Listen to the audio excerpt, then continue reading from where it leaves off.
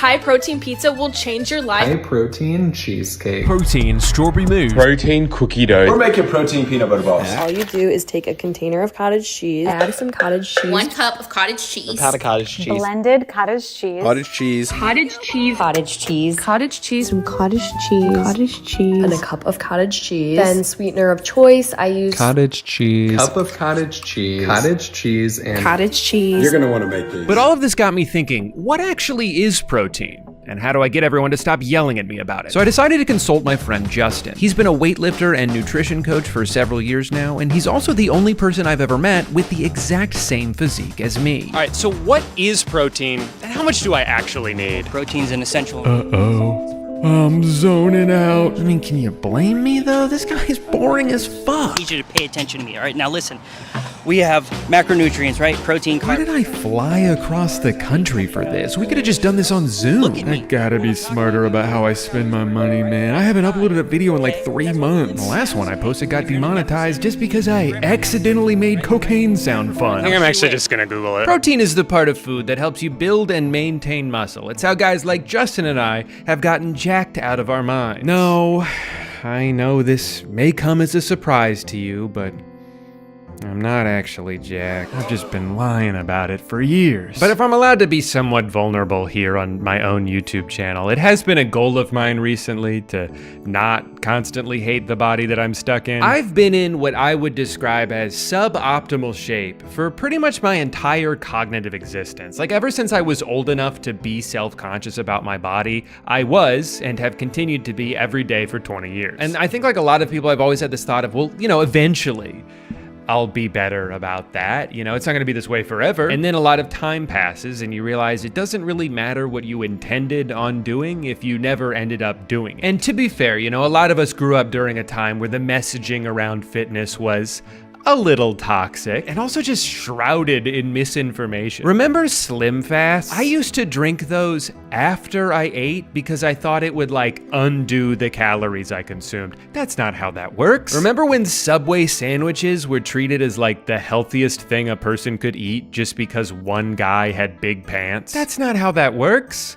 Also, whatever happened to him? I feel like he's never in commercials anymore. And I don't mean to imply that there's not still conflicting and confusing information out there. There's no shortage of people who will try to sell you on a miracle diet that somehow only they know about and science just hasn't caught on to yet. But I think there's also more useful information readily available now than at any other point in history. Just on YouTube alone, you've got Jeff Nipples, Lean Beef Patty, that guy who looks like a thumb learned how to blink. And the main thing I've learned from watching all these people and talking to my friend Justin, who's so hot but so boring, is that, oh my God, you have to eat so much protein. You can't just go to the gym, throw back a bottle of muscle milk and call it a day. It kind of has to be the thing you plan your entire diet around. Like I've been trying to eat about 150 grams per day, and it turns out it's actually incredibly easy to come nowhere close to hitting that number. Even if you're very deliberate about eating eggs and chicken and salmon for every meal, it can be hard to reach that quota without supplementing it in some way. So this is where protein products play a really important role in rounding out your diet. The only problem with those is that, I don't know, 90% of them suck. They always take like an hour to chew, and they never taste like the thing they try to say that they will. Come to think of it, are there any other products besides protein bars where they're allowed to just put a photo of a completely different food on the box? That cheesecake looks really good. Is that what's in there? No, that's just what we wanted it to taste like. Oh.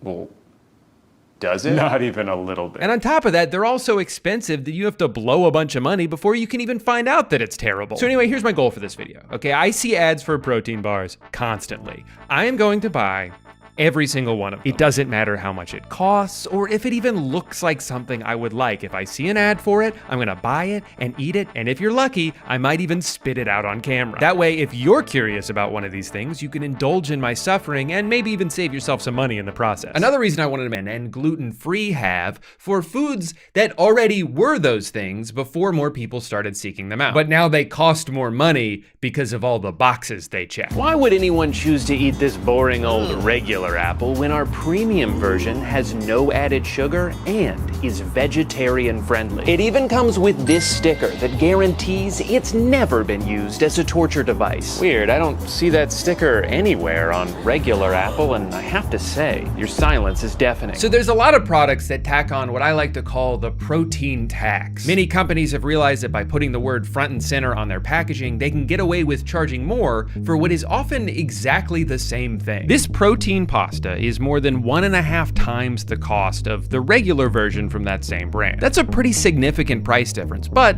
I do like protein, and this one has 10 grams per serving. Before I buy it though, I'm curious, how much does the regular pasta have? Surely it's nowhere close to 10, right? Because it's so much more expensive. 7. 3 grams?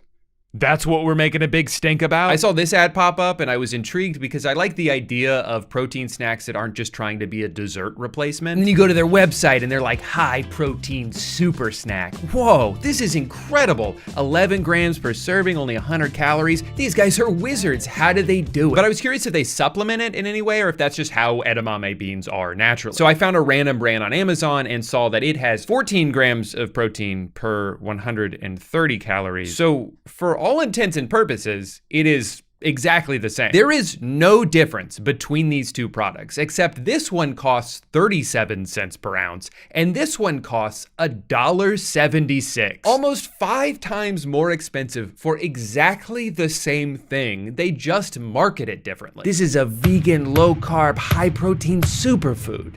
And this is just a bag of nuts. I know I'm probably not telling you anything that you don't already know, that marketing can be deceptive and is easily swayed by whatever's popular at any given time. But it's still something that I have to remind myself of because I can be very stupid. I can know that I'm probably being tricked and still fall for it anyway. Like with this one, I saw 36 grams of protein and I was like, damn, that's crazy. Turns out it is crazy. It's crazy to advertise the total amount of protein in something that has 9 servings. This flavor only has 3 grams per serving. That's not a protein snack. A donut has 3 grams of protein. I mean, I gotta buy this though. The flavor is unapologetic. Good, I'm so tired of biting into foods that are like, I'm sorry I taste like this. I didn't want to. I guess I also have to try out Khloe Kardashian's new protein popcorn. Cloud popcorn, my protein popcorn. What was the idea of putting a protein on a popcorn? Money. I feel like this website is so emblematic of what I'm talking about here. This scroll of brags that just goes on forever. Gluten-free? Wow. Just like every other popcorn ever made. Real ingredients. I love that as a tag because it's so vague. I mean, technically every ingredient is real in that it exists. I'm sure they mean something along the lines of like all natural, but saying something is made with real ingredients doesn't mean it's made without whatever the opposite is. It just means that some of it is real. You could put this sentence on just about any food. I mean, this one has sodium phosphate in it, which in pill form is prescribed as a laxative for people who are about to get a colonoscopy. Does that count as a real ingredient? I mean, why list it here but not here? And I'm not even saying I care about this. I've never looked out for sodium phosphate. It's a very common preservative in a lot of foods. I'm only pointing it out because it's like, yeah, maybe these buzzwords don't actually mean anything. The guy in this video has talked a bunch in the past about how much you should avoid this substance. Here's public enemy number 1 when it comes to deli meat: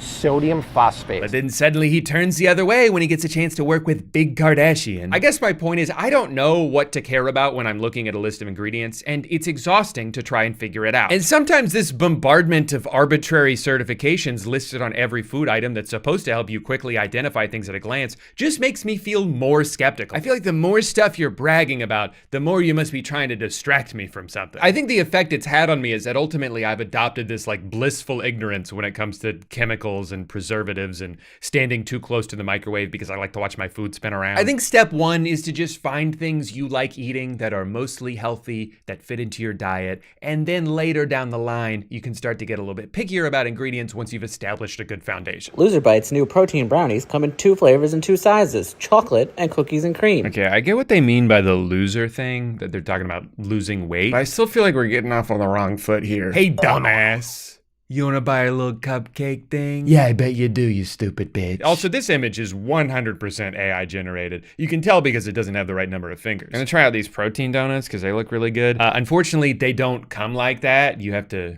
make them yourself, which is fine, obviously, because you guys know I'm a very good chef. Plus, according to them, it's the best tasting protein on earth. And what reason would they have to lie? Oh, looks like they've got a video of their happy customers.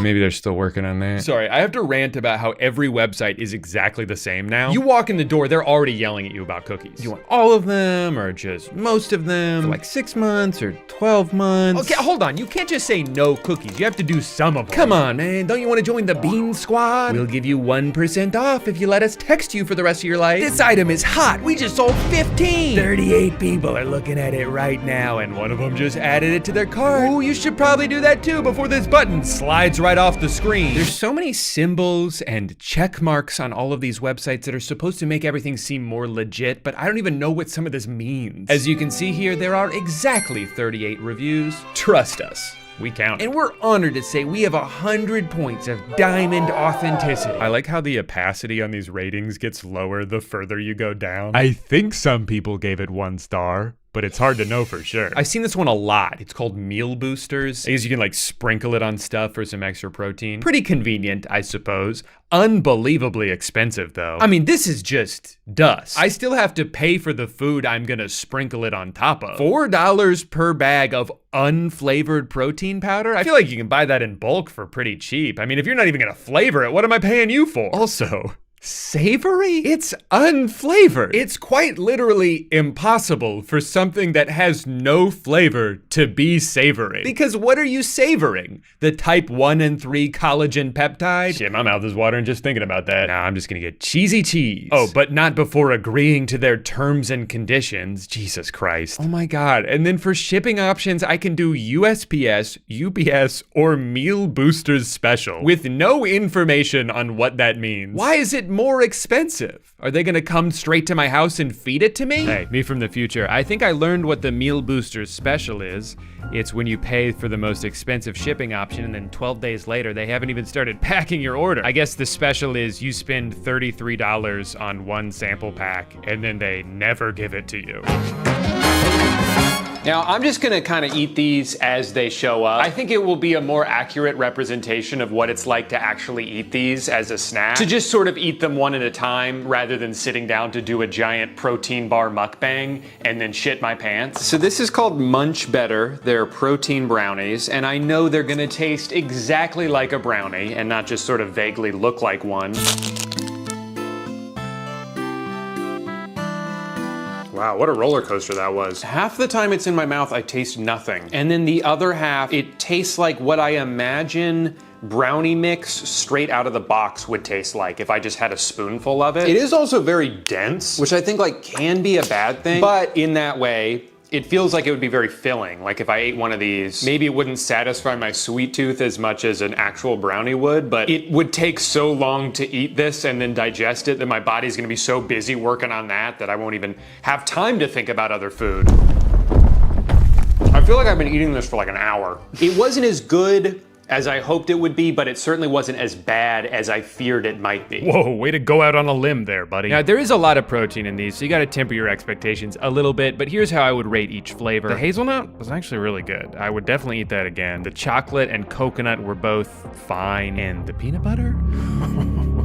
Do not talk to me about the peanut butter. It smelled bad, it tasted bad, I was physically unable to finish it, and also I just wanted to share this review from their website. Pretty bad experience for Tammy. She gave it 1 star and then ended her review by thanking Tammy. You know, I was just craving something sweet, and then I remembered I have a box full of Hornble's Chornbles in the fridge. Good, nice, normal Hornble Chornble. And there's my foot. Hornble's Cornble sells protein chocolate, 100 calories per bar and 10 grams of protein. I want to know how it stacks up to its regular version. I'm definitely going to choose the Reese's. I'm going to have cookies and cream, because this one had the worst reviews, so I kind of want to try what I think might be the worst, and then it would only get better from there, right?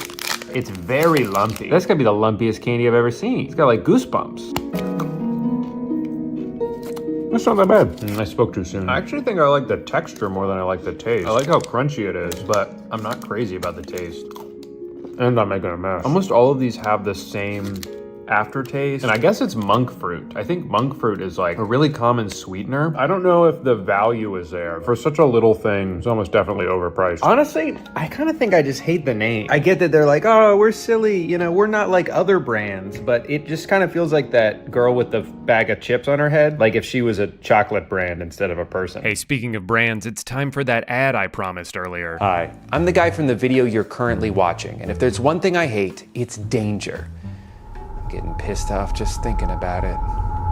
That's why I'm so excited to partner with today's sponsor, SimpliSafe. SimpliSafe offers a completely customizable range of tools to help you secure your home, tailored to whatever your own personal needs are. Glass break sensors, water sensors, carbon monoxide monitors, or even if you just want a video doorbell, SimpliSafe has you covered. And the best part is you have access to all these tools whenever you want straight from the app. Arm or disarm your system, get a live feed of your cameras. For my own peace of mind, I really like having security cameras outside my house. Sometimes I'll hear a noise outside at night and it's like, I'm not gonna go out there and look.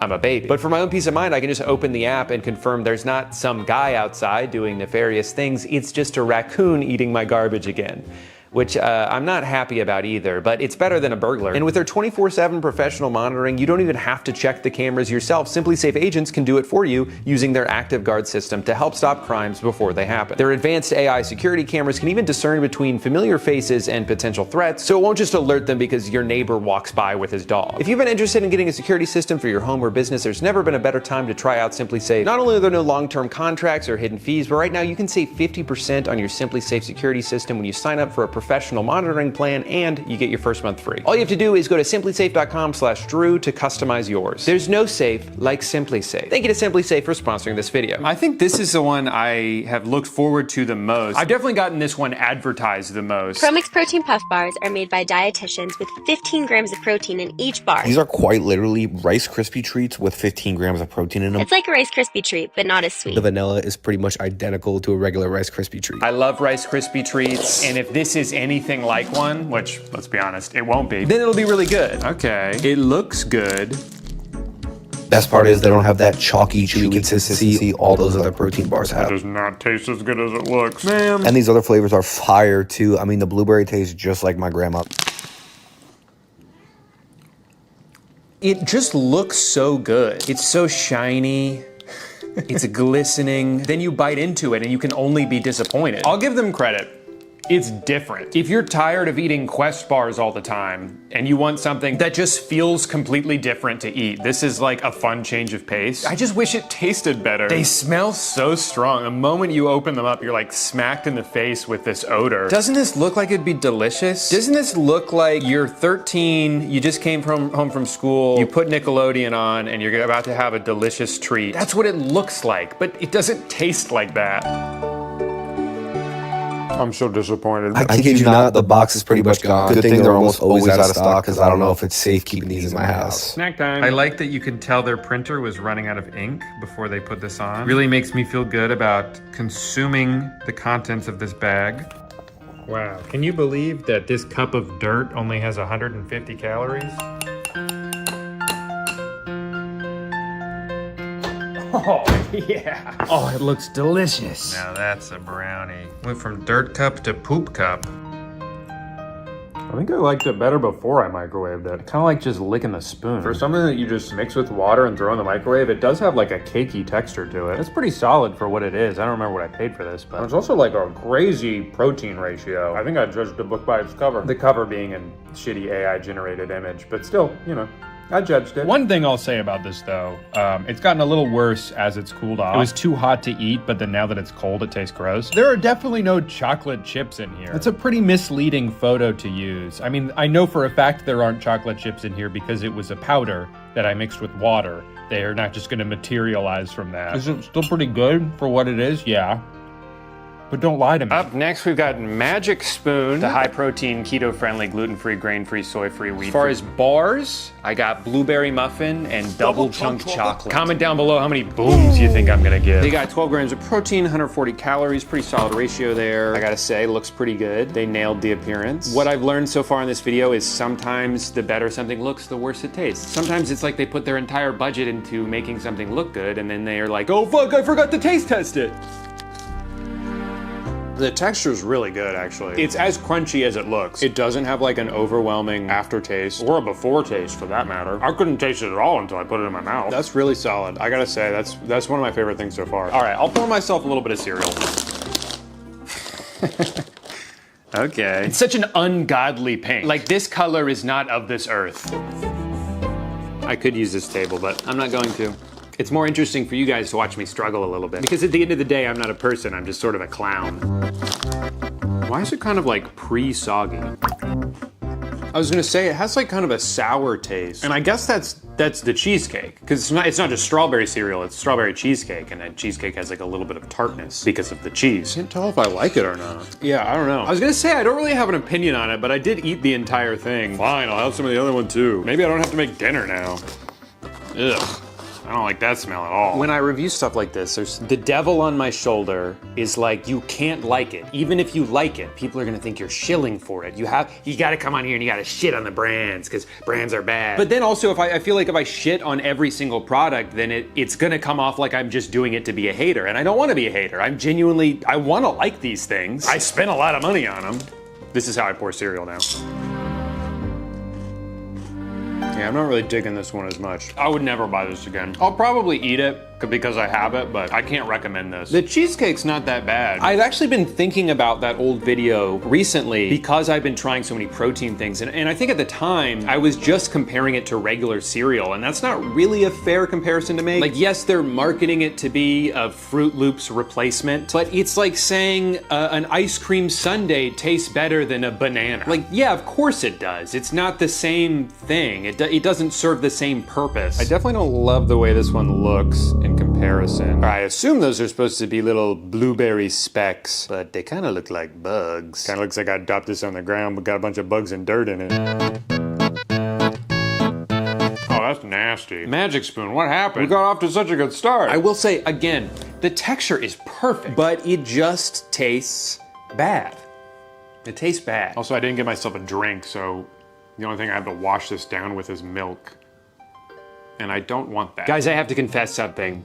All week I've been eating things off camera. Sorry, it's just sometimes I get hungry and I don't feel like stopping to set up a tripod first. But what I've learned this week is that these three things are all delicious, and I would put all of them in the same category, which is that they're good, but they don't have a lot of protein in them, so you can't really just compare them side by side with everything else. Like, this brownie is incredible. It's so much better than the Munch Better brownie. But that one has 2.5 times as much protein in it, so of course this one should taste better. It's still insane to me that this is bragging about having 36 grams of protein in it, when in order to have that much, you need to eat the entire fucking bag. I wanted to hate this so bad because of how deceptive that is, but I couldn't, because they're delicious. I've never had fried mung beans before, but they're all so good. The first night I tried them, I had 5 bags. 5 different bags! I was only supposed to have 1. And like, this box you can see is full. That's not because I haven't had any yet. That's because I got 2 boxes and I already ate the entire other one. And you might be thinking, Drew, aren't you gonna like gain weight making this video about how you're trying to find low-calorie protein snacks? Yes, in fact, I already have. But I'm doing research, okay? For the future, I'm taking everything I'm learning and then I can apply it to a diet going forward. It's just, for now, I need to like really be sure if I like something by having 12 of them. And then these are kind of mind-boggling to me because they taste exactly like a chocolate bar. Like, if you didn't tell me this had 12 grams of protein in it, I wouldn't even think that it did. I would just think it's a regular, like, French chocolate bar. The only thing that caught me off guard with this is that it says woman owned on it, and I'm sorry if this makes me sound like too woke or whatever, but I don't think anybody should own a woman.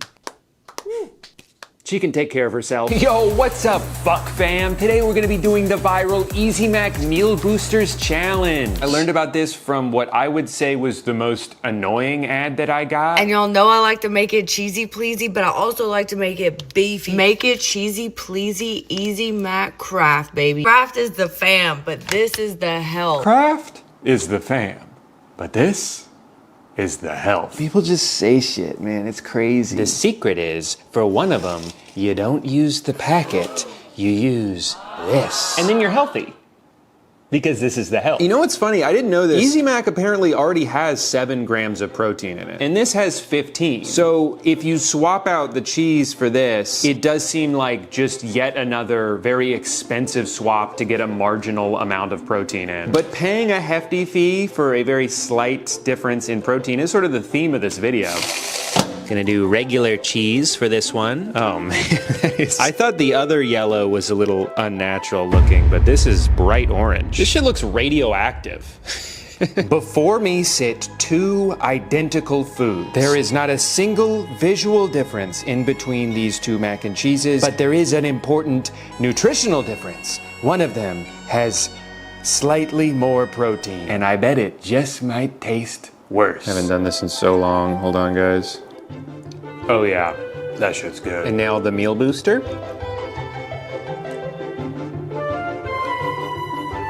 It's different.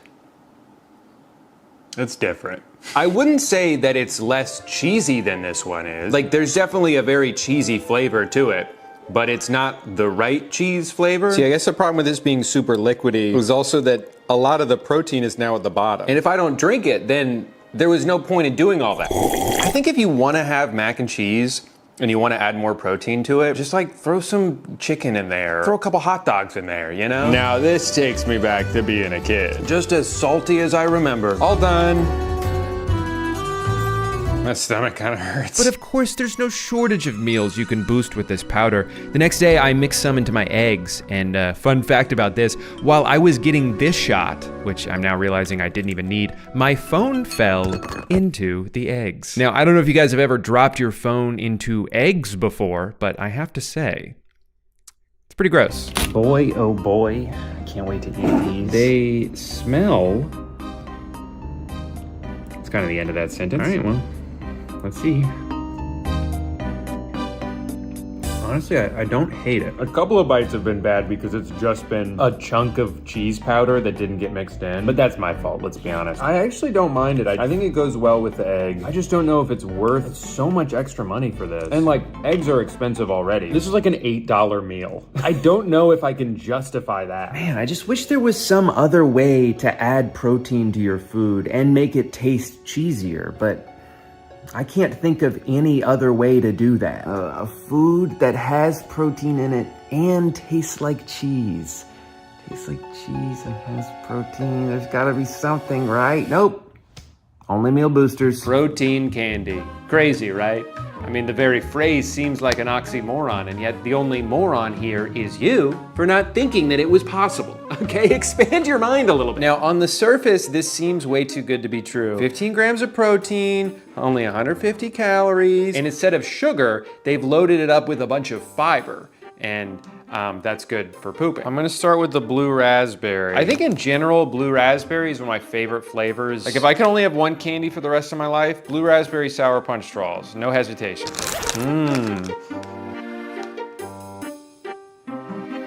Well, they smell really good. I will say they also look a little vaguely of turds. If you told me this just came out of someone's butt, I would believe you.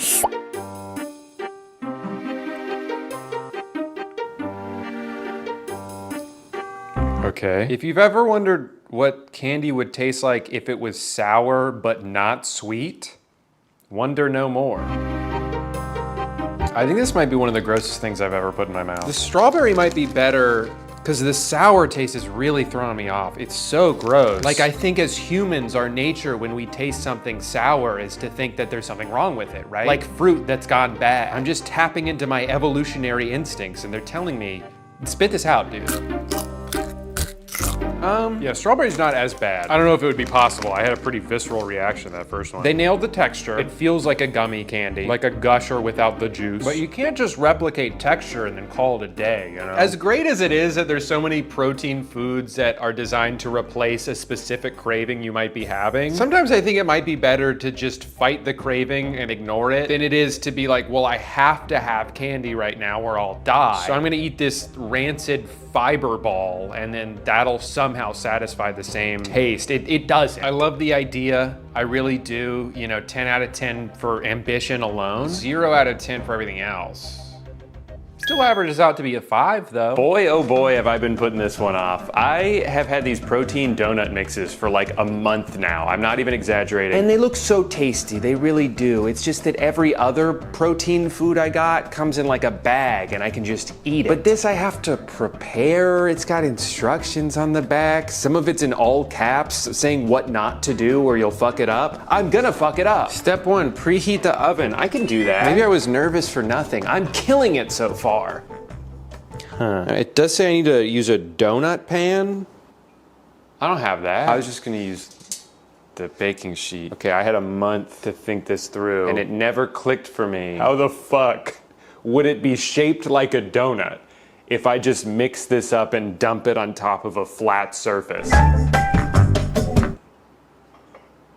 I got it. Oven on. Generously grease the donut pan. Beat egg whites for 2 minutes on high speed until stiff. You know, the phrase on high speed suggests some sort of device that it has like multiple settings on it. I'm gonna be using my hands, which only have one setting. Also beat until stiff. What is this, my nightly routine? Vanilla extract. Now I'm beating for 1 minute on low/medium speed. Hope I'm not going too fast. Now I use a spatula for this next part. Baking is so silly. Why couldn't I have used the whisk for this? Why did I need a separate tool? You just want me to do as many dishes as possible? Looks about even to me. Nice and smooth-ish. I think that's correct. While I wait for this to finish cooking, it's time for the most exciting part of the video, something I've never done before, a giveaway. Guys, I can't eat all these donuts. 6 donuts? I'm just one guy. It's mathematically impossible. And I love my fans. I wouldn't be here without them. So, whatever I don't eat today, I'm gonna be giving back to my community. If you wanna be entered to win this, the leftover donut sweepstakes, comment down below your address, your name, your age, your mom's name, your mom's age, a photo of your mom. I guess what's interesting about this is it's 90 calories, 15 grams of protein for a donut. That's really solid. But that's based on if you use coconut oil spray instead of butter, even though it explicitly tells you to use butter, which is about 100 extra calories on each donut. I just think it's a little deceptive to be like, okay, here's how you make these donuts, and here's all the nutritional information for if you made it a completely different way. Oh wait, you made it the way we told you to? What are you, fucking stupid? Awesome. Time to take these healthy protein donuts and just sort of put a bunch of butter on them. Nailed that. Strike! I am noticing that all the butter is kind of just pooling in the middle. Is that what they wanted me to do? Mix it around like this, you know? This is exactly what they had in mind, I'm sure. I can't lie, this is definitely me when I'm eating protein donuts. Did not stick the landing here, but when do I? Man. Is there anything I can do? I mean, they look good. And I know what you're thinking, Drew, no they don't. It's just that they look like they would taste good, even though they objectively look like shit. All right, moment of truth.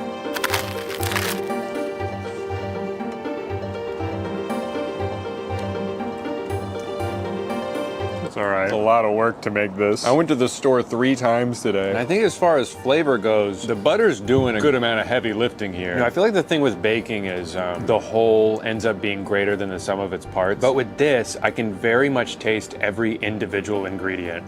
It kind of tastes like eggs. It kind of tastes like applesauce. It definitely tastes like butter. I mean, it tastes all right. It's not like gross. If I was really craving a donut, you know, this almost would fill that. But I can think of so many easier and better ways to get 15 grams of protein in. Exciting news, everyone. We've made it to our final product. And it is, of course, Cloud protein popcorn. I had to go to 3 different Targets until I could find this. I'm not sure if that means that it's in such high demand it's flying off the shelves, or that it's not actually at most Targets and nobody really gives a shit. Either way, I'm just blessed to have gotten my hands on some. Now, there's a lot of like objective information you can put on the bag for a product to brag about it, the ingredients it has or doesn't have, but I love how many of these products advertise that they taste good. Where other popcorns have a bunch of crap in them, ours is delicious. Really? You think so? Yep. That's popcorn, all right. Not sure what I was expecting.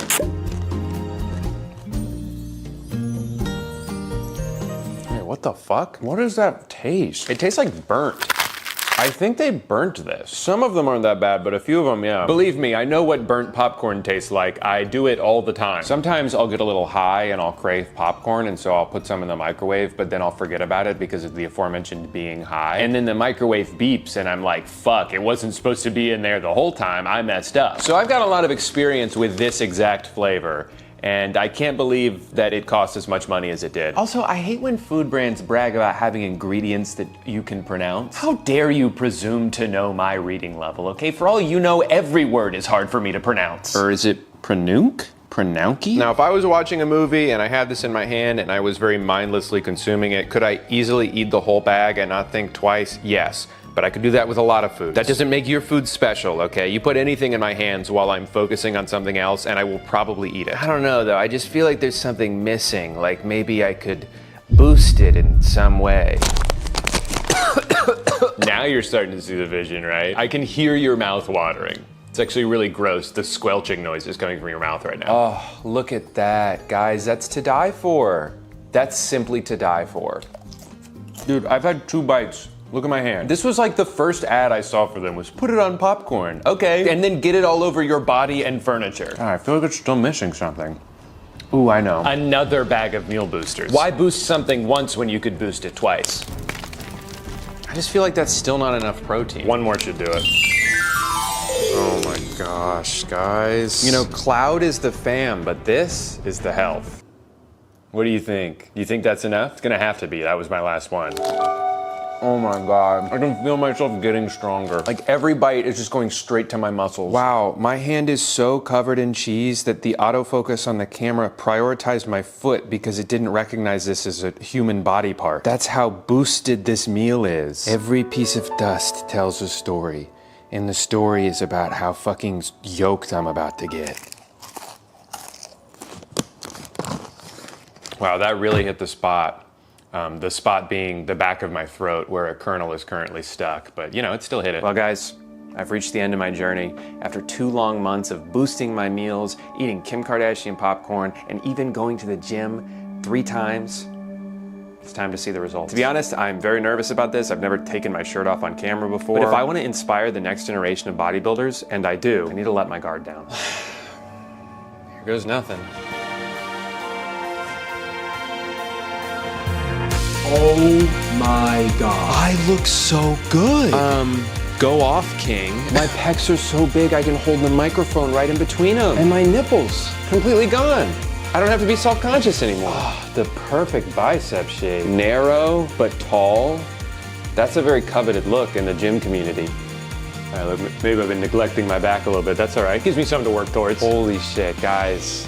Guys, I'm so proud of myself. It just goes to show you, when you trust the process and you do the right things and you don't take shortcuts and you don't buy a costume from Amazon to make it look like you're stronger than you actually are, you will get results. Well guys, that's going to do it for today's video. Thank you so much for watching and coming along on my, or watching me come along, or for following on this journey where I went from being a scrawny little bitch to being a big hot guy who everybody's attracted to because of my body. Obviously, I couldn't have done this without your support and without all of the delicious protein products I tried, and also without the steroids that I took. To be honest, I was getting a little nervous that the results weren't materializing the way I hoped that they would, so I have been pumping steroids like crazy into my veins the past 3 days, and it paid off. I look incredible. One of my balls fell off, but that's fine. You only need one. Thanks for watching. Sorry I didn't post in 8 months. Probably won't happen again. Who knows? I love YouTube, but it's only part of my life, and sometimes I have to put it in the back seat while I focus on my health. And that's what I've been doing. I've never been healthier than I am right now. So, oh, there goes the other one. It's been a really good year for movies so far, but I have to admit that sometimes they can be a little too much for me. As a lot of movies have gotten more ambitious in scope, more groundbreaking with their visuals, I often find myself getting overstimulated. I had to leave the newest Mission Impossible like 45 minutes in because the AI villain in that movie made me so dizzy I thought I was going to throw up. That's real, by the way. I'm kind of doing a bit right now, but that actually did happen to me. And don't get me wrong, I loved Sinners. Such a fun theater experience, but the whole time I was watching it, I couldn't help but think how much better it would have been if instead of doing the whole vampire thing, they had just screen recorded a bunch of Zoom calls. And then I found out about the new War of the Worlds movie, and all of my prayers were answered. Oh my War of the Worlds is Amazon's take on Steven Spielberg's take on the H.G. Wells novel from 1,000 years ago. And I say Amazon and not Prime Video because where a lot of Prime content is made with a noticeable production value, this movie feels like it was made in an Amazon warehouse. No, Mark, no! It's also kind of an ad for Amazon, but I'll get to that later. The main character of War of the Worlds is Will Radford, who works for the Department of Homeland Security as a surveillance and threat assessment expert, which certainly makes it sound like we could be in for an exciting movie here. In reality, all Will actually does is sit at his computer all day watching drone footage of Washington, D.C. I think the conceit of the movie was, okay, what if Jason Bourne worked from home? Sorry? And he was played by Ice Cube? Oh no, that's not gonna work. From the opening montage, it's not entirely clear what Will's role here even is. It kind of seems like the computer is already marking everything for him, and all he needs to do is see if the text is green or red. If it's green, he can move on to the next batch of footage, but if it's red, he can also just move on to the next batch of footage. Nothing he's doing matters at all. This car is driving suspiciously close to the Pentagon. Let's go ahead and give that a threat level of medium, provide no further information, and then get back to looking at buildings. You realize pretty quickly that Will seems to be a lot less interested in securing the homeland than he is using his access to government equipment to spy on his adult children. He spends the majority of his time just looking at them, watching them. He has cameras at their jobs, at their homes, inside their fridge. Okay, so we got 4 avocados, 1 mayonnaise, 4 avocados, and 8 unknowns. I'm sorry, it can tell just from the outside of this container that there's cake in there, but it doesn't recognize a cup of pudding. You haven't had any protein this week. How do you know? Let's just say me and your fridge is pretty tight. I love his character, one, because of Ice Cube's transformative performance. Really? A muffin. What are you thinking? Jesus, Dad, how many times have we been One through hard this? boiled egg. But also, I like that he doesn't seem to know why his family doesn't fuck with him. Hey, Pops! I'm not your daddy, man. Sorry. He finds out his daughter didn't invite him to her baby shower. What shower? Oh, shit. So he hacks into her MacBook and is like, I don't get it. Why doesn't she trust me? Damn. Why would she say something like that? And you can see their last text exchange was her asking him for a ride to the hospital and him being like, not sure about that. I'm gonna be absolutely swamped that day watching a live feed of you going to the hospital. One of the other main characters in this movie is his friend, who works at NASA. And if it wasn't made obvious by the logo behind her and her multiple mentions of the NASA satellites that she has access to, her name in the movie is Sandra NASA. Just want to make sure nobody's confused about where she works. And look, I'm guilty of sometimes saving someone in my phone as first name, their name, last name, the thing I know them for. But even in the government database that he uses throughout the movie, he types in her name as Sandra NASA. So I think that is her legal name. Anyway, this is a great scene because in the span of about 15 seconds, you can see Ice Cube go from crazy weather, not my problem, whoa, that weather's crazy, but it's not my problem. Take a look at this. I watch people, not weather. All right, that's crazy right there. Well, I got bigger fish to fry than watching clouds. Now, I know you're thinking this movie is great so far, but how come nobody's gone on Facebook yet? Don't worry, he does, for several consecutive minutes. Remember to take out the trash today and be nice to the kids. That's how she died.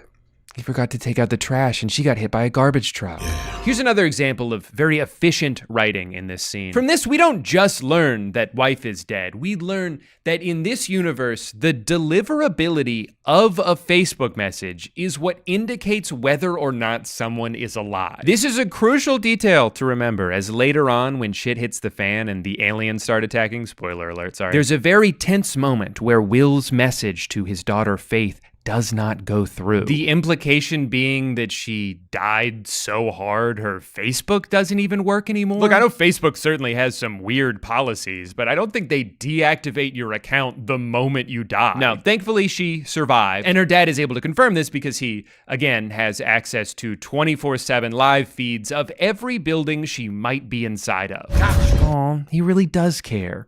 That'll teach her not to be so cagey about her privacy. Also, I see these are all Ring cameras they've placed around their house, but what is this one for? The one that's eye level with the couch? Is that to make sure nobody breaks in and starts watching TV? Now, I think this is a good time to remind you that Ice Cube spends 99% of this movie sitting in one spot. This is a sci-fi action adventure about aliens attempting to destroy Earth, and it is filmed entirely from the point of view of a guy looking at his computer.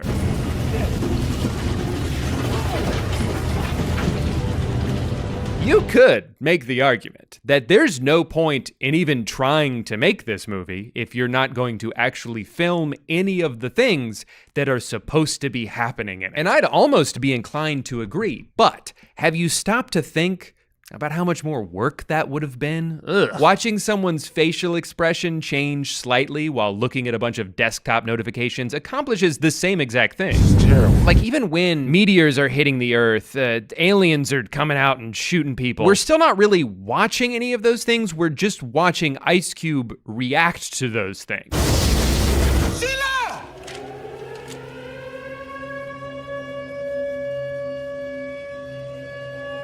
Oh my God. This is probably the best scene in the whole movie. You see this? Dave, listen to me. Get out of there, now. That's good advice. What? I can't hear you. Gotta go left, now. Where is he routing him? Make a right, now. He's so confident about where to go, about where the aliens aren't going to be.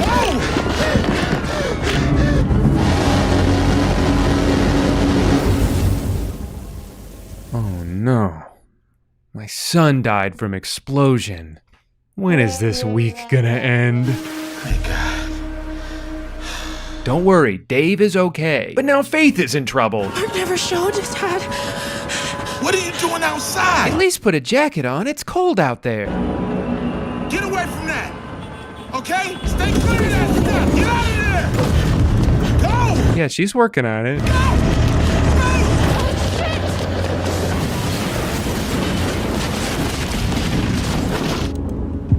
Wait, he has access to her heart rate? Why didn't he just check that earlier? How you? How's the baby? They come.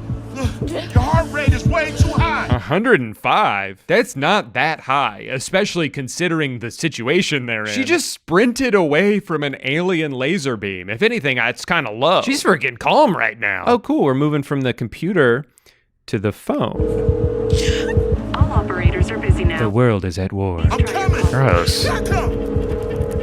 Hey, at least he's finally about to go to a more interesting filming location. Damn it. Lockdown. Never mind. The door's locked. My daughter's in danger. I have to go help her. You know, on second thought, I do kind of like this chair. Okay, I'm coming. I'm coming right now. Gross. As quick as you can. I'll open it for you. Hurry up, baby. Faith, you're gonna have to get your ass in gear, man. This is some pathetic effort I'm seeing out of you. Hurry, you're almost there.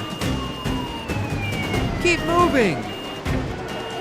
Just a little bit faster. Good news, she was able to make it into a car that's leading her to safety. Bad news, it's a Tesla. You think you have more power than you really do.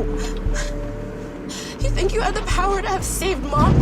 Ooh, awkward timing with this explosion. I kinda have to do an ad right now. In a world dominated by subscription services, it can be really easy to lose track of all your recurring payments. But this is where today's sponsor, Rocket Money, comes in. Rocket Money is a personal finance app that allows you to manage subscriptions, lower bills, make a custom budget, and increase your savings all in one place. When I first signed up for Rocket Money, I realized I had been paying for 2 Hulu accounts, and I wasn't using either of them. Even more recently, they helped me realize that I was paying for Google Drive and Dropbox. Those are the same thing. You don't need both of them. But not only does Rocket Money help you keep track of all your subscriptions by showing them all in one place once you've connected your bank account, but depending on the service, they might even be able to cancel it for you with just a few taps. No more trying to navigate a website's convoluted UI or sitting on hold with customer service. Just sit back and let Rocket Money do the hard work for you. They can also help you lower your bills with, again, very minimal effort on your part. I tried this a few months ago with my internet bill, and honestly, I went into it thinking this probably won't work, but I might as well give it a shot, you know? and then they saved me over $100. I didn't have to talk to anybody or send a bunch of emails back and forth. I just hit a few buttons and then they lowered my internet bill. It was awesome. Rocket Money has helped its customers save up to $740 a year when using all of the app's premium features, and they've also helped customers save over $500 million in canceled subscriptions. So if you want to save more and spend less, join the over 5 million customers using Rocket Money today. Go to rocketmoney.com/Drew Gooden or click the link in the description to get started for free. Thank you to Rocket Money for sponsoring today's video, and now back to the movie. Classic infuriating movie trope here, where one character has vital information that would help everybody, but the person they're trying to communicate it to won't listen. And I need to talk to you about something I don't have stumbled time on. for that right now. Dad, okay? This is important. I have information I think you might want to know. Not nowadays. The government... No. I don't want to hear nothing you have to say. Dad, listen! I gotta go. There are so many jump cuts in this movie, it's actually insane. Like, I think they just filmed every line individually and forgot they needed to account for conversational timing. So then they had to fix it by putting all these cuts in that you can't do in a movie. YouTube video? Sure, do all the jump cuts you want, but you gotta raise your standards a little bit if you're Universal Pictures. Now, to be clear, I don't blame any of the individual editors for this. In fact, I don't know if I could imagine a more difficult editing task than to have to make something comprehensible with the source material that they were given. Essentially, Amazon gave these two people a photo of a green screen and a handful of Ice Cube reaction shots and said, make a movie. And technically, they did, because we're watching it. Sometimes I wonder, though, if they even knew what was going to be on the computer when they filmed, or if the plan was just get a shot of Ice Cube looking concerned and then we'll figure out the rest later. Because not only do they reuse shots like crazy, but there's times where something so inconsequential happens that it feels like it was just shoved in after the fact. All right, time to fly this drone. Oh, wait, I can't. I could earlier, but now I can't. I need a level 5 password. So I'm gonna DM someone else in the government and ask for a level 5 password. And now I can see the drone. What a fun obstacle to just throw in for no reason at all. Did it make the movie better, or did it just make it longer? Our forces are positioned and ready to engage right now. What do you think, Mr. President? I see no other option to initiate this war of the worlds. He said it. He said it. There are too many of them. What are we going to do? We're going to initiate a Star War. China and the U.S. have joined forces in what is an unprecedented collaboration. On the Song of the Summer. The world's governments have finally put aside their differences in an effort to protect the home planet. Who is saying this? Who is talking right now? Such a heartwarming sequence here, a real glimpse into what life might be like if we all just got along. And the best part is, we get to watch Ice Cube watch it happen. Got him. Took your ass out, huh? Take your intergalactic asses back home. Meanwhile, Faith isn't doing so hot. But she's pregnant. I thought that I could stop the bleeding if I took it out. I thought I could stop the bleeding by pulling out the one object that was stopping me from bleeding. Why didn't that work? Gotta put some pressure on that wound, man. No, Mark, no! But I work for Amazon. Packing supplies are all I know. Oh no, please don't die. Hold on, Faith. I love... Oh, wait, my girlfriend's calling? Keep me posted. Hey, you talking to the cube, baby girl? What do you want? Big discovery here about the aliens and their intentions. Why are they going after the chip? These little guys are drawn to data. These things eat data.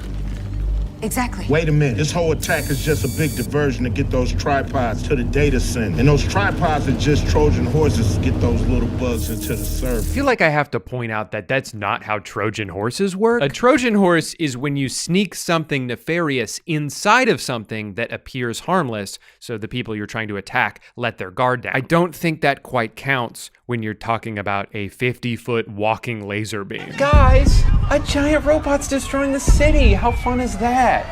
I just hope there aren't a bunch of smaller robots inside of it who try to steal my Facebook memories. Oh no, my Facebook memories! I never should have trusted you. No. Remember to take out the trash today and be nice to the kids. It's so sad.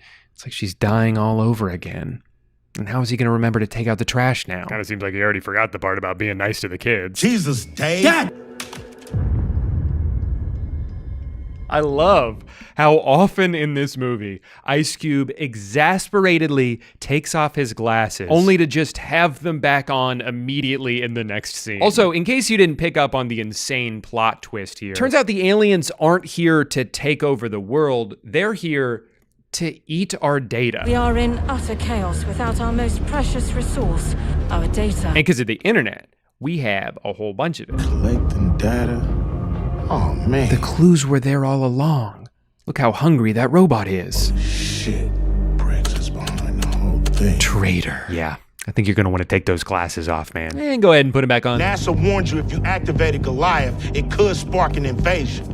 Those dinosaur bureaucrats don't keep us safe. I do. So basically, this evil government surveillance program knew that the aliens were going to come eat all this data, but they still wanted to collect it anyway. And it's like, okay, I guess there's almost an interesting idea here. There are a ton of billionaires and people in power who are mostly aware that their choices are actively harming the earth and the future of humanity, but they continue to do it anyway because the things they're doing benefit them personally. But I do think there's maybe a tad bit of irony in Amazon being the platform through which this message is conveyed. A platform that is currently using my own data to advertise groceries to me every time I pause this movie. Our most precious resource on Earth is data. Also, if you've ever been on the Fast and Furious ride at Universal Studios, all of these webcam conversations have the same exact cadence as the conversations that take place on that ride. Shaw, that cockroach we beat down in Spain?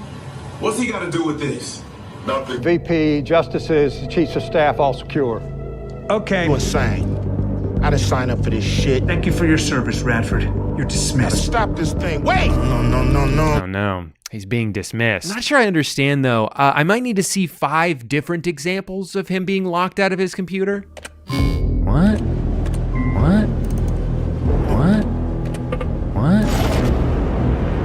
Oh! He got fired. The other twist is that his son Dave is the disruptor, and Will hates the disruptor because of how disruptive he is. It's you! It's you! Yeah. In fact, he's #1 on the domestic terror suspect watch list. But now that he's stuck on the outside too, they'll have to work together to save the day. He's gonna have to go from hacking for the government to hacking to the government. And let's pop those glasses off for a sec. Thank you, Q. Then Mark and Faith send an update photo letting Will know that everything's okay. But it's such a bad picture that Will doesn't even seem that happy about it. Good. Dad, meet my disruptors. What the hell? This was supposed to be our safe space. Guys, enough. It's truly fascinating to watch a movie try to raise its stakes without any ability to do so, because everything has to take place at his desk. It's not like we can just go out to some big set piece and watch a cool fight. The best Ice Cube can do is send some emails, upload a YouTube video, use Photoshop to put his face into the YouTube video. Damn, Mr. Radford, that was badass. It's riveting stuff, honestly. This is what movies are all about. Thelma Louise, break encryption. Code Crusher, bypass firewalls. And Burnout, just stay out of trouble. Yeah, if there's one thing we know about Burnout, I'd say he's kind of a loose cannon. What the hell? A few minutes later, that whole crew of people we were just introduced to dies. I'm being hacked. They're hacking us. They're eating our data. Now the aliens have turned their attention to Dave. No! Oh no, he's gone for real this time. Ice, aren't you forgetting something? Thank you. Now put him back on. You know you can't see without him. And then he sits down and then stands up and then he goes to pick up his chair that he threw earlier. So like, wait, where the fuck was he just sitting a second ago? And I guess firefighters are there already? How did they get there so fast? It's been 12 seconds and the world is at war. Gonna need to take my glasses off for this one. Oh, never mind, guys. His son is alive. He was just using a green screen. You had me worried to death, man. You should have seen it. I threw my chair on the ground. Oh, son, I'm just so glad you're alive. For the second time today, I thought I lost you. I was devastated. Oh, wait, my girlfriend's calling me again? Girl, you gotta stop blowing up the cube, okay? I got shit to do today. We must destroy DHS to make sure anything that gets through can't get to the Goliath. No! Guys, that's the building I'm in! Hell no. Dad, you're gonna have to get the code into the servers manually. They will kill you, Will. It's a damn suicide suicide mission. I said I'll be fine. I just needed to put my glasses back on. Okay, so the plan is Will is going to leave the room. I just hope his legs haven't atrophied in all the time he's been sitting there. He's got to go take this virus and put it in that delicious data that the aliens will eat and then melt or whatever. I don't actually really know. There's just one problem with this plan, though. The only way to transport this virus is with a thumb drive, and Mr. Cube doesn't have one. Put it on a thumb drive. I don't have a thumb drive. What do you mean you don't have a thumb drive? What? Dude, everybody has a thumb drive. Shit, I bet even Mark has one. Even I have a thumb drive. I knew it. Faith can load it here and I can get it to you. How? Primaire. So this is where the movie goes from good to great. I mean, rarely do we get to see the streaming service a movie is on become so integral to the plot of the movie. Right. Yeah. Oh, it's the future of delivery. In hindsight, it actually feels kind of insane that I even needed to have a Prime subscription in order to watch this movie that is about to climax with Amazon saving the world. I need you to place an official order on Amazon to activate the drone. Nuts. I like when this guy's flying the Amazon drone, but then the aliens sent out their drones to try to blow it up. So then the other guy starts piloting a third drone that he uses to blow up these drones before they can blow up the Amazon drone. Touchdown! Good job, team. Oh no, the drone fell down. There's no way to get it back up from here. Okay, so what do you think that they're going to do to get out of this situation? I'll give you a couple seconds to think about it. Got your answer? Great. So if you said that they would use facial recognition software to identify this homeless person on the street so that they could text him on the phone and ask him to flip over the drone, you're correct. But also a little psychotic for even thinking of that. Jesus Christ, man. But of course, he doesn't just trust this unknown number at face value. He has to be bribed a little bit first. So they give him a $1,000 Amazon gift card. And without hesitation, he sprints into the face of danger to flip that thing over. Oh my God, what a choice. I'm pretty sure that guy exploded, by the way, but that doesn't matter to us because the camera never turns around to look. In his first taste of real action in the entire movie, Will gets grabbed by an alien tentacle that penetrated the building, and then he says this. These things are everywhere! Nope, there was just one, and all he had to do to kill it was tell it to move. Move, bitch! Get out the way! Just like the song. Where's that drum? Coming! And now for the scene that this entire movie has led up to. No! I love you guys! In hindsight, it actually makes sense why he spent his entire life in that room, because about 5 minutes after he left it for the first time, he died. So maybe he was onto something. Anyway, now it's everybody else's turn to be alone in a room, pretending to react to someone's death. Huh, not so easy, is it? Maybe we shouldn't have been so hard on him, especially now that he's gone. I miss him so much. His quips, his glasses. Oh, never mind, he's okay. Aw, happy ending. I guess nobody died in the movie. Except for the millions of people who definitely died in the movie, but we don't have to think about that. I just got off with the president. He wants you to pioneer a new data collecting protocol that doesn't invade people's personal privacy. Sorry, sir, but not for me. If I can't invade people's personal privacy, then I'm just not interested. This War of the Worlds. And that's the movie.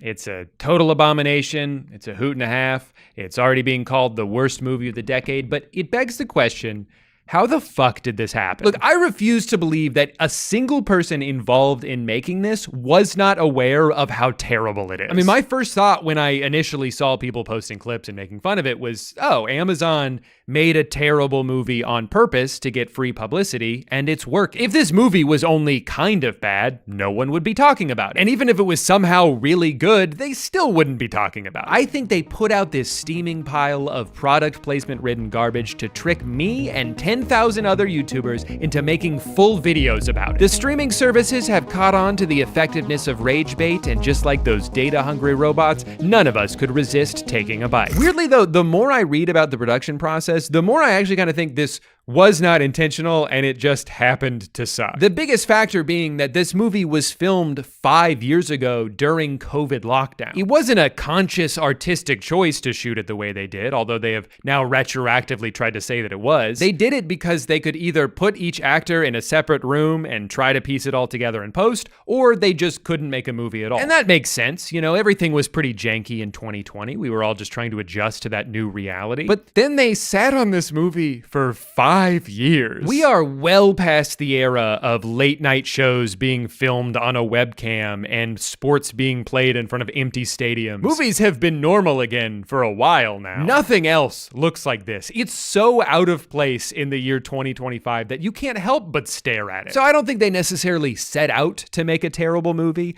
I think they just ended up with one and didn't know what to do with it. But by waiting until audiences' expectations had long since returned to their pre-COVID standards and would be infinitely more critical of something that was shot exclusively on Microsoft Teams, it created the perfect storm of negative attention. It is the best advertisement for Prime Air that Amazon could have possibly hoped for. We're all voluntarily talking about it for free. So you know what? We gotta stop, guys, okay? No more fueling the fire. No more tweets, no more reactions, no more YouTube videos. From this point forward, or at least, well, let's say starting tomorrow, whatever tomorrow's, no more uploading YouTube videos about this movie, okay? And we obviously can't assign that rule retroactively. Anything uploaded today or in the past, it's fine, you know, because we hadn't agreed on the rule yet. I know I'm pretty late with this video. People have been talking about this movie for like 3 weeks now, which in internet time is about 1.5 years. But I just felt like I needed to wait for something else to come out. An article that explains how this all happened. I don't know, maybe a single mention of the movie from any of its cast or crew, but there has been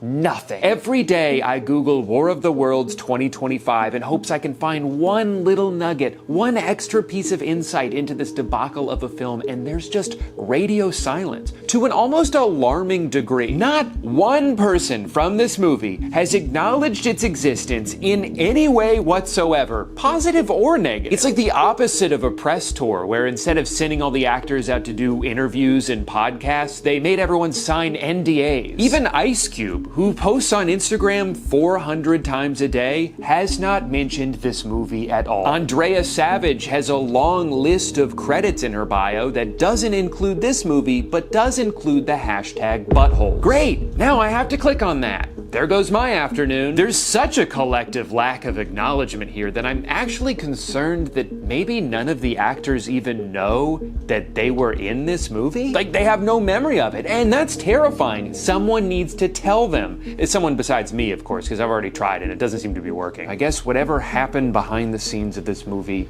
is just gonna remain a mystery, is what I thought. And then something incredible happened. Huge shout out to a YouTube channel called Tony's Film Club for interviewing the producer and main editor of this movie. This is exactly the kind of thing I was hoping would come out to provide some clarity, you know, and after watching this interview, I am somehow more confused about this movie than I was before. But a lot of the critiques of the movie are dealing with personal, very subjective things that people dislike. Yeah. It did confirm a couple of things we all just kind of assumed. One, that the actors did film almost all their parts individually. Those were remote. Those were done with the director only. Which explains the total lack of chemistry in every single scene. And number two, that editing this monstrosity was an absolute nightmare. There's some scenes where you end up with about 10 video layers, 10 performance layers, and you have to keep track of all this, make it work, you know, make sure that everybody is able to track and follow what matters on the screen. It's a mountain to keep track of. I genuinely feel bad for this guy for having had to put in hundreds, if not thousands of hours in order to make this movie come to life. Was I scared of entering this project? Yes, I was terrified,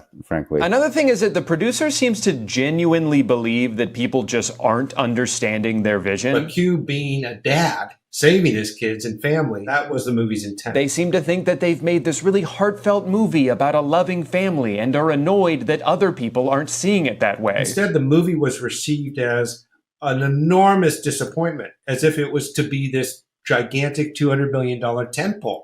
It was never intended for that. Got it. Okay, so then it doesn't matter that it was bad because it wasn't supposed to not be? From the critics' standpoint, they went into expecting something much grander in scope, probably by way of the title being misleading. You know, War of the Worlds implies something gigantic. Yeah, and I think that's fair. Also, you knew that this was going to be the title the entire time you were making the movie. It's not like they dropped that on you last minute. War of the Worlds. But the real shock from this video is that apparently Amazon was not involved in the production of this movie at all. Was this one giant advertisement for Amazon? No, it wasn't. Amazon didn't see it until the movie was all the way done. The creation of Mark was simply because during COVID, who was bringing us all these products to keep us going? Amazon drivers. These individuals are heroes. And that's why we portrayed him as a bumbling idiot. Because he's so stupid. I mean, important. We wanted it to be recognizable that this is a part of society. Okay, I guess that explains Mark's character, but then what about the drone? The drone? We had to figure out, how do you get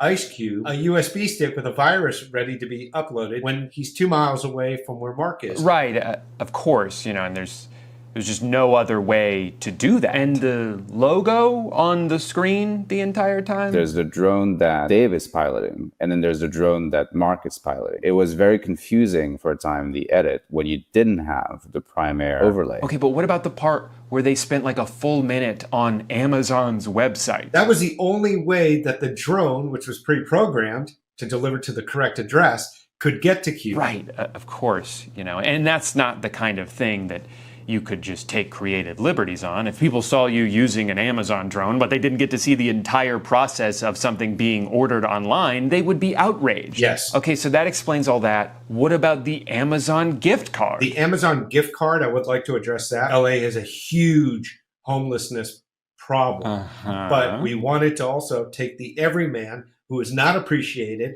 and give that person the opportunity to help save the world, which he does. Yeah, he does. Reluctantly, after being bribed. He is incentivized with a financial offer. And how do you get someone like that immediate money, cash in hand? Amazon gift card. It's the only way. So does this mean that after Amazon licensed it, they did not add any changes? They did not say, put our logo in here, anything like that? No. Nothing. Well, there you have it. They made this entire movie about Amazon saving the world, and it wasn't even because Amazon told them to.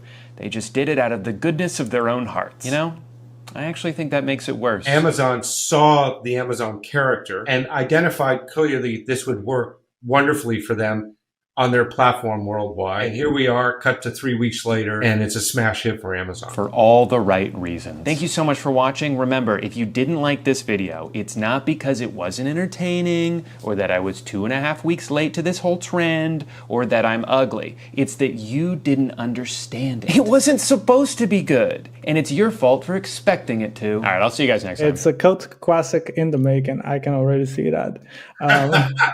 The bagel opens up in a rather surprising way.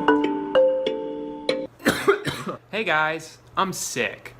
And because I'm sick, I think I'm a little angrier than I normally am. Everything I've eaten today has tasted awful. I slept like shit last night. Also, when I was brushing my tongue this morning, I put the toothbrush back too far, which I do sometimes, and I'll usually gag. But this was such a violent gag, my throat hurt for like 15 minutes. And even though that happened a few hours ago, I'm still pissed about it. God, even this Gatorade tastes like shit. But I wanted to channel all this anger into something productive, if you could call making an angry YouTube video productive. And I want to talk about a video that I tweeted about a few weeks ago, but I don't think the one tweet did enough to sum up what angers me about this video. It's a video that Business Insider made. This woman, what's her name? Eugenia Chang. The headline of the article that they have this video on is "A mathematician explains the best way to cut a bagel." And right off the bat, you're probably thinking, but Drew, why can't you just cut it in half? And that's a great point. You can just cut it in half. Usually, we cut a bagel open straight down the middle, and it has a left and a right. Yeah, you could say usually. You could also say always. Cut it along a Mobius strip. It's not going to be quite the same. I'm going to cut the bagel, starting with my knife in this direction. But as I cut, I'm going to turn the knife so that when I get back to the beginning, I'm facing the other way. So I start my cut here. Around I go. Start twisting, now facing sideways. Okay, I get the idea here. I get that if you go in a circle and you twist your knife, then you're not actually cutting the bagel in half, which I guess is the goal here. The whole goal of this is to not cut the bagel in half. And when I'm done, the bagel opens up in a rather surprising way because it hasn't been cut in half. Exactly. It hasn't been cut in half. And I guess that was the goal of this, to not cut it in half. But here's a question I think everyone in the world has right now. How the fuck are you gonna toast this bagel? They talk about how normally a bagel is cut in half. That's the way normal people do it, but as if that's a bad thing. Like, as if that's not getting the job done. Also, as if people are trying they have their bagels are cut in half and they're trying to put cream cheese on, and they're like getting cream cheese all over their shirt, and like they can't eat it without getting it, because they're fucking idiots and everyone's so goddamn stupid. That's the impression I get from this, is that Business Insider, or at least this woman, thinks everyone in the world is a goddamn idiot who can't manage to keep their hands clean when dealing with a regular cut in half bagel. Let's keep watching. Oh, this bagel seems to be delicious. Seems to be delicious? You haven't done anything to it yet. Seems to be delicious. Seems to be delicious is something a robot would say if he saw food for the first time and was trying to convey to a human that he's not really a robot, that he's trying to like pretend he's a human. Yes, this food seems to be delicious, right? Right, that delicious, that's the adjective I would use for food. Yes, I knew that, I'm a human. Seems to be delicious. It's a Möbius strip, which means that if I take some cream cheese, I can spread it all the way over this bagel without ever taking my knife off, except to get more cream cheese. Wow. And you didn't even have to lift your knife, which that's the point. This definitely seems like the most efficient way to cut and consume a bagel.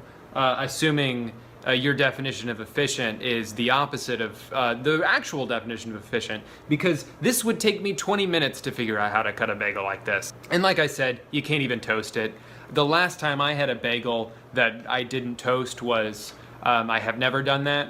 Here's the description of the video. We wanted to know if it was possible to use math to make a delicious, mess-free bagel. So let's focus on the two adjectives that are promised here. Number one, delicious. Two, mess-free. Number one, delicious. Now, correct me if I'm wrong, but does cutting a bagel a different way have any effect on how it tastes? Actually, the only way I do think it has an effect is a negative effect in this case, in that you can't fucking toast it. So yeah, it would taste different. I don't know if not toasting a bagel necessarily makes it more delicious. The second adjective, mess-free, it's almost like they're making fun of themselves at this point. And round there. Oh, and I've met the beginning of where I've already put the cream cheese. Look at this, her fingers. There's cream cheese on like 3 of her fingers. Hey, but what happened to your promise, Business Insider? You said this is gonna be a delicious mess-free bagel. And I love that, like, they had to have noticed that. I'm sure she noticed it. I'm sure the cameraman noticed. Everyone noticed the cream cheese all over her hand. And I think, what, they couldn't do another take? They couldn't do, you don't think she could have done, I'm sure it's possible to cut a bagel and put cream cheese on this way, where you don't get it all over your hands, and yet they use the one and only take they took, in which she's got cream cheese all over her fucking hand. I love that. So right there, they've already broken their 2 promises, and that's in a 1-minute video. So way to go, Business Insider. A delicious Möbius bagel. I think I'm just in a mood where, like, I'm just rolling my eyes at everything. Everything about this video, it just screams like pretentious to me. Her accent is pretentious. British people, I'm sorry, but they're already fighting an uphill battle every day to not sound pretentious. But her accent is not doing her any favors in that regard. Also, Möbius strip. The Möbius strip. It's got the dots over the O. Like, come on, are we really doing this? We really doing this, guys? Come on. Like, what are we, we're fighting a nuclear war out there and we're worried about how to cut a bagel? We're lucky we even have bagels to cut however which way we want. I cut my bagel, I dice my bagels, and I eat them like like M&Ms. In conclusion, I think the real problem with this video, or maybe not the problem, but the reason that a video like this gets made is that there's just nothing left to do on Earth. There's nothing that humans haven't done or thought of or said or invented. And this woman who I'm railing into for no reason, it's just trying to do something original. I think the whole Möbius strip thing is pretty interesting. I think it's cool to look at. This is something you could show to your friend and be like, hey, I learned this way to look. You can open it up and you put cream cheese in, but it's not cut in half. You can't separate it. Like, it's cool. It looks interesting, but to say it's the best way to cut your bagel when you can't even fucking toast it when you're done, I call it controversial, but I think this is pretty stupid. That's where I stand on this. If you enjoyed this video, please thumbs up the hell out of it. Tell your friends if you like me, subscribe if you aren't already. As for me, I'm gonna go chug some NyQuil, even though it's only like 4 p.m. And then when I wake up, I'm gonna try to edit this video. Also, I'm gonna throw in the parody of this video that I made a couple weeks ago when I first saw it. But that one I made that in like 5 minutes. This video pretty much has all my thoughts about it. So you can stop watching now, or you can keep watching that if you want. Blah, blah, blah. I cursed a lot more in this video than I normally do. I don't know why. I think it's because I'm pissed off at the world for being so sick. You guys like this video? Maybe I'll get sick more often, so I can be an asshole about stuff and complain more. So anyway, that's it. Bye. Hey guys, so I was really inspired by Business Insider's new video, how to cut a bagel the right way. And I decided to recreate it on my own because it's a really great way to cut your bagel, very convenient, very fast, for the ideal consumption. Now, I've got cinnamon raisin bagels, but I think it works with any kind of bagel. I don't think it matters so much what kind of bagel it is. Now these, you'll see they're already cut in half, the dumb way, the Neanderthal way. We're not gonna worry about that. We're gonna just kind of cut around that. I'm gonna show you guys how to do this the correct way. I've got a few different knives here. I think I'm just gonna stick to the regular one. And you're gonna start, it's called a trapezoid? I forget what it's called. But you're gonna start with your knife in one end, in a straight direction, and you're gonna pull around. You're gonna pull the knife around. Whoops. You're gonna pull the knife around till you get to the other side, and you're gonna kind of just be very careful not to mess up the bagel too bad, but you're gonna wanna twist, whoops, you're gonna slowly twist until you get to the other side. So just set that down very carefully. I think maybe I'll use a different knife for the cream cheese. Now what's great about this shape is you never have to take your knife off the bagel. You can just spread the cream cheese all the way around. And you never have to take your knife off the bagel. Because I don't know about you guys, but I'm tired of having to lift my cream cheese knife up every time I want to get to a different part of the bagel. So this is really helpful for you guys if you want just like different ways to eat breakfast. If you're having a big party coming up, I don't really need the knife actually, I can just get some of that.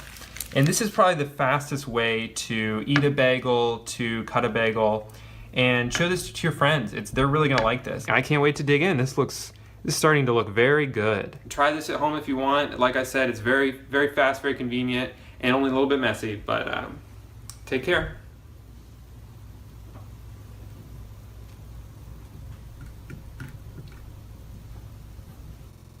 Seems to be delicious. Before we get into the rest of the video, I do want to go ahead and thank you guys. I should have done this in the last one, but I had already kind of finished it by the time I hit the milestone. But I just hit 500,000 subscribers. That's incredible. I've never had 500,000 of anything. When I first invented YouTube back in 2005, I never imagined that I'd have over 500,000 people on this website. It's truly insane, especially considering the fact that I waited almost 11 years before posting anything on it. But I figured to celebrate this milestone, I'd like to do something self-deprecating. Because even though I'm like this big shot, famous YouTuber now or whatever, I'm still an idiot. Almost everything I say at all times is stupid. Ask my wife. I say stupid shit to her all the time. The great thing about YouTube is I can just edit out all of the stupid shit and leave the good stuff in and kind of indirectly lie to the world about how smart and funny I am. So what I'd like to do today is take a look back, specifically at some of my old iPhone notes. Because ever since I was a child, I knew one day I wanted to be a comedian or an actor or some sort of entertainer. Like every kid wants to be. The problem was, I wasn't funny. But that didn't stop me from trying to be. So I'd like to take a look back at all of the sketch ideas, the pseudo-inspirational thoughts, the sentence fragments that I've for some reason made an effort to save over the years, all in an attempt to answer the question, Why did I write that down? Normally for my videos, I'm usually reacting to something on my computer. So I kind of, you know, I'm looking at this and I look at the camera and go back and forth, but I'm not doing that for this one. So I figure, why not mix it up, you know? Actually, give me a second. Just hold on.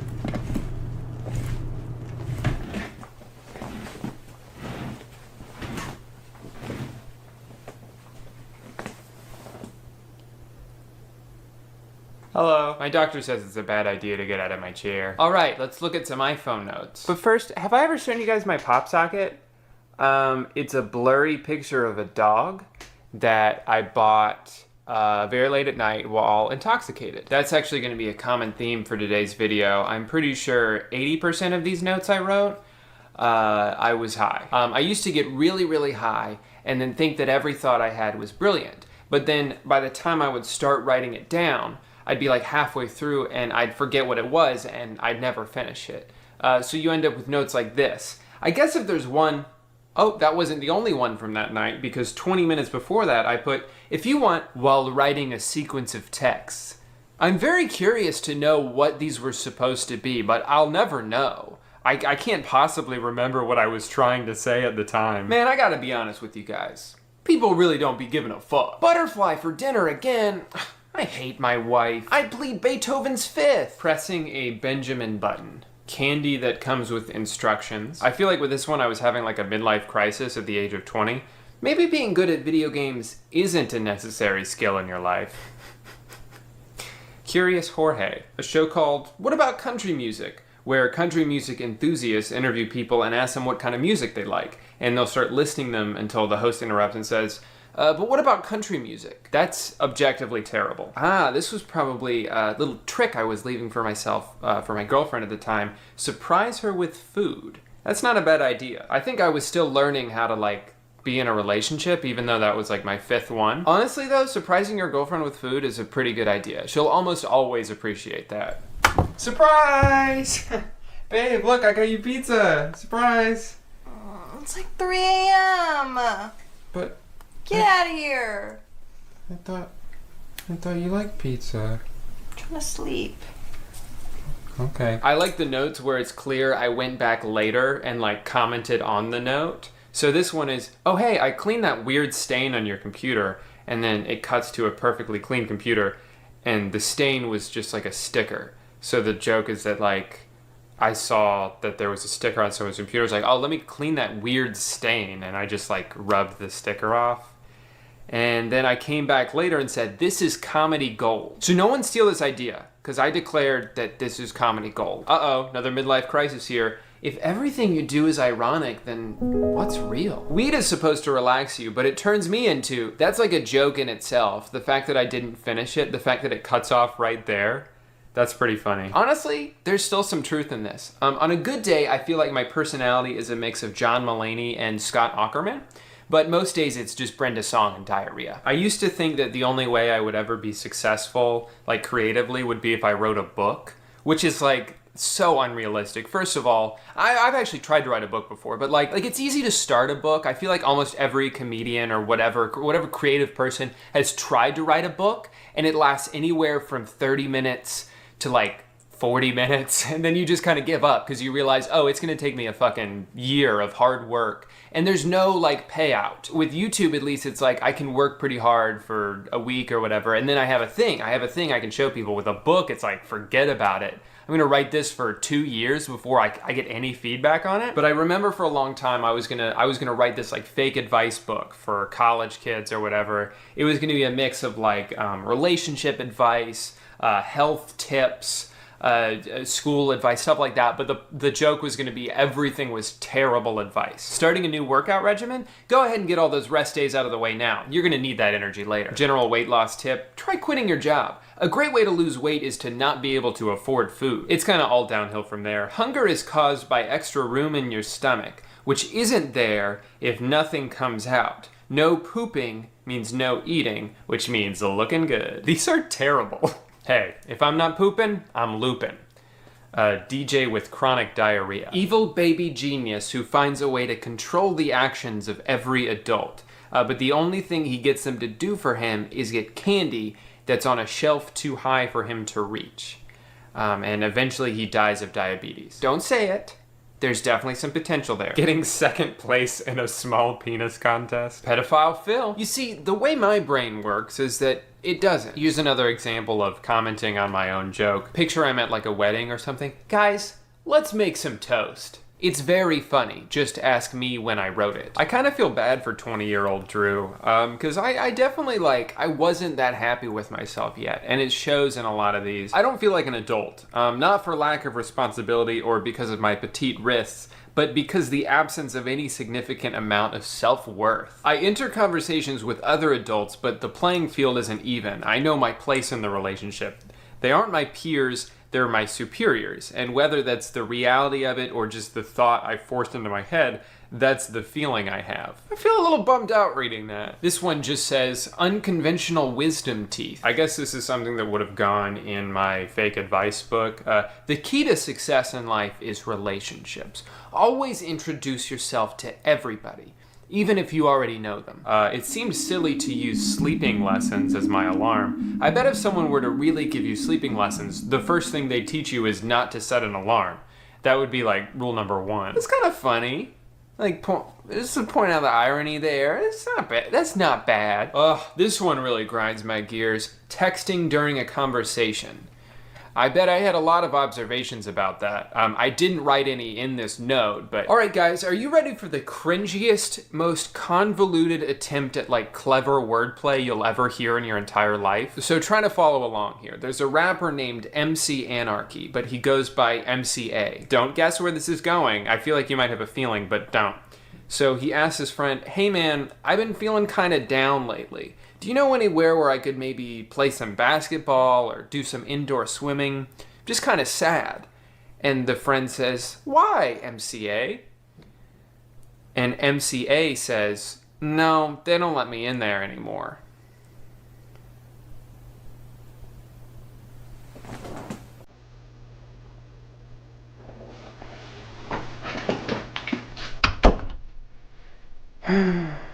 Oh, hey, Grandpa. Oh, hey, kid. What's wrong? Oh, nothing. I'm fine. Nice try, Drew, but Grandpas can always tell when something's wrong. Sit down. Come talk to me. Alright, well, it's just... I'm making this video, right, where I go back and look at all my old jokes, and they're just so bad. And it's just making me wonder, am I an idiot? Am I not funny at all? My whole life, all I've wanted was to be a comedian, and now I'm worried I might have been chasing a pipe dream this whole time. Mind if I let you in on a little secret? No, not at all. Please do. Drew, I don't give a shit about anything you just said. You are the whiniest little bitch, I swear to God. Oh, I'm not very funny. What if nobody liked me? Drew, I fought in every war. What have you done? What have you had to overcome? I've... scoliosis. My scoliosis has arthritis. Shut up. Oh, and another thing. I've seen the way you're looking at your grandmother, alright? And you better back the fuck off, kid, because she's taken. I really liked wordplay more than I remember liking wordplay. This is a character called the Psychic. Psychic, as in psych, But anyway, this is the Psychic doing a premonition for someone. Things are looking up for you, Chad. Maybe love interest is blossoming. Psych! You're gonna lose your job. This Psychic, he'll tell it like it is, but not at first. This might have been something I wanted to tell to my girlfriend at the time, but was too nervous. I want to get fucked in your butt. A message to poop. You are what I eat. Guy does acid to loosen up so we can talk to girls. I remember writing this down, and I guess there was probably more to it. Because this isn't enough for a book. It says book idea. The Town by the Highway. Inspired by a town in Florida I had seen by the highway. And this is where it gets really good, because that's the entire note. That's just the whole book, is that these people live by a highway. Ooh, let's get a little political here for a second. Gun control is a very hot button issue. So let's hear what Drew Gooden from 2013 has to say about it. His idea was to not ban guns, but just make them really hard to use. They only work with shitty, outdated voice recognition software. So they'll ask you several times to repeat what you said. It'll sometimes mistakenly play your workout mix, but you can't get it to stop because it can't hear you over your workout mix. I may be an idiot, but that's not a bad idea. I'm not looking forward to the day I have to explain Easter to my kids, because I'm still not totally clear on that. Hey, Dad, how come a bunny comes and gives us eggs? Well, because Jesus came back to life. Why is it that the older I get, the harder it is to make friends? I know it's not my fault. It can't be. I can proudly say I've become considerably less shitty as the years have passed. Certainly I have more qualities to offer than I did in elementary school, when I presumably had a lot of friends. I have a much more refined sense of humor. I brush my teeth every single day, not an exaggeration. Now I walk into a classroom full of people I don't know, and I already have prejudices about them. She won't stop looking at her phone. He looks like that annoying guy I used to play baseball with. Is she crying? I don't want to talk to any of these people. I'll just sit in silence and inwardly scoff at them. Attribute this to some kind of moral inefficiency, but more likely it's what I use as a defense mechanism. What if they don't like me?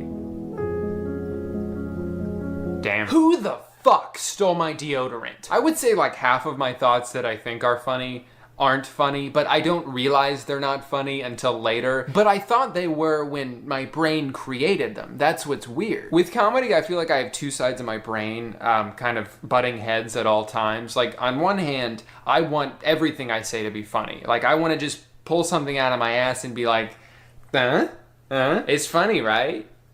I found it in my brain. But as I'm finding it, the other side of my brain is like, well, hold on, Drew, let's be reasonable here. That's not even remotely funny when you stop to think about it. And the other side's like, I haven't yet. I'm gonna go ahead and start wrapping this video up with this note here. If I'm never gonna actually make the things in my notes, I need to find a way to make something out of them. If I'm not gonna make the idea of a thing become the thing it's supposed to be, then I'll try and turn the idea itself into a different thing. It took me 4 years, but that's what I did. I turned my notes that weren't content into content, sort of. I guess, if this counts. Because after all, it's not about the thoughts you have, it's about what you do with them. Great video. I'll close out the video by wishing each and every one of you a very happy birthday. Hope you have the most special birthday of your life, because that's it's your birthday today. Congratulations, and like and subscribe, and I'll see you guys next time. Hey guy, it's January, and for the 29th year in a row, my New Year's resolution is to get taller. To be honest, I used to be really good at getting taller. In fact, from 1993 to 2011, I grew almost 6 feet. But in the 12 years since, nothing. What am I doing wrong? Is my body stupid? Lucky for me, I just found out that there are dozens of tutorials on YouTube, each with millions of views, on how to get taller. There are real videos on this website made by self-respecting human beings who claim that they can teach you to become more tall. Now, I assume the majority of these views are from children, in which case I have good news for you. You will get taller. I just don't know how quickly or how much. But as far as I've always been aware, once you reach a certain age, that's it. You just have to live with the hand that you've been dealt. Or in this case, the legs, neck, and torso you've been dealt. If there was a simple and foolproof way to get taller, don't you think people would do that? Wouldn't everyone in the NBA choose to be as tall as Bol Bol if it was a matter of choice? That's not how it works, okay? It's not possible. Or is it? It's not. But maybe no, it's not. Unfortunately, the only way to know for sure is to spend the next month of my life following each and every one of these tutorials and tracking my progress along the way. Now, before we begin, obviously I got to figure out what it is I'm actually going to be doing. So let's check out some of these tutorials, starting with the most handsome medical professional on YouTube, Dr. Mike. What you should focus on to grow the tallest possible, making sure you get enough protein, make sure you're eating your veggies and fruit. You need to get enough sleep, because when you sleep well, you actually get a lot of growth hormone release. Say less, I can do that. And then on top of that, you want to make sure you're exercising. It makes you process food differently. It makes your muscles grow. And all of those things will contribute to your physical appearance, including your height. You know, that kind of felt like an afterthought, didn't it? I feel like maybe he forgot what he was talking about and then just threw that in at the end. Because all he did was describe eating well and going to the gym. And that's how you get stronger. And taller, too. I'm a doctor. But yeah, no wonder all those really buff guys at the gym are also 10 feet tall, because lifting weights does both. I also found two very similar shorts from two different members of 100 Thieves. If you don't know who 100 Thieves is, they're a gaming conglomerate, sort of like FaZe Clan. And if you don't know who FaZe Clan is, then that sentence only made you more confused. So yeah, I think these guys live in the same house, one of those content mansions with 37 bedrooms and little dungeons for their editors to live. There's a myth that stretching can actually make you taller. Is it true? No. Your boy is now 6'3". I feel taller. I think Oh my God. Actually, I think what happened is that one of these guys made this video and then the other one saw that it was doing well. So they thought, oh, I'll just do the same thing. I'll hang for a bit, do some stretches, tell everyone to subscribe. Now the most important step to really grow taller. Go on, tell us. Is hitting that subscribe button right now. If you follow each and every single one of these steps, I guarantee you will be tall. I hate YouTube Shorts. I miss the good old days when YouTube only had longs. Like this video from Brightside, which has 33 million views. Some exercises may help you become taller. Some of them are just so effective that it may take less than a week for you to see the results. You know, if you told me earlier that I could do all this in a week, I would have felt good about that. But after seeing what the 100 Thieves guy did, I have higher standards. He grew 1.5 inches in like 10 minutes, okay? I don't have all week. I'm competing in a slam dunk contest tonight. So as far as exercises go, hanging is definitely the most common thing I've seen so far. Definitely gonna have to do that. All you need to do is hold on to the bars tightly and try to hang, not touching the ground with your feet. Right, because if your feet were on the ground, then you would be standing. Stretching the neck backward helps to elongate the muscles in your neck, and a longer neck will give you additional height. This exercise improves stretchability, and a well-stretched body is a taller body. Yeah, you don't have to say that every time. This exercise will make your legs longer, and if your legs are longer, then your height is more. Number 10. Swimming. Try to swim a minimum of 5 days a week for several hours, and you'll see noticeable results. Damn, they really saved the hardest one for last. Yeah, so you're gonna wanna stretch your neck for a little bit, do a few yoga poses, swim in the ocean for 20 hours a week. Dude, I make one YouTube video a month. How much free time do you think I have? Actually, don't answer that. Remember to press 2 buttons after watching this video. Wait, what was that? Press 2 buttons. To be fair, he didn't really specify which 2 buttons. So there's one. Let's see what's next. There are 3 proven ways to grow taller. Wow. Drink milk, okay? Not milk. This is what I feared the most. Doesn't necessarily need to be cow's milk. You just need a daily intake of calcium because that's what makes your bones grow. Hey, calm down, all right? No one else said anything about milk, so it's probably not even a common thing. Number 2 is drinking milk. I drank tons of cow milk. I can't believe Big Milk has infiltrated the medical community. But really though, it all comes down to your DNA. So no matter how tall you are, just own it. I appreciate this person for acknowledging that genetics play the biggest and perhaps only role in this. But by throwing it in at the end, aren't you kinda contradicting everything you've said so far? But remember, at the end of the day, you're either gonna be tall or not. And no amount of milk you drink could possibly change that. But drink it anyway. All right, so let's recap. Here's everything I have to do this month. I have to work out and eat healthy. I have to drink milk specifically from a cow. I have to stretch constantly and hang from stuff, and I have to sleep a lot. The more you sleep, the taller you grow. And if all these videos are accurate, like I assume they are, then I will have no trouble hitting my goal height of 7 feet. That's right, other Drew Gooden. For years, you've towered over me, looked down on me in shame, probably had thoughts of squashing me like a bug. All it would take is one step. But not anymore. When I'm done with this video, I'm gonna be so goddamn tall that your opportunity to squash me like a bug will be over, Drew Gooden 2. And you're gonna rue the day that you blew your chance to do it. Let's get started. 5'11", just 1 inch short of being handsome and perfect, and yet it feels so far away. One of the first challenges of the video was finding a place to hang from every day. My initial thought was monkey bars at a playground, but the playground that I went to was right outside of middle school, and I just don't think it's a great idea for me to be walking around with a camera and tripod outside of a school. So I just bought a pull-up bar, and I'm gonna hang on that instead. Hang for 3 minutes. If you can't hang that long, just know the longer you hang, the taller you grow. The guy from the TikTok said to hang for at least 3 minutes. I actually came really close on my first try. I made it all the way to 7 seconds. and I've slowly worked my way up to about 15. As far as food goes, I've been on a very strict meal plan. I'm eating the same things every day: chicken, rice, sandwich, oatmeal. Really trying to maximize on protein without overeating. Now, I should say I've already been doing this for like 2 months now before the video, and to my knowledge, I haven't gotten any taller, but I'm sure that'll come. I'm sure a growth spurt is just right around the corner. One more protein shake should do it. Or you know, it's probably the milk that I've been missing out on. That's what I needed, is to buy cow's milk for the first time in 7 years and drink that every day. Just went on a walk through my neighborhood, better drink some milk. My favorite football team just got eliminated from the playoffs, better drink some milk. Got a giant pimple on my face from drinking so much milk, better drink some milk. I don't really mind the taste of milk so much, it's just that when you drink it by itself, it really coats the inside of your mouth and overstays its welcome. But I can put up with it because multiple YouTubers who I watch and trust assured me that it will stretch my bones. And I know that if there's one group of people on this planet who wouldn't lie to me, it's YouTubers. And then of course there have been my daily stretches, and you know what? Please don't look at my scoliosis, okay? I know my back is all bent up like a pretzel. You don't have to comment on it. In fact, I would probably already be taller if my spine didn't make me do this all the time. Now I gotta say, I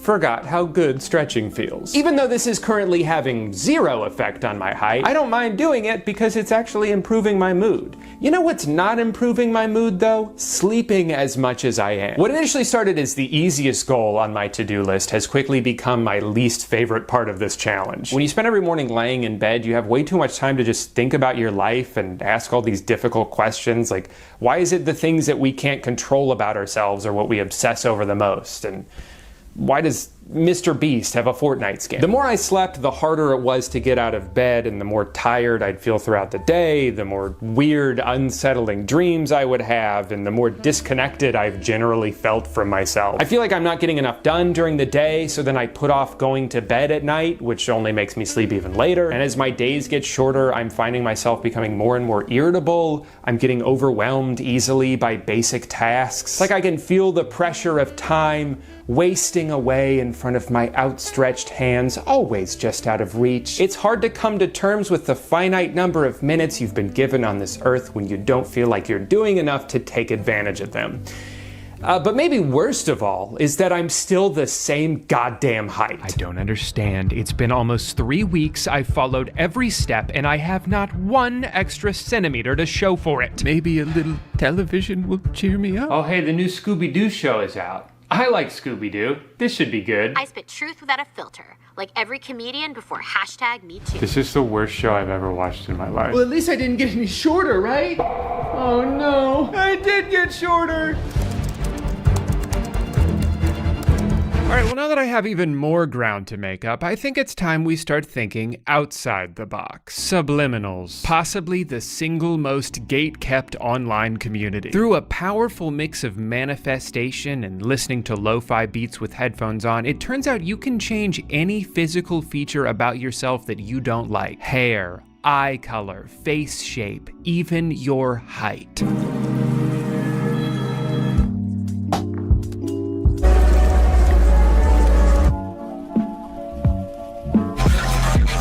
Don't believe me? Listen to one of the many testimonials out there. This works. I went from 5 foot to 5'7" in 3 weeks. Listen to this twice a day and I went from 5'2" to 5'8". I went from 5'3" to 5'7" in 4 months. Kinda just sounds like a regular growth spurt to me, but hey, results are results. And it doesn't stop there. Started this maybe a month ago, gone from 5'4" to 5'7". I listened to this once in my hair growth subliminal playlist and my hair was literally longer than yesterday. I immediately got a headache, oh my God. My cat recovered from cancer. Sorry scientists, time to pack it up and go home, because the real medicine has been lo-fi hip-hop beats to relax/study to this entire time.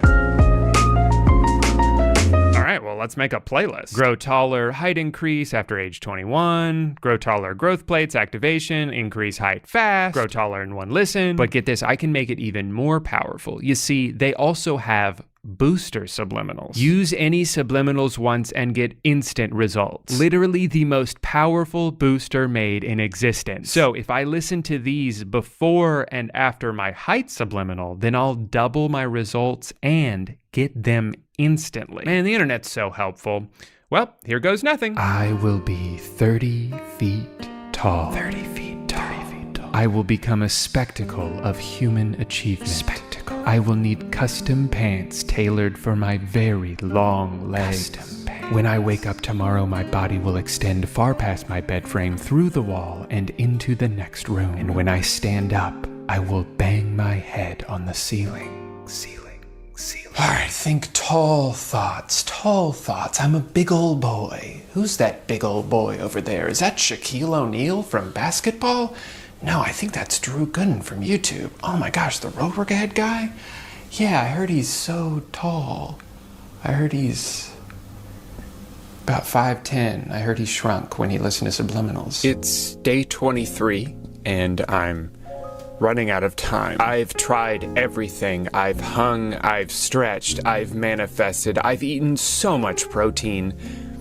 I only have one idea left, and it's kind of ridiculous, but the only thing that I can think of that's still getting in my way is gravity. If I can just find a way to get around that, I'm chilling, right? That's my one obstacle. So I did a little bit of brainstorming, and then last night it finally hit me. I'll just go to space.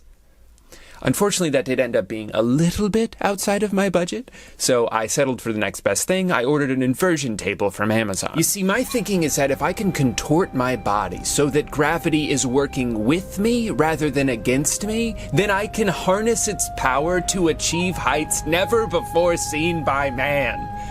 Also, I saw some guy use it in a YouTube video. So I spent about 2 hours in my garage putting it together. I didn't think it would take that long because I have a drill, but every time I go to use my drill to assemble something, it ends up being the only tool that's not required. Like, you ever get a bookshelf from IKEA? They don't use screws. They give you 200 wooden pegs that are too thick for the holes you have to smash them into. Sorry, downstairs neighbors, I just time traveled here from the Stone Age. Anyway, it was getting kind of hot in my garage, so I headed inside for my government-mandated milk break before marching back out to finish the job. To be honest, I'm a little scared of this thing. I don't expect it to like break in half or something, but I was reading online that you have to be careful not to hang upside down for too long, because what can happen is your blood starts to pool in your head and then you pass out, and then possibly go into cardiac arrest. So, you know, gotta be a little careful. And since I'd rather not die in the middle of making a YouTube video, I'm gonna take it pretty easy. Probably not gonna do more than like 30 seconds at a time, at least not unsupervised, of course. But other than that, I'm just here to have fun. And I know it may look like I'm frowning and giving 2 thumbs down here, but hey, get a load of this. You see that? Life's all about perspective. Well, it looks like I'll be incorporating this into my routine from now on. So wish me luck.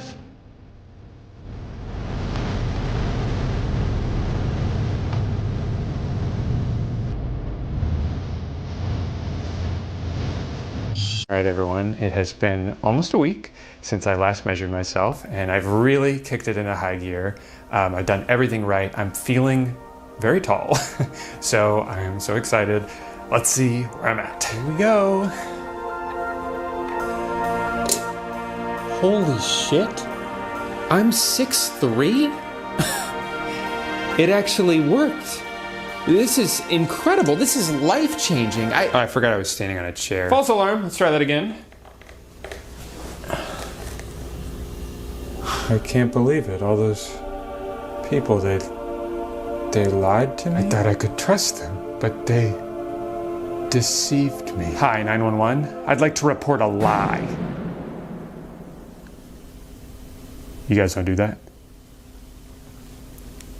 You just do like murders and stuff? I just don't get it. What would even compel someone to go on the internet and spread false information on a platform where clickbaiting outrageous claims can be financially lucrative? I can't think of a single reason why someone would do that. But I tell you what, this is definitely going to change the way I consume media from now on. Now that I know that some people out there are purposely dishonest, I'm not taking anything at face value.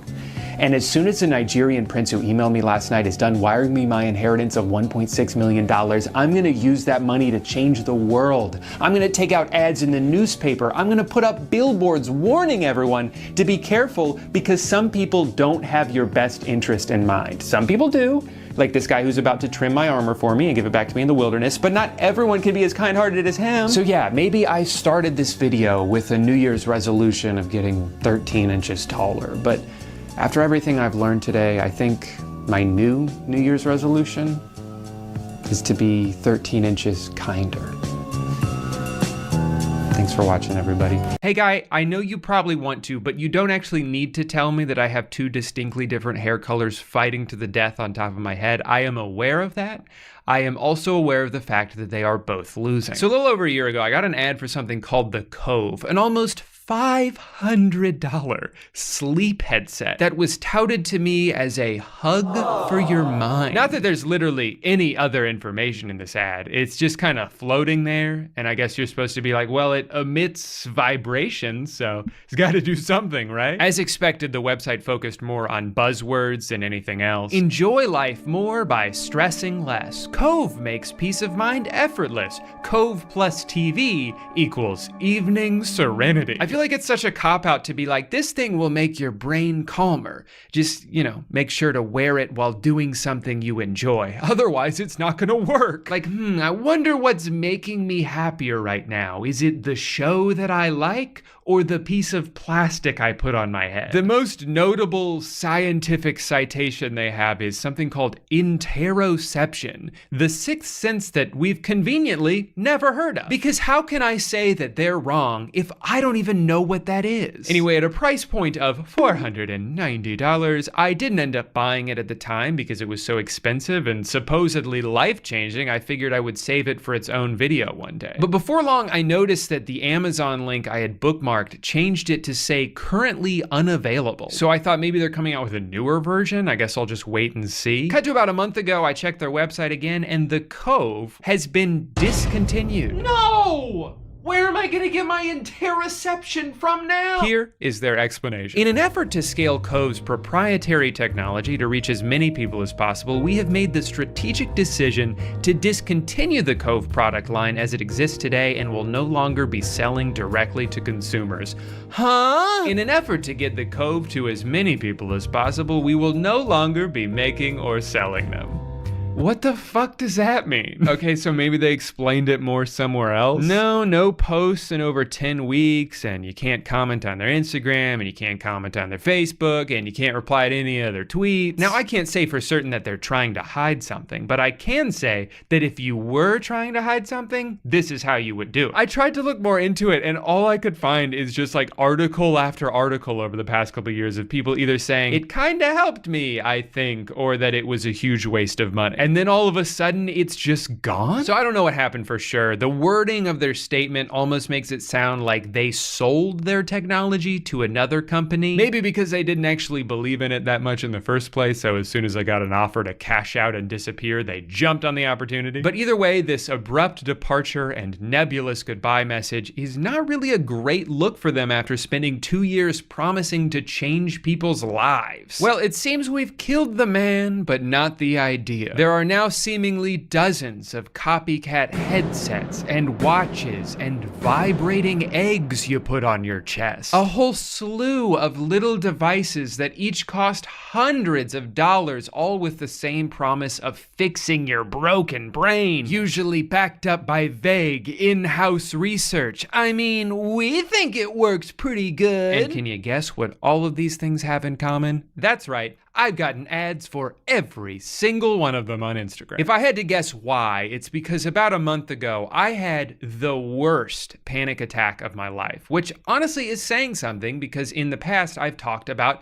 having to go to the ER from panic attacks. But this one was terrifying. For a little over 2 hours, I thought I was going to throw up, pass out, suffocate, die, any or all of those things. And as panic attacks do, it eventually went away and I'm doing a lot better now. I mean, the next day I was feeling great. It was just that's how anxiety is. It comes up out of nowhere sometimes, and it feels like debilitating, like there's nothing you can do to stop it or that it will never go away. So even though I'm in a much better mental state now, words still got out that, you know, sometimes my brain forgets we're supposed to be on the same team, and Instagram has been having a field day with this. Mind Bloom, Brain Luxury Inc., Call Me Go, Mendy, Leaf, Apollo Neuro, The Neo Rhythm by OmniPimp, a sleep insert that's implanted into your body? You think I'm gonna buy a surgery from Instagram? Right away with these ads, there was a pretty big red flag for me when this guy popped up. If you've watched some of my other videos, you may recognize him from a very different Instagram ad for the work oney. There's even a flap on the back, just in case. So it's like, okay, maybe this is not a connoisseur of internet gadgets. This is a paid actor. And that doesn't mean that this product can't work,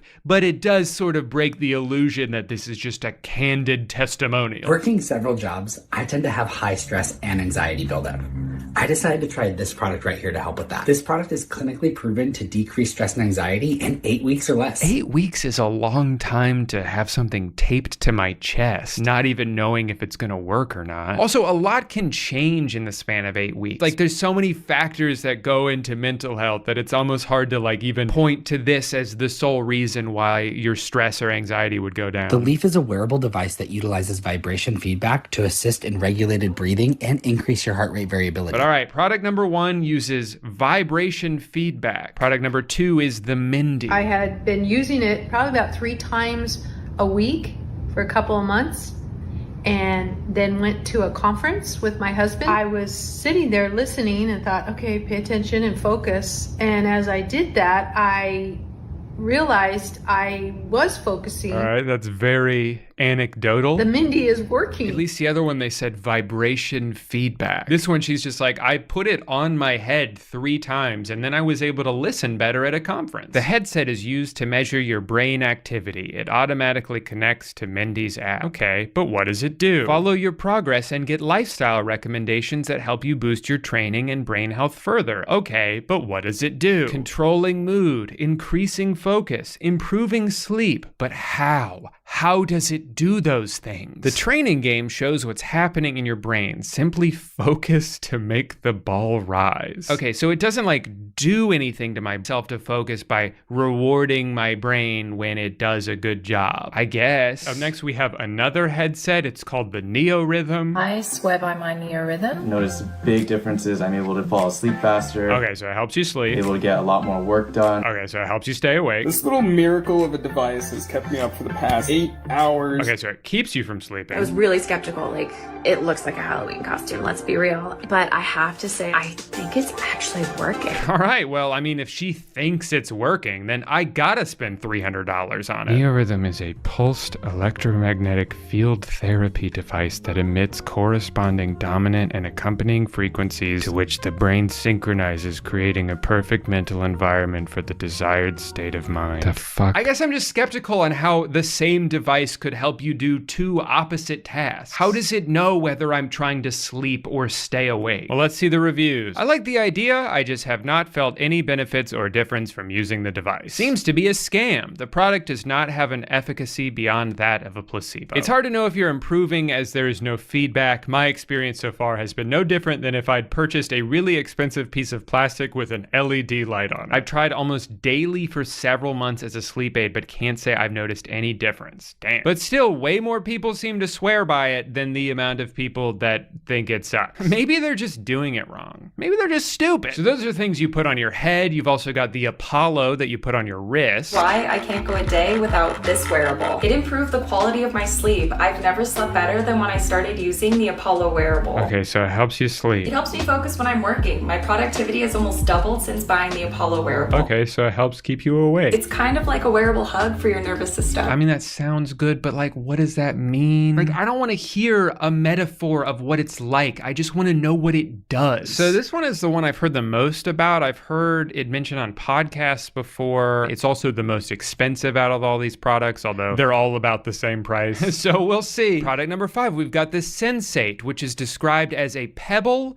that emits infrasonic vibrations to tone the vagus nerve and improve overall well-being. From what I can tell, you put it on your chest while meditating, and then it like makes you calmer over time. Now, if this is a product you have to use while meditating, it's hard to really know if it's actually doing anything, right? Because meditation in itself is something you can do to calm yourself down. It doesn't always work, but sometimes it does. So if you meditate with this egg on your chest and then you feel better, was it the egg or was it the meditation? Who's to say, you know? Guess there's no way to prove it. And then the last product is called the Calmigo. It's pretty different from all the others, but kind of has the same goal.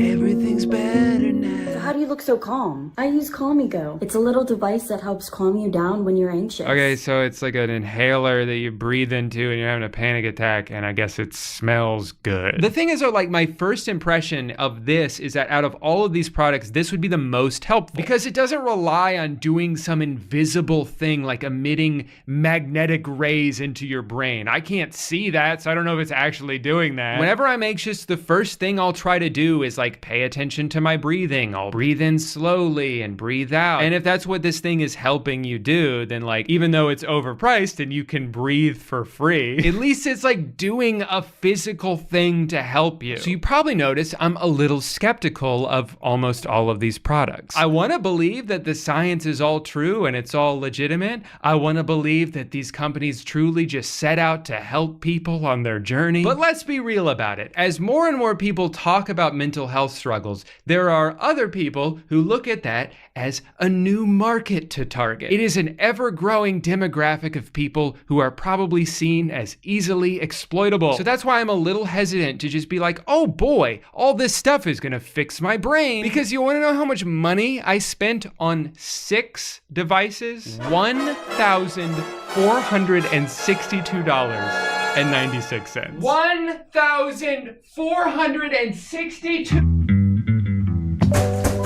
Hi, welcome to the unboxing couch. This is where I will take things out of a box and put them on my head. Now, any mathematicians watching may have noticed that I bought 6 products and yet I only have 4 boxes. What's up with that? Looks like DHL had an issue delivering the Neorhythm and it's currently stuck in Slovenia. And the Sensate egg ball is on back order. You'd think maybe they could have told me that before I paid for it, but then, you know, I might not have bought it and then they wouldn't get any money. So why would we tell you that? Usually I would try to be a little bit more understanding about this. I know that there's supply chain issues. I know that things get delayed all the time. But I do feel like if you're gonna market yourself as like the we made this product because we care about people company, then, you know, maybe you should have slightly higher standards. At the very least, once you're aware of the fact that you don't have any of a product left, maybe stop taking orders. Even though I have no idea when my Sensate will show up, I can still go on the website and buy another one. Why is that? You see what I'm saying? It doesn't really seem like you care that much about people's mental health when you're willing to just hoard their money for an indefinite amount of time. So I don't think I'm gonna get this one in time to include it in the video, which is unfortunate because I think it might help alleviate some of the stress that it is causing me. But honestly, I don't know if I had super high hopes anyway for a product whose worst reviews are all like, it's broken, it broke, and the best reviews are like, it was great until it broke. Hey, it can't stop working if you never get it in the first place. Mindy was one that you put on your head, right? I'll start with that.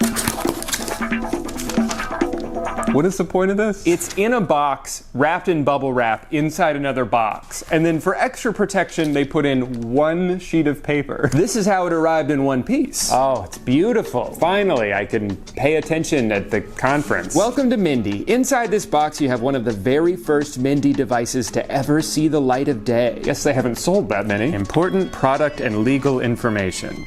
This product is illegal to use. Good to know. Now here's the goods right here. mouth. I don't think I'm supposed to put it on my head yet, but obviously I'm gonna put it on my head. So this one has no information on it. I just have to download an app. Ooh, the app has a 3.6, not great. And from all I know about this, like the whole thing is the app. So if the app sucks, then the product is useless. So that's not a great sign. Mindy doesn't have enough variety. It is currently only the ball game and one music piece. For something you are encouraged to do at least 3 times a week, 5 minutes a session, I wish there was more. For the price, I feel like this hurts the experience and desire to use it. That's a good point. Welcome to Mindy. Let your brain health journey begin. Great news. There's an update available. Is that great news? It's a headset right above your eyebrows. Tighten as much as possible. Fuck. It's already pretty tight. It's not super comfortable, but I'm here for results, all right, not comfort. No pain, no gain, even with your brain. Avoid bright light.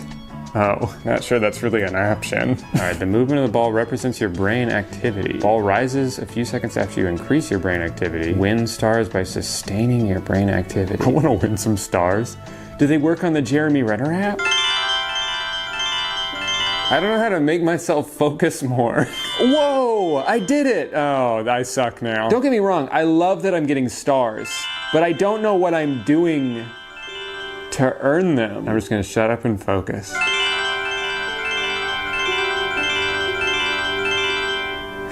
It worked. Oh no, oh no.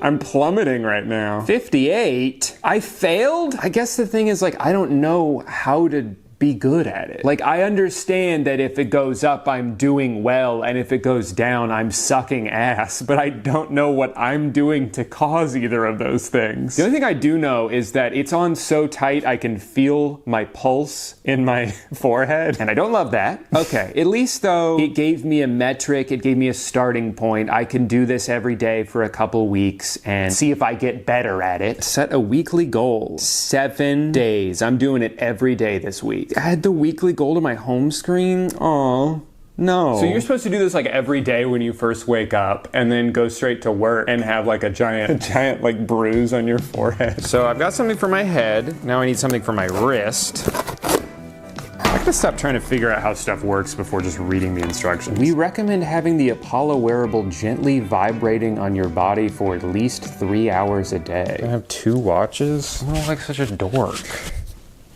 I look like I'm under house arrest. No, officer, it's not like that. I just have anxiety. Apollo's modes deliver a novel touch therapy that signals safety to your brain through your sense of touch, restoring balance to the nervous system and helping you bounce back faster. Does this have an app too? 3.5? That's even worse. You know the worst thing about making these videos is, every time I sign up for something, every time I buy something, I start getting spam emails from them. I'm gonna get so many emails. I don't want any emails. Ever. Okay, I can feel it vibrating when I touch it, but I don't feel it vibrating on my wrist. I guess I kind of feel it. It's like really light. Adjust intensity until vibrations are noticeable but not distracting. It's a little distracting, I'll say. Do I want energy and wake up? Social and open? Clear and focused? Let's do clear and focus, all right? So it's just gonna vibrate on my wrist, but like really gently? Hi, me from the future. All my hair fell off. Don't ask any questions. So I wanted to look a little bit more into some of the research that these companies are citing. Like for the Apollo, they've got a pretty small study here, only 38 participants, but they're touting a 25% increase in focus. Interesting. I didn't think that's something you could measure with a number, but you know what they say. Science is whatever we want it to be. All right, let's check out the abstract. And it is behind a paywall. It's gonna cost me $31 to actually see the study that they are bragging about. Awesome. Here's some more preliminary studies. These seem to be promising results. Now let's go to the study itself, where you can see that the results have not been published. So where are they getting these numbers from, huh? It's not over yet. Now, to be fair, these numbers are positive, I'll give them that. At the very least, it doesn't seem to be making things worse for people. But wait a minute, what the hell is an Aura Ring? Another $400 device? Do I have to have both in order for this thing to work? I'm running out of money. Speaking of which, how the fuck does this wristband cost $400? $200. All it does is kind of vibrate. And I guess it has Bluetooth in it too, so it can connect to your phone. You know what else has Bluetooth and the ability to vibrate? A $35 Xbox controller. There's no way it costs even $100 to make one of these things. It's not like it's an all-in-one device either. It doesn't track any of the data that it is supposed to be having an effect on. You need to buy another device to go with it in order to be able to tell if it is working. Now, I'm not saying these companies shouldn't be able to profit. There's a lot of work that goes into production and marketing and coordinating these studies that get hidden behind a paywall. But at a certain point, it's like, what are we doing here? Do you even want this thing to be accessible to the people you're trying to help? I don't want to just dismiss this device altogether because I know that there are promising studies about it. There are a lot of positive testimonials from people. I just think this company could find a way to still be very profitable without pricing it like it's some miracle device filled with state-of-the-art technology. It's a piece of plastic with a Velcro strap on it. All right, well, I got to do this for 30 minutes, so let's keep opening boxes. Call me go. What does a 3 minutes at the top mean? It only takes 3 minutes to do what? To use it? It only takes 3 minutes to set it up? I'm so excited for how calm I'm gonna be. I got my wrist shaking up a storm. I got this inhaler that smells like lavender. And it only takes 3 minutes. Oh, hell yeah. It came with a little screwdriver. And free batteries. I didn't know it was my lucky day. There's a phone number for a free one-on-one training session. All right.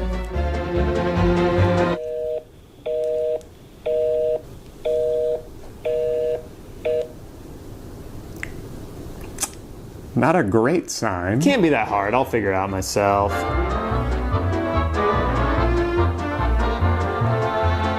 Oh, high as shit. I don't know what I'm doing. When I blow into it, I can feel a little ball inside and it goes up to the top and then the light turns blue. And then when I stop breathing, the light turns off, indicating that I'm not breathing. And the ball falls back down because I'm not blowing into it anymore. But what does it actually do? Well, guess that's going off for now. Last but most certainly not least, Leaf Therapeutic with a hole in the back, just in case. Aw, how nice of them. They already gave me a return envelope. They know I'm gonna return it. This was the cheapest product technically, because I think it was only like $99, but that's $99 a month. If I really love this product and I really felt like it was helping me and I wanted to use it for an entire year, that's $1,200. But we just want to help people. We want to make it easier for people to give us money so we can buy stuff. Oh no. Oh no, there's a lot of 1-star reviews from years ago. Wow, these are from 3 years ago. Super disappointed in this company. There are no instructions and the data is so hard to see and or understand. When I tried to get help, the company tried to sell me coaching. I needed customer service to explain the product. Super disappointed in this company. I think I'm gonna hold off on this until tomorrow actually, because I've got to be somewhere in 20 minutes and I don't want to have, wires dangling from my chest. But thanks to my new upside down watch, I'm gonna be really calm and focused when I get there because my wrist is gently shaking. That's how brains work. Oh, my forehead's so cold. Good thing my other headset just arrived. Oh God, there's so many things. Charge, download the app, sign up, log in, tap once, activate Bluetooth, first use, select and tap, 2 taps to change, 2 taps to repeat. And it's as easy as that. Oh, this is great. I guess I gotta charge it first then. While that's charging, I'm gonna do my Mindy for the day. It's really important that I begin every clip in this video with a giant red mark on my forehead. I think this time I am gonna watch the video. I was too cocky. Optimize your experience by wearing headphones that cancel out any outside noise. When you start your training, concentrate on the pressure of the Mendy headband on your forehead. Focus on this sensation and hone in on the movement of the ball. Focus your gaze on the movement of the ball, but don't place too much emphasis on its upward movement. Okay, but here's what I don't understand. I've used this a couple times. If I just focus on the ball, I'm not in a flow state. I'm waiting for the ball to do something, but then I'm the one in control of the ball, but I don't know how to control the ball. That makes me reactive. How is that any different than me just like scrolling through Twitter, like waiting to be stimulated by something? If I'm waiting to be stimulated by the ball, I'm not doing anything, Making Mendy a habit and including it into your wellness routine will have a positive impact on your progress. Like you said, I'm gonna put noise canceling headphones on so I'm not distracted. And this should be my best one yet because I'm following all the rules.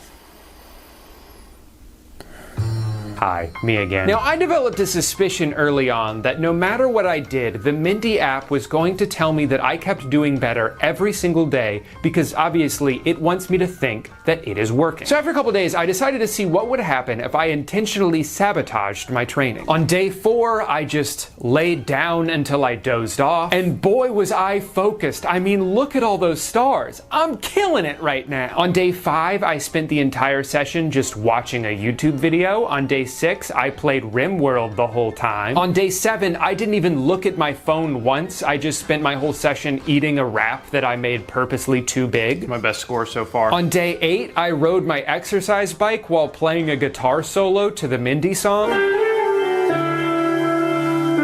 And even though I forgot to plug in my actual microphone for this shot, I still knocked that ball game out of the park. I think I cracked the code. Just as I suspected, my score went up incrementally every single day. 58 to 64 to 68 to 71 to 79 to 86. Despite the fact that I wasn't even trying to do any of what the app told me to do, my brain was getting better and better every day the more I used the Mindy. And sure, there's a chance that maybe I really was just more focused every time. Shit, maybe all these products in conjunction with each other are working as intended and my brain has doubled in size. But it's hard not to think that maybe the app is just doing exactly what it's designed to, which is to make you think that you're getting smarter every day and that this was a good investment. Call me a cynic, but I'm not buying it. And if you still don't believe me, on day 9, I strapped the Mindy to a container of oatmeal, and you know what happened? Nothing. Actually, it knew that I was trying to deceive it. So I do have to give this thing a little bit of credit for at least being able to tell the difference between a human head and Publix old-fashioned dry oats. It's doing something in there. I'm just not exactly sure what. All right, so this is probably charged enough to get one thing out of it. Gotta download the app. This is too many things for one video. I should have just bought like 3 of them. Oh, yikes. 2.6. Double tap the device. Okay, I heard a buzz. Oh, it's just running now? That's it? It just started? Where do I put it? Oh no, it doesn't fit. It's supposed to sit right here. And instead, it sits right here. And it smells bad. I'm sorry, but it stinks. I think I'm supposed to wear it like this, actually. I can hear it. It sounds like crickets almost.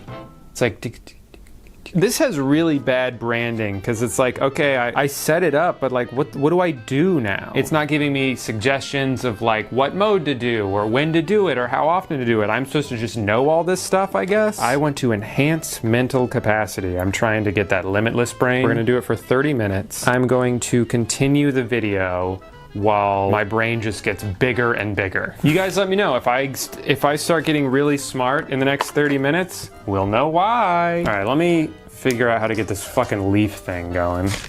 Put on torso, find the edge of your ribs. This blurry ass photo is all I have to go off of? Oh, I'm stuck. I'm just gonna say it goes right there, and it's cold. Why do you need my location? So this is like completely dead? Never mind, I can't get it to work until it charges. So should have opened that box earlier. You know, I guess in the future, maybe instead of unboxing everything on camera, I'll unbox it beforehand so I can charge it first. Hey, wait, that's a pretty good idea. Did I only think of that because I got this fucking thing on my head? I really am smarter now. Just gotta grab these. This one and two leaf on top of that, and this guy, and then that's the wrong plug. This there. Don't forget one. And now I can relax. All right, let's talk about the leaf. I'm not gonna wait 8 weeks to see if this starts making a difference. I'm gonna return it now. I think it's awfully convenient a company that charges you a monthly fee wants you to be extremely patient with their product. Please pay us at least 3 times before sending it back. And it's not because I think this is a piece of junk. Honestly, it does exactly what it's advertised to do. It tracks your HRV, your heart rate variability, a metric that I had never heard of until it told me about it. And it guides you through these like timed breathing sessions in order to increase the number, because the higher the better, I guess. At least if you Google HRV, it'll tell you it's a big predictor for future health. If the number's high, you'll live forever. If it's low, you might as well dig your your own grave now. But upon further research, it seems like there is some debate about what the number actually means. Some people believe everyone just kind of has their own baseline level, and the value in tracking it is simply that when the number starts to trend downward, that can be a sign of a lot of added stress in your life, or even that you might be a couple days away from getting sick before showing symptoms, which is actually really interesting. But anyway, while I'm not 100% sure what to do with the number it gives me, I do know that having an app that I can open up at any time that'll show me how close I am to allegedly dying is probably the worst thing for my mental health. It's kind of like when I first bought an Apple Watch a few years ago and I started obsessing over my heart rate, because up until that point I had never had a device that could track it for me. So then I spent the next few months worrying about how high it was and what that might mean for my health, until one day I decided to just stop looking at it, and then can you guess what happened? It went down. I was causing the problem that I was stressing about by stressing about it. So I'm not gonna make the same mistake again with this thing, although it would be unfair for me to judge them because of that. That's my own issue. So let's say hypothetically I were to keep using this, what would that experience look like? Well, for starters, I would have to tape this device to my chest every day. I have to feel this cold, sticky tape on my torso, what, for the rest of my life? And then when I run out of tape, I'm gonna have to buy more? I'm not gonna do all that. Also, there is a massive flaw with this device, which is that it is touch activated. By tapping it, you can initiate an automated breathing session where it vibrates super hard on your chest for like 3 minutes. I wore this thing for a day and a half. I must have accidentally activated that thing like 25 times, 10 or so of which were while I was asleep. And it kept waking me up. And maybe you're thinking, Drew, surely that is a setting that can be turned off. No, it's not. If I want to use this thing to track my HRV in my sleep, I just have to deal with the fact that it's gonna wake me up a bunch. The funniest thing about this to me is that I used another app to track my sleep quality. So this right here is me just going to bed normally, no devices, just raw dogging sleep. And this is the one and only night that I wore the leaf. Not only did my sleep score go way down, probably because I kept getting interrupted, but my heart rate variability got cut in half. That is the one thing this device is supposed to improve. So I'm thinking, like, what's the end game here? I keep using this device for weeks and hope that that number keeps improving until it gets back to where it was before I started. And then when that finally happens, I decide, gee, I guess I can't live without this device. I guess I'll keep paying them $99 a month forever, because as far as I can tell, there's no way to opt out of the coaching they automatically signed me up for when I bought it. Which also, like, what do I need coaching for anyway? The app tells me how to do it. She didn't even get my name right. Hey, Andrew. If HRV is important to you and it's something you'd like to be able to track, then I would recommend getting one of the many devices out there that will track it for you and that you don't have to tape to your chest. And even though all of these devices are more expensive than $99, after a couple months, it will be the same price. And then every month after that, it will be another $99 cheaper, and so on and so forth forever. Who thought of this business model? And why are they not in jail? Now, if you'll excuse me, I have to go put that in a prepaid envelope. All right, this is gonna be the most positive segment of the whole video. I think the Call Me Go is a pretty okay product. I will not say it's worth $200, but that still makes it the cheapest out of all the products in this video when you consider the fact that you don't have to subscribe to it. I finally figured out how to use it, even though they never answered my phone call. Basically, you just breathe into it until it vibrates, and that means you've exhaled long enough, so then you breathe in, exhale again, so on and so forth for a couple of minutes. Thankfully, I haven't had a panic attack since I got this thing, but the next time I do, I will definitely try to use it and see if it helps at all. Well, the rest of these products have the promise of this sort of silent, long-term effect that you're supposed to just trust is happening and hope that in like 2 months that maybe you might feel some slight difference. They don't do anything to help you if you have a sudden onset of anxiety. This is something that at least has the potential to give you some immediate relief. Again, there are plenty of free ways to accomplish the same exact thing. There are YouTube videos with breathing exercises. You could even just like time how long this tells you to breathe in and out and then next time count out loud yourself. So I'm not gonna say $198 is some great value for this, but does it do what it's supposed to do? Yes. I can see the practicality in owning one of these. Well, I hope you guys enjoyed that because I have nothing else nice to say for the rest of the video. You meowed at the door to come in, and then I let you in and I closed the door and now you want to get out? Too bad, you're trapped. My favorite thing about the Apollo is how cumbersome it is to wear on your wrist because it has to go on the bottom, so it gets in the way of everything. Luckily, the solution is to wear it, that's right, on your ankle. So now every time I walk outside my house, my neighbors do a double take and then sprint in the opposite direction. I didn't commit a crime, Beatrice. I just have trouble focusing. So I've been sleeping with the Apollo and the Neo Rhythm. I've done different combinations. Some nights I'll only wear one. Some nights I haven't worn either of them. Actually, the very first night I had this on my head, which I thought was super uncomfortable. And then I found out you're supposed to put it under the pillow. So that's probably the dumbest I've ever felt. Though it's not like they said that in the app. I had to find that out from a random YouTube video. And if I hadn't found that, I would have just kept putting it on my head every night. But then hold on, and I know this may be a stupid question, but can the electromagnetic pulses even make it that far? Like, I still don't really know how this thing works, but how far do they actually go? Not to brag or anything, but my pillow's pretty thick. Can the pulses go all the way through it? They give you this little magnetic tester that beeps when it's on, which I think it's funny that they feel like they probably have to prove that this thing actually does something, and that's why they give it to us, but that's besides the point. But how it works is that you can only hear it beeping if it's right up next to it. Even if I'm like an inch away, it stops beeping. So you're telling me it has to go all the way through my pillow and pillowcase and skull just to make it into my brain? Shit, what's to stop it from going over to my neighbor's house and getting into their heads? Guess the whole neighborhood's sleeping good tonight. Anyway, for me at least, it seems like it has no effect. As you can see, I am physically incapable of having medium quality sleep. I either sleep amazing or terrible. Just for the sake of being thorough, I'm gonna keep experimenting with these things for the next couple of months, and I'll let you know in a future video if anything drastic changes, but for the time being,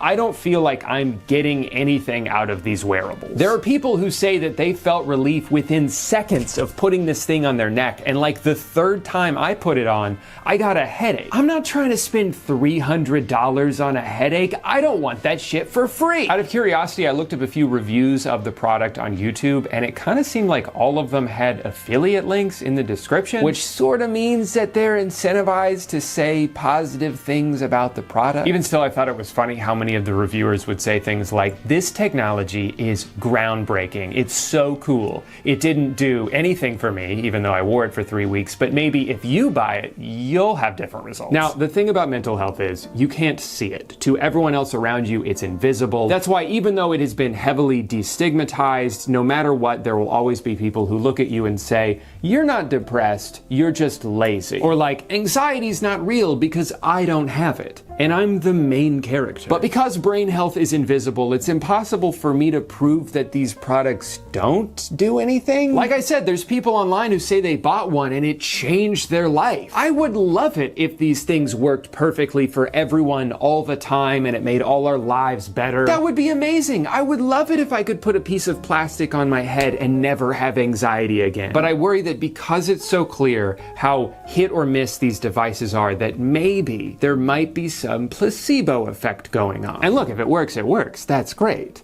for those people, right? Because if it is a placebo effect, that means for everyone who bought it and didn't get anything out of it, all it's done is made their lives worse because they still have anxiety, but now with $400 fewer dollars. What I will say is that I think there is legitimacy in just having something to focus on when working towards a goal. A lot of the time with mental health, it kind of feels like the only thing you can do is just wait for it to get better, or you end up in a depression loop where you don't have the motivation to do any of the things that may make you feel less depressed. That was a story of my life for like 2 years. So there probably is something beneficial just in scheduling a task every day. Maybe part of it is the task itself, and part of it is the sense that you're actively working towards something. Like, these things don't do anything unless you tell them to. So when you sit down to work and you're like, I need to be more focused, I could try putting this thing on my wrist and activating focused and energized heist mode, and then, you know, maybe I'll get more work done. And maybe on the other end of the spectrum, because I went into this so resistant and so skeptical, it's kind of my own fault that this didn't work for me because I wasn't allowing my brain to take on any change. It's sort of the whole I can't help you if you're not willing to help yourself thing. Although that's me really trying to give them the benefit of the doubt. Anyway, to recap my experience, I think the Mindy would be a bad investment for most people. I think the Leaf would be a bad investment for anyone. I think the NeoRhythm is a little too risky to try out yourself because it seems like a lot of people have no sensitivity to these kind of devices, and even if you want to return it for a refund, you have to spend upwards of $60 to ship it all the way back to Slovenia. I think the CalmiGo has a very niche use, but a use nonetheless, and the Apollo is probably the most overpriced product I've reviewed on this channel since the MoonPod. I doubt even the biggest believers in this wristband can honestly say that they think this is worth what it costs. It feels so light and cheap in your hand. Just yesterday, I got an ad for almost the same exact type of product. And I don't know anything about this one, but they were charging $90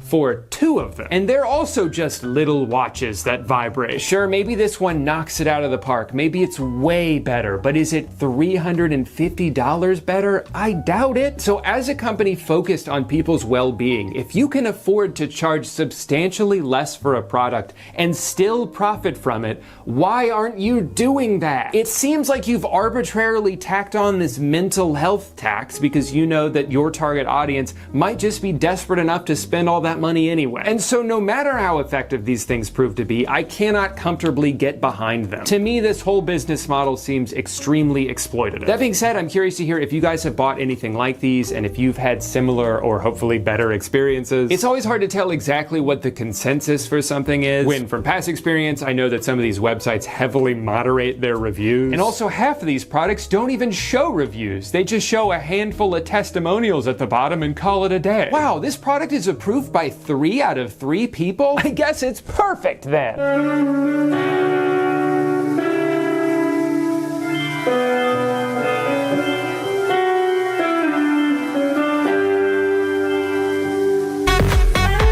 Thomas Edward Patrick Brady Jr., the greatest quarterback of all time. He's won 7 Super Bowls, set almost every imaginable passing record, and has made probably over $1 million or something like that. But what I find truly interesting about Tom's story is that he isn't that special of an athlete. It's not like he can throw the ball further than anyone else, and he's probably the slowest player on every team he's ever been on. Giannis Antetokounmpo is superhuman. JJ Watt looks like if a muscle came to life and started talking. But on the surface, Tom just kind of looks like a guy. In fact, he's so unassuming as an athlete that almost 200 people were picked ahead of him the year he was drafted. And he played longer than every single one of them. In many ways, he got better as he got older. His face changed shape like 6 times. Everything he's doing defies all logic. So what the hell is his secret? Is he a cyborg? A time traveler? Was he an experiment created in some kind of football laboratory? Or is all of his success attributed to his famously specific diet? This dude hasn't had sugar in like 14 years. No wonder he's able to pull off the impossible. I had a toaster strudel for breakfast and now my tummy hurts. But why am I making this video? Well, because a few days ago on February 1st, Tom Brady finally retired from the NFL, which means someone has to take his place.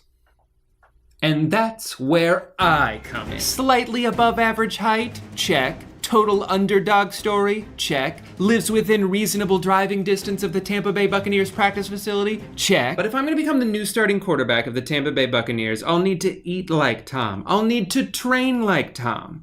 At least for about a month. That should do it. So starting on February 14th, the day after the Super Bowl, because I'm probably gonna eat a lot of crap that night, I will begin my transformation. But first, I have to prepare. Like a lot of mega popular athletes do, Sweet Thomas has very much turned his identity into a brand. It's called the TB12 method. He has 2 books about it, he has his own recipes, his own workout gear, and supplements, and hats, and podcasts, and training centers, and Vital Fit tart cherry. Congrats, Tom. While this chapter is closing, the best is yet to come. You know, I hate to say it, but I don't think that's true. Some people just peak early in life. There's nothing wrong with that. You think anyone's gonna give a shit about me in 20 years? Hell no. I gotta savor this while I can. So this says get started, but then there's so much shit here that I don't even know where to begin. Oh wait. Yeah, I do. I'm getting the Big Tom. Tom Brady drinks 200 to 300 ounces of water on active days. Jesus Christ. I feel like I'm gonna have to get a second bladder surgically inserted into my body if I drink this much water. Oh, here we go. They have starter packs. Here's what people are saying. But it's not customer testimony, it's just their employees. No biases here. Guys, people have been raving about my YouTube videos. Don't believe me? Just ask my mom. You know, I am actually wondering what Brian thinks. Hey everyone, Brian Hart here, body coach down in Tampa Bay. By far my favorite product that TB12 has is the TB12 electrolytes. Helps me stay hydrated, gives me energy, prevents muscle cramping, tastes great. Does it? I saw that eye roll. Believe me, this stuff is awesome. TB12 plant-based protein, right. TB12 omega. Okay. One of the products that I really have loved recently is the TB12 sleep. And I don't really struggle to sleep or go to sleep. This stuff is amazing. I don't need it, and I've never actually taken it before, but Tom said I had to throw in a fourth thing, and so I just picked one randomly. I wake up every morning feeling awesome after I take that TB12 sleep. Yeah, I can tell. You're like a ball of energy. Feel free to go to tb12sports.com. What a coincidence. That's a website I was already on. Oh, I guess I should probably just get the Tom pack. Sorry, Brian. In his honor, I will at least get his favorite flavor of electrolytes, and I will think about you every time I drink them. Okay. So it's $200, and that's just the first page. Gonna be another $216 just for the equipment. That at least seems more reasonable. What was the other one? Vitamins and protein powder. And I'm supposed to buy that every month? Well, it's a good thing I'm only doing this for one. Oh, you have to subscribe to it? But what if I don't want to? Why is it $600? I got the Tom pack. The starter home gym pack should be $425, and it is $600. What the fuck, Tom? I mean, yeah, I have the water bottle in here too, but that's only $65. Oh, I see. Once you go to check out, they sneakily raise the price of the exercise equipment by $111. That's cool. No, I get it. I would do the same thing if I was the worst. You know what though? I have to suck it up. I'm trying to change my life here. I want to live to be 300 years old, and you can't put a price on that. So I guess I'm already out $600. And I haven't even bought any food yet. It's funny, I've always heard the main criticism of the TB12 brand is that it's overly expensive and inaccessible to the average person, but I actually think we're off to a great start. Oh my God, I still have to buy the book. I almost forgot. They're sold out on the website, so I have to settle for an acceptable used copy from Amazon. Would I like to spend half of that on a new copy? Of course I would. But then I won't get it for a month, and I'm trying to start this diet in a few days. What are you gonna do? Before I forget, I should also go ahead and cancel my subscriptions while I'm here. Luckily, they've made it as difficult as possible by making you do one at a time. Hello. My first impression when I saw this in front of my door was that this box is way bigger than I thought it would be, and then I remembered I bought the Big Tom. So I'm picturing that that's pretty much taking up most of the space. It's just like a giant fat water bottle, and then everything else is just pushed into the corner. Forgot my box cutter. I'll be right back.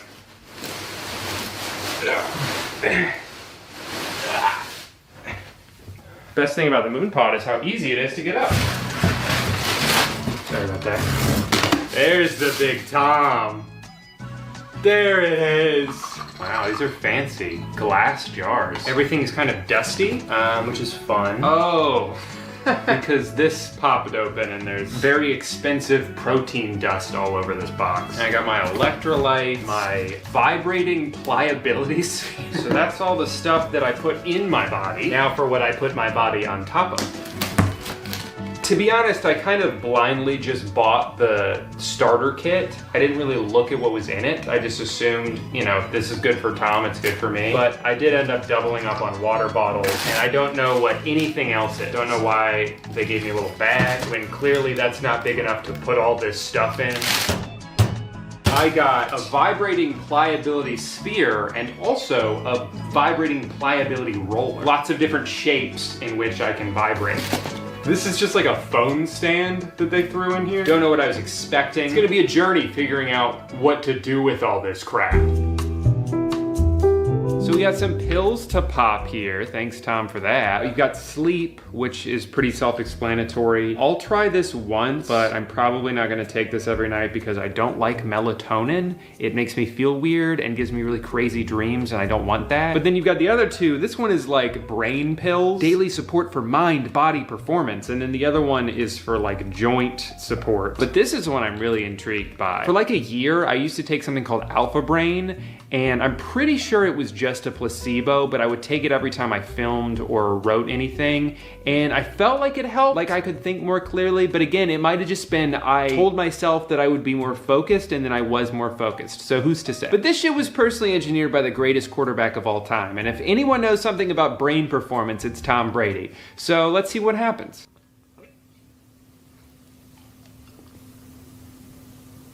I don't know, I didn't really, whoa! What's going on? I have so many thoughts. I think I'm finally using 100% of my brain, just like Bradley Cooper in that Limitless movie. Oh my God, the ideas. I can't stop them. Hey, sorry to bother you. I know you're at work right now, but I had to call you. I just thought of a new invention. Silent ice. It's just like regular ice, but it doesn't make any noise. I did it. I finally finished my book. Wow, what a productive day. I even managed to move my couch into the middle of the room like I've been meaning to. Well, I guess I'll go ahead and hit the hay. Never mind, it has been 4 minutes. I don't really know what to say about the supplements because I've taken them a bunch now and I kind of feel the same, but I've also been taking multivitamins every day for several years and those don't make me feel any different. So does that mean I should stop taking them? It's hard to judge something that is supposed to have this like silent effect on your body. So they may not actually do anything, but at least they're very expensive. The best thing about them though is that they don't taste like anything because you're also supposed to drink these electrolytes every day, multiple times a day, first thing you do when you wake up. I excitedly tried the lemon one first, and let me just tell you, it is one of the grossest things I've ever tasted in my life. Tastes great. It doesn't taste so much like lemonade as it does lemon pledge. I did actually just notice today that they also sent me the same thing but in packet form. So I'm pretty sure there's like a powder instead of something that's already a liquid. Maybe that'll make it taste better?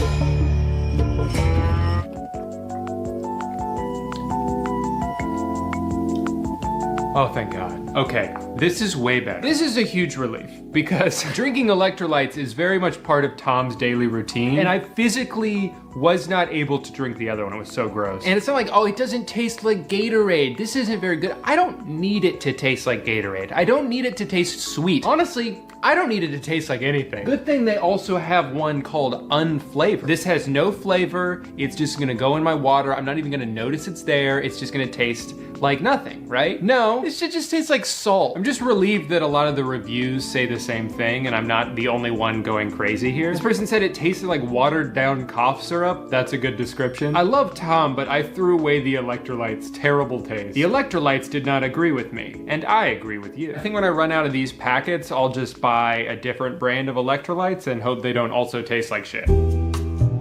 As previously discussed, Tom Brady loves water.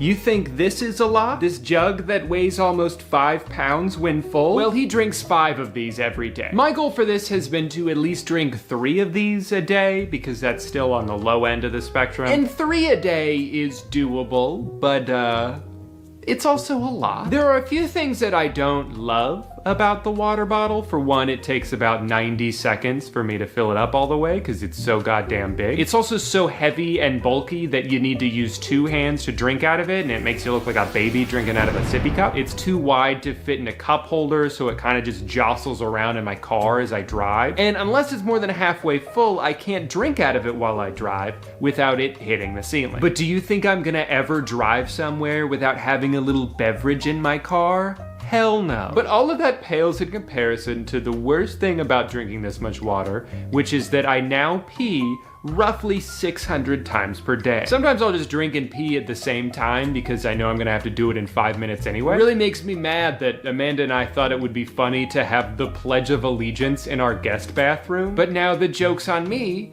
because I have to recite it every time I go in there. I did the math and I don't think I've gone an entire 2-hour period without having to go to the bathroom. And that made me realize that Tom Brady pees his pants. It's not like they have a bathroom on the sideline. It's not like you can call a timeout to do a potty break. This legend, this sports hero, has been running around on the field with piss in his uniform. Gross! I looked up to you, man. Anyway, sorry to be the bearer of bad news, but someone had to say something. This book's not too crazy. A lot of the stuff I had heard before, like how he was born on a spaceship and came out the womb holding a football. But the thing that's weird about this is, like, this is supposed to be the Tom Brady Bible. But there are things I've read online about him that contradict some of the stuff I've read in here. Like, apparently he doesn't eat nightshades, peppers, tomatoes, but then there's recipes in here that include those things. He's famously on a plant-based diet, but almost all of the recipes have meat in them. So maybe this book is not as all-encompassing as I hope. It might be because they didn't want to include every restriction here so as to not scare people off. Or maybe it's that some of the things Tom Brady believes in aren't actually backed up by science, so they're like, hey, just because Tom does that doesn't mean you have to too. You know, I've read a bunch of books like this before. A bunch. I've read like 2 books like this before. And the funny thing is, I feel like I always agree with almost everything they say.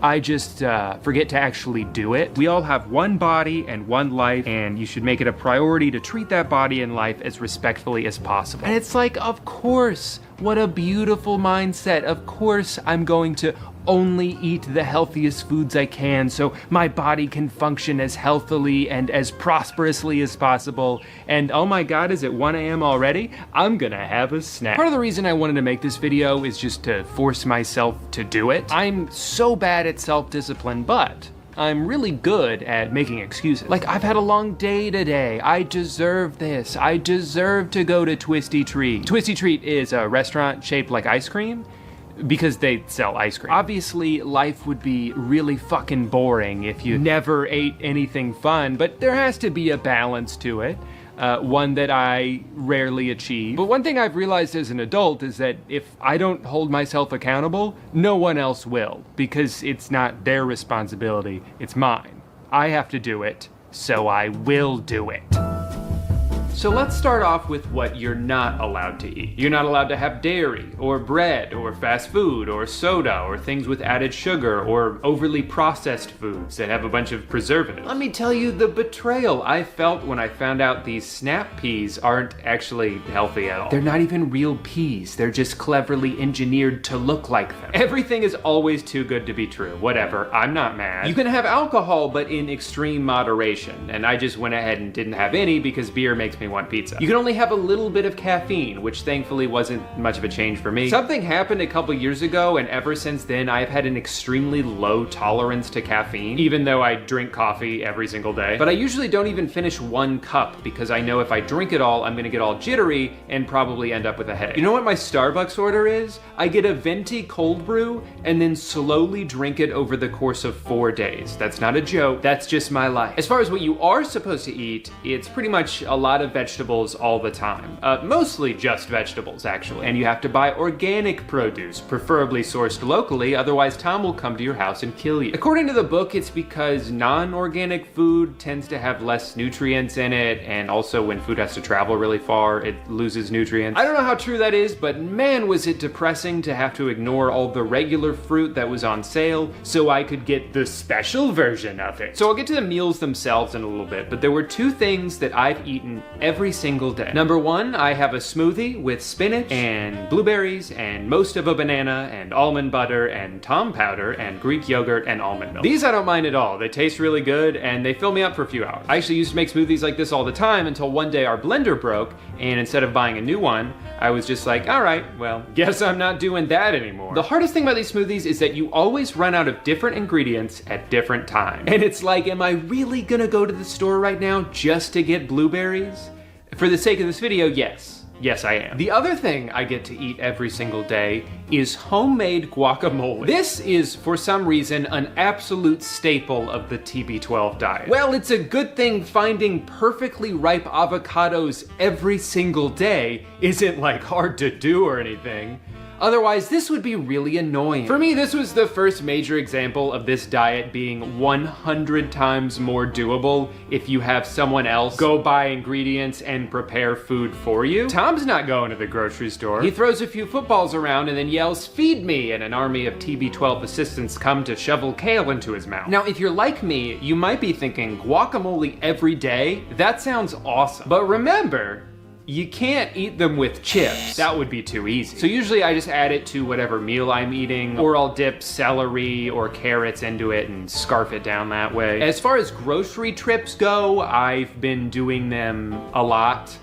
Basically every 2 to 4 days. I probably could have consolidated some of these trips, but I get overwhelmed when my grocery list is way too long, so I would split it up into smaller trips and only get like 1 or 2 meals at a time. And I will say the meals in this book are all pretty good. This salad is stupidly easy to make, so that's been a go-to for me. The cauliflower you make with this salmon is fucking great, so I don't even mind the fact that you have to eat like 12 pounds of it every time. And the chicken and lentils recipe is really good too, although the Dijon mustard flavor can be a little bit much when you're having leftovers, and at that point, it has soaked into every single ingredient. I even got to make my own hummus. That was pretty fun. So really, I have almost nothing but good things to say about all of these recipes, except there is the one. I tried making one of Tom's famous fish taco bowls and everything went wrong. The cod completely fell apart as I was trying to cook it, so it was basically ground fish.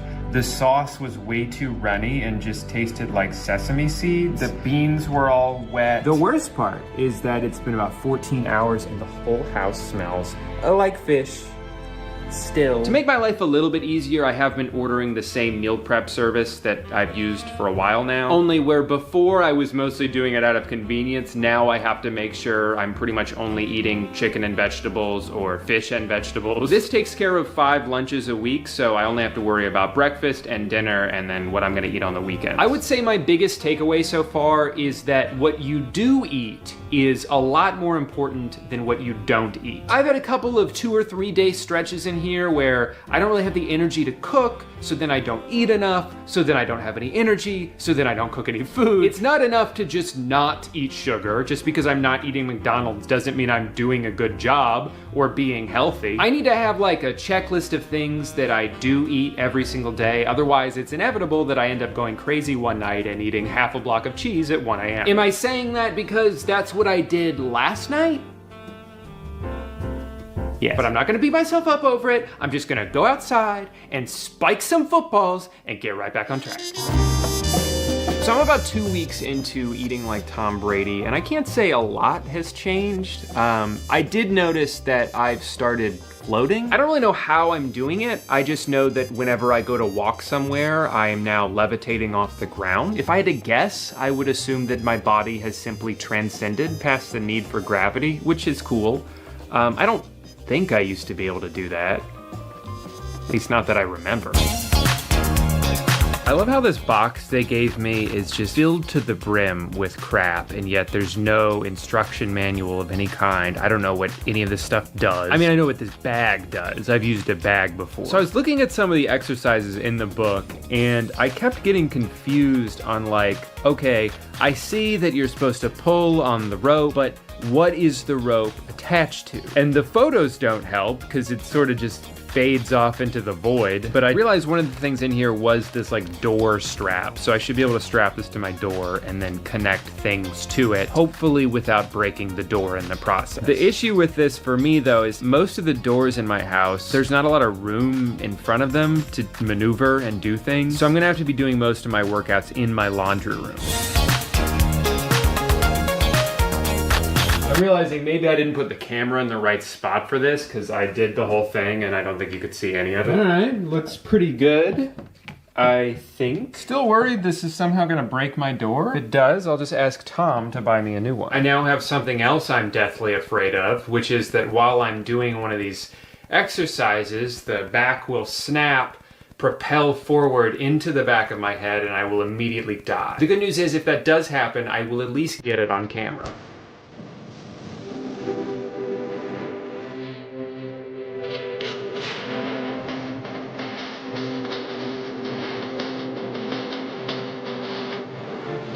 I should probably clue you in on what's going on here. So something that seems to be unique to Tom's workout is his emphasis on pliability. And I'll let him explain it for me. Pliability is at the core of the TB12 lifestyle. Use a TB12 vibrating pliability roller or sphere to target the muscle groups you're using. So basically, before and after every workout, I gotta roll this thing all over my muscles. There are two parts to pliability. Active muscle work, active muscle work, active muscle work.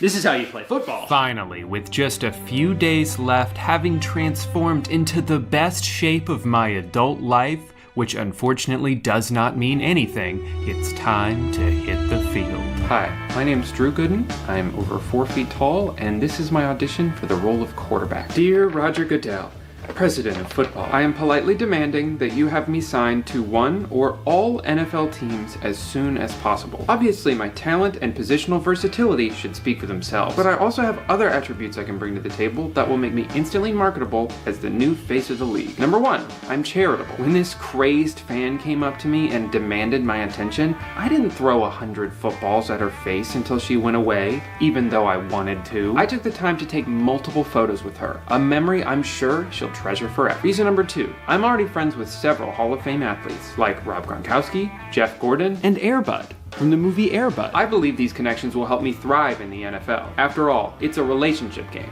not a football game. Reason number three, I think I could do a touchdown dance. And the final and most important reason why I should be immediately given a lifetime contract is that I am desperate for money. Over the past month, I have spent all of my life savings trying to do the Tom Brady diet, and now my house is being foreclosed. Not to be nosy or anything, but I saw how much you're giving some of these other guys, and I decided, can I have some? I'll do any position. I'll even be punter. Please let me play. Anyway, I hope you consider me for the role of quarterback. Have a wonderful day.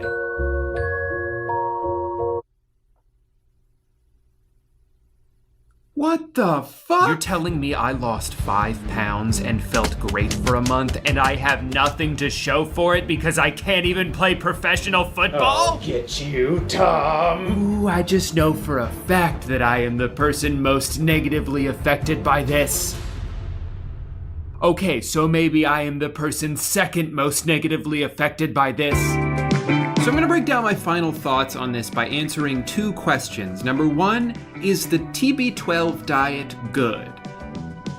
Yeah. With the exception of the one disaster, all the meals were tasty and they got easier to prepare the more I made them. And a lot of the restrictions are easier to pull off than it seemed at first, as long as you don't think about what you're missing out on. Like, it's really daunting when you start off and you think, oh man, I can't have this or this or this. But then you get going and you're just focusing on the food that you are making and you realize it's been 2 weeks since you thought about pizza. I'm proud to say I only cracked twice. There was the cheese incident, and I also went to Taco Bell one day because I was kind of going through it. But I think it's good to at least have one meal every once in a while that you can look forward to. Otherwise, you're gonna lose motivation pretty fast. In hindsight, yeah, maybe I should have swung for something better than a 5-layer burrito, but at the time, it's all I could think about. Other than that, the meals were all just good enough to keep me from daydreaming about junk food. But the other question is, given the financial and time investment necessary to pull this diet off, how feasible is it? And that's a little bit trickier. It would be dumb of me to ignore the obvious advantage that I had while doing this, which is that I was able to put my job on hold for a while by turning the diet into my job. And even still, there were days where I'm like, fuck, it's 5 o'clock already? I don't want to cook. I just made food yesterday and now I gotta do it again? When will it end? And I tried to imagine what it would have been like to try to do this back when I had a 45-minute commute to my carpentry job, where I'd be lucky to get home before 6 o'clock and I'm tired and I'm sore and now I have to prepare this complicated ass meal. And whoops, our broccoli went bad. Should I go to Publix? No, I'm gonna go to Chipotle for the 3rd day in a row. You know what would be nice? If there were more convenient, healthy food options. The best I could find around me is a place called Fresh Kitchen, and it's pretty good, don't get me wrong, but the bowls are like $15.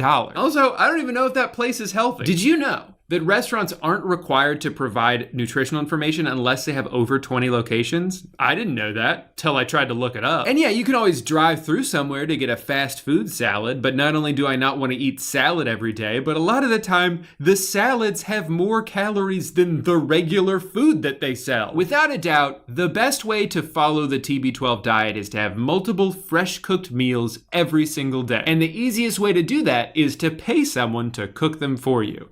But I'm not gonna do that And you're not gonna do that. So who the fuck is gonna do that? Following this diet is possible, but it's expensive and it's time consuming and you have to sacrifice a lot of convenience in order to make it work. And just like with all diets, you have to be patient. If you're hoping to lose weight, it could take 2 weeks before you even move the needle at all. So really, in the short term, there are almost no noticeable differences. Like I remember my dad asking me after a couple of weeks how I felt, and I thought about it and I was like, just kind of normal, I think. For some reason, I guess I thought, I'm eating all these superfoods. I'm gonna feel amazing. These omega-3s are gonna be coursing through my veins. But I realized it's more so just an absence of feeling bad. It's been a week or so since I officially finished doing the diet for a month, and I've tried not to stray too far from it since then, but I've loosened up the restrictions. Like the other day, I had a milkshake, and it was fucking delicious. It was so good. I don't regret it at all.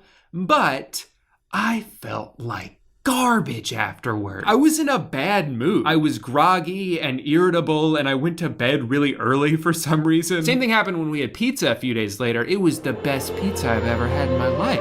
At least it felt like it at the time, you know how it is. But it also made me feel like shit. I was so full, but I was also really grumpy. I kept getting annoyed at everything. It kind of ruined my night. And when I thought about it the next day, I was like, I think I'm good on pizza for a while. It also gave me acid reflux, which made me realize that I had not had that for the entire month that I was on the diet. So now that I think about it, maybe I'm onto something here. So food good, diet good, but everything outside of the meals, I could take it or leave it. The electrolytes are disgusting. The vitamins cost like $2 a pill. The water bottle's nice, but you're essentially paying an extra $40 just to have Tom Brady's name on it. And I love the guy, but not that much. The exercise equipment was a pretty good deal as far as I can tell. I'll let you know if all that shit just starts breaking one day. But ultimately, for a lifestyle change as drastic and as costly as this can be, I wouldn't recommend starting it off by wasting a couple $100 on a bunch of the less necessary crap. Just save that money for all the fish you're gonna have to eat. I know there's probably gonna be a lot of people who watch this video and think, whoa, you went on a diet for a month? That's crazy. What are you, like a regular person? And that's fine, but I'm proud of myself for doing this. It's not that I don't normally pay attention to what I eat and try to eat as healthy as possible, but I'm certainly not very consistent about it. So every day that I would get through the entirety of without making any bad dietary choices, it felt good laying in bed that night knowing I did a good job. And the more I stacked those days on top of each other, the better I felt overall. And I also realized when I'm only having one truly bad meal every week or two, it makes it taste so much better, because I've earned this. I'm gonna savor this shit. Again, I know these are very basic human principles that a lot of people are gonna hear and be like, yeah, Drew, it is hard. Everyone struggles with cravings and making good choices. It's not like extremely healthy people were just born with a different brain and they never think about how good ice cream would taste right now. They just have better self-discipline than I do. Anyway, this is a diet that I've wanted to try for several years, and maybe it's a good thing that Tom pretended to retire for just long enough to make me actually do it, because if he didn't,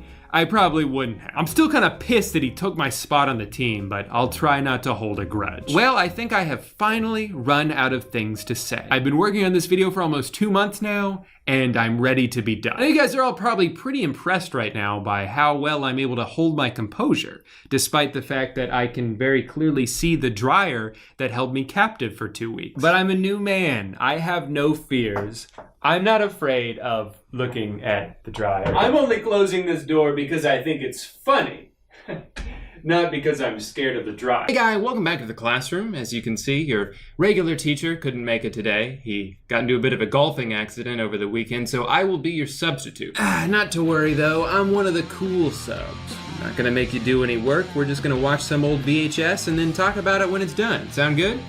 Cool. So this video was sent to me by Annabeth on Twitter, so thank you, Annabeth. It's called How Can I Tell If I'm Really in Love? And it's a surprisingly star-studded PSA from 1992. You've got a young Jason Bateman. Hey Mom, let me help with the dishes. His sister, Justine. How can I tell if I'm really in love? And also TV legend Ted Danson. Sexual intercourse. Who allegedly only appeared in this as an obligation towards his community service that he accrued from unpaid parking tickets, which I hope is true, because that's hilarious. It also makes a lot of sense when you watch him in this, because he can't wait to get the hell out of there.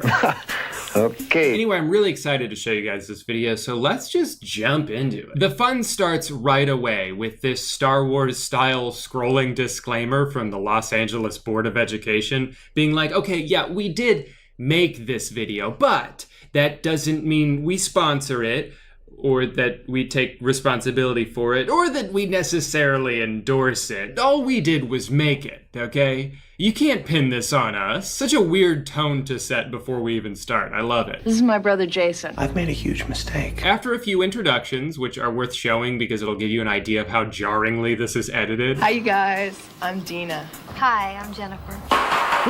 The most beautiful music starts playing. So this theme song is great for several reasons. One, it goes on way too long. It's like 6 minutes long. Two, the lyrics are absurd. They start asking all these questions, which I guess are supposed to be like unanswerable, except most of them have very simple answers. How do the stars know it's time to be? Okay. How does the sun know east from west? How does it shine from up above? And how will I know if I'm really in love? Like, I just picture this band in the recording studio bringing up all these questions. Before we start, you know what I've been wondering a lot lately? How do I know if I'm really in love? That's a really good question. I think it's different for everyone. I know when I met my wife. Also, how does the sun know to go that way? Okay, I'll get back to your question in a second. The sun doesn't move. We just move in relation to it. I'm not moving. No, I mean the earth moves. You know that, right? Please tell me you know that. Okay, Mr. Math, Science. But if you're so smart, then explain the moon. Explain what it is? No. How does it know what time it is? And what about the stars? How do they know? Yeah, does someone turn them on? What if they forgot one night? That would be so embarrassing. No, stars are giant balls of fire. We just can't see them during the day because it's too bright. Oh, from the sun. Yes. But how does the sun know what time it is? How old are you guys? 30. 37. Jesus Christ. All right, let's just finish the song. How will I know if I'm really? So after several more minutes of this. Trust. I didn't know love could be Honesty. I love the way that I'm feeling. Fun sex. And this. Only want to hold. The song finally fades out and you think, okay, the video's gonna start now. And then they transition right into another song that makes even less sense. Take it from me. Okay, if you say so. Had no one said anything? I hear you. The shirt? Fine, you got the old guy convinced. Of what? You know, you can stop this tape anytime you want. Oh, thank God. All right, well, that's gonna do it for today's video, everyone. Just kidding. As much as I already want to throw this tape into an active volcano, we gotta power through this because there's actually a lot of really valuable information in here about relationships, about sex, and I love that because every time they say something of value, the director immediately cuts to some kind of acid trip. I think guys have a lot of trouble talking about love with their friends because they have this macho attitude that they have to put on all the time. Okay, so I was thinking when this teenager starts opening up about his feelings, can you animate a giant cartoon face that's giving him a dirty look? Sure. Feel really, really good, like he can do anything. We need to show that we're listening to him. What do we draw? What about an ear? Genius! I knew I hired you for a reason. Well, that's a good place to start. No one has the final word, but together. Us and you guys. Uh-huh. Yeah, that's what together means. How can I tell if I'm really in love? I don't know. I'm in the dark. I feel bad for this girl Joanna because I feel like they edited her in this to make her look as dumb as possible. They put that clip in 3 times. In fact, here's a compilation of her entire screen time. A stepladder. A stepladder? I don't know. I'm in the dark. Improving his grades. I don't know. I'm in the dark. Rainbows and stars and all the fun things in life. I am so confused. If you really loved me, you'd have sex with me. You would if you love me, if you love me, if you love me, if you love me. Looks like we're starting to lose Ted here. Ted? Why don't we just toss this over here? Ted, we were going to talk about that. You know what? Let's just cut to another song. Oh, he was so TM, yeah, he was so TS. And he you slow down? Sorry, what was the one before that? You guys are going way too fast. Oh, I know that one. On the dick? Oh, out the door. That's a car, right? Okay, I was just asking. You guys got all that, right? Don't worry, you can just borrow my notes if you need to. Girls are supposed to stay virgins as long as they possibly can, you know? And for guys, it's different, you know? They're supposed to lose their virginity as soon as they can. Oh, well, then guys should just have sex with each other. So then we got a few more minutes of interesting observations, some good advice for young people. Well, you can't have a conversation with an ass. Let's see how long before things go off the rails again. It was love at first sight, but I was only 10 and he was 17. It's kind of stupid, but I was chasing these little fish and we just kind of knocked into each other. And I guess I passed out or something, but when I woke up, he was carrying me out of the water, and that's when I fell in love.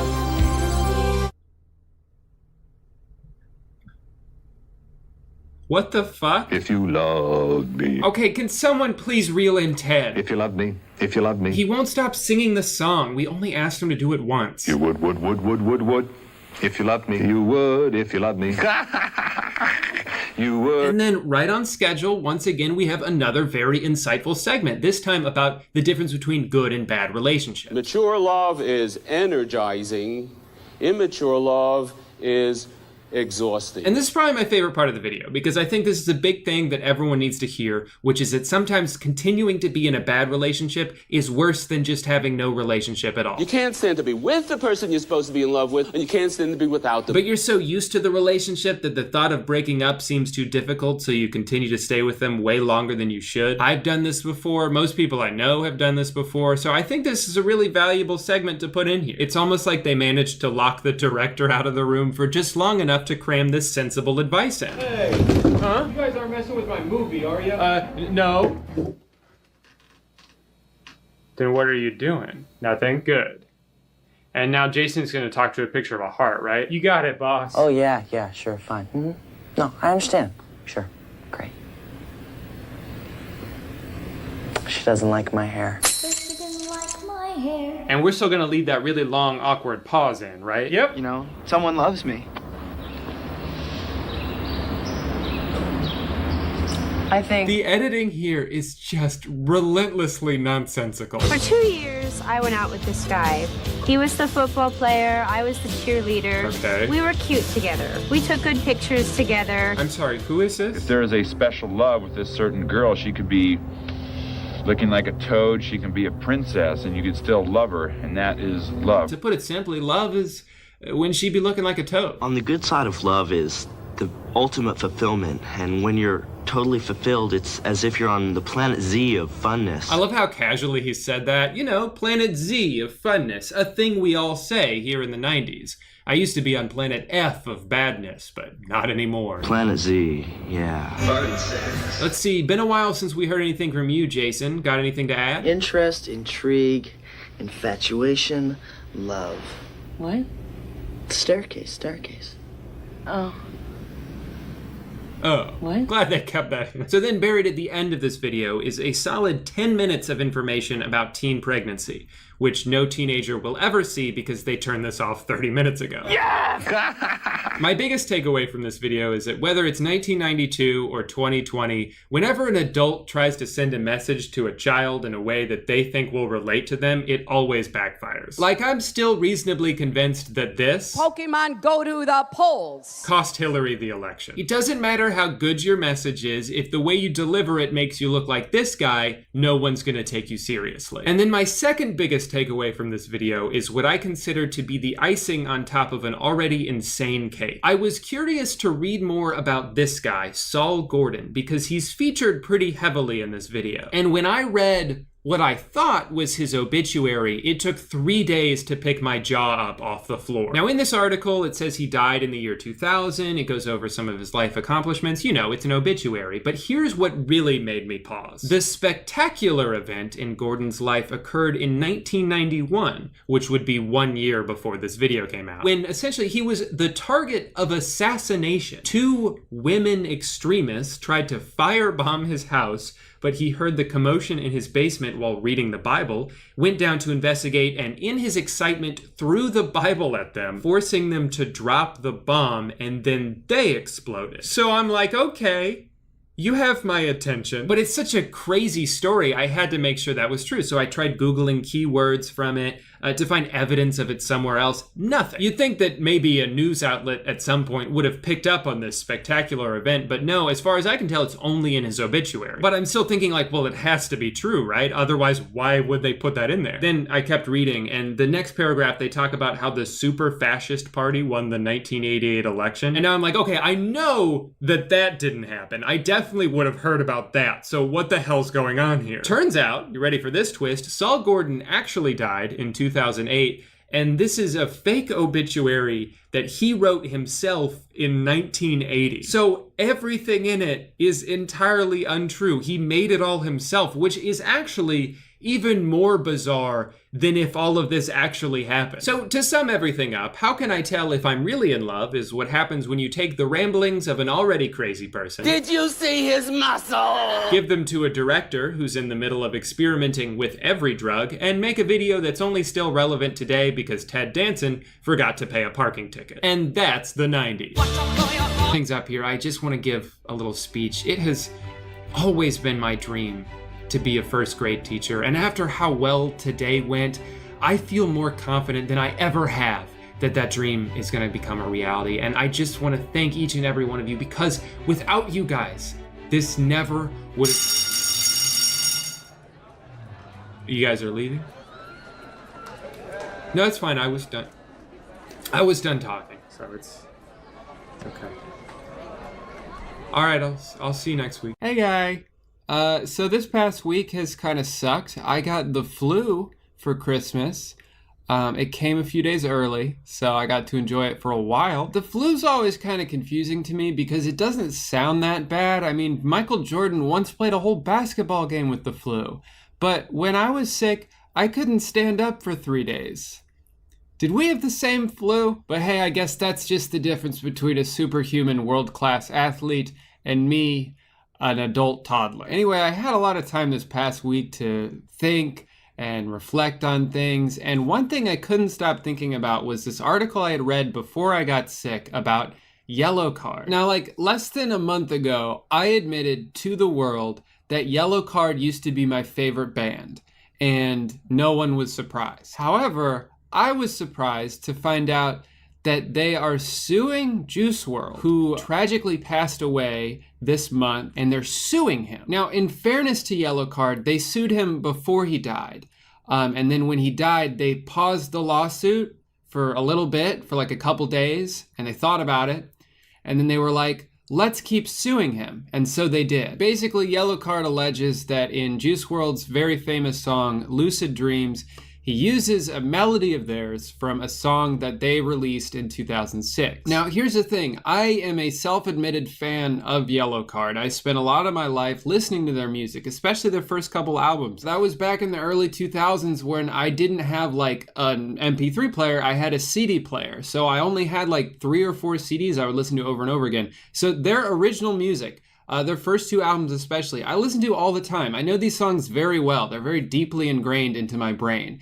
And when I heard Lucid Dreams, I didn't hear the song that they're suing him for allegedly ripping off. Accidents out on the highway to somewhere. You left me falling and landing inside my grave. Now, personally, I don't see anything super egregious here. It's obviously a very similar melody, but it's also extremely simple to the point where it's like, I don't think you can say that he couldn't have come up with this melody without hearing the Yellow Card song first. And that's actually probably going to be one of the trickiest aspects of the lawsuit for the band, is finding a way to prove that Juice WRLD did hear this song first and then blatantly ripped it off. As one of the articles covering the story put it, it'll be difficult to prove that Juice WRLD, who was 8 years old when the song came out in 2006, knew about it beforehand. I think the thing that I don't understand the most about these lawsuits is that, to me, there doesn't seem to be any loss involved. Like, no one was bumping Yellow Card's 2006 album like, oh yeah, this shit slaps, I will buy this album.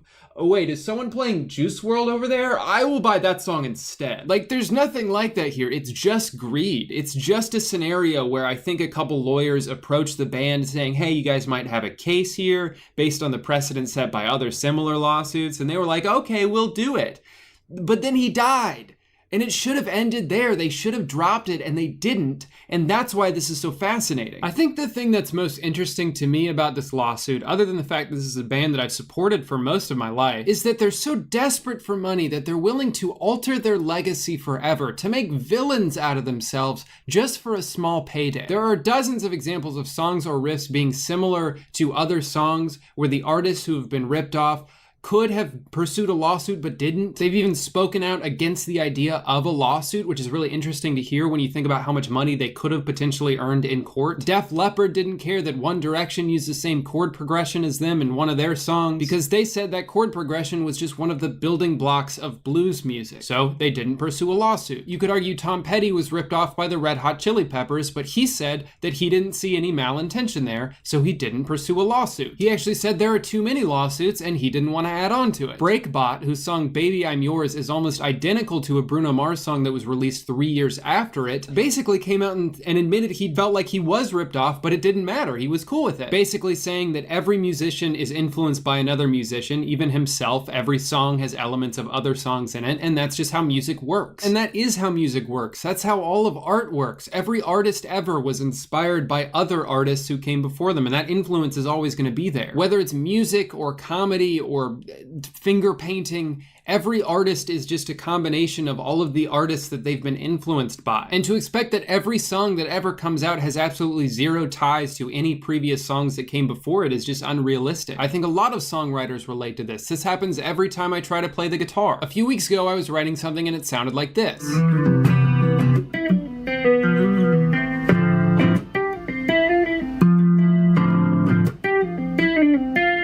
And I was like, cool, awesome, I like the way that sound. And then a few days later, I was listening to Hail the Sun, and I realized that the riff I wrote is extremely similar to a riff in one of their songs.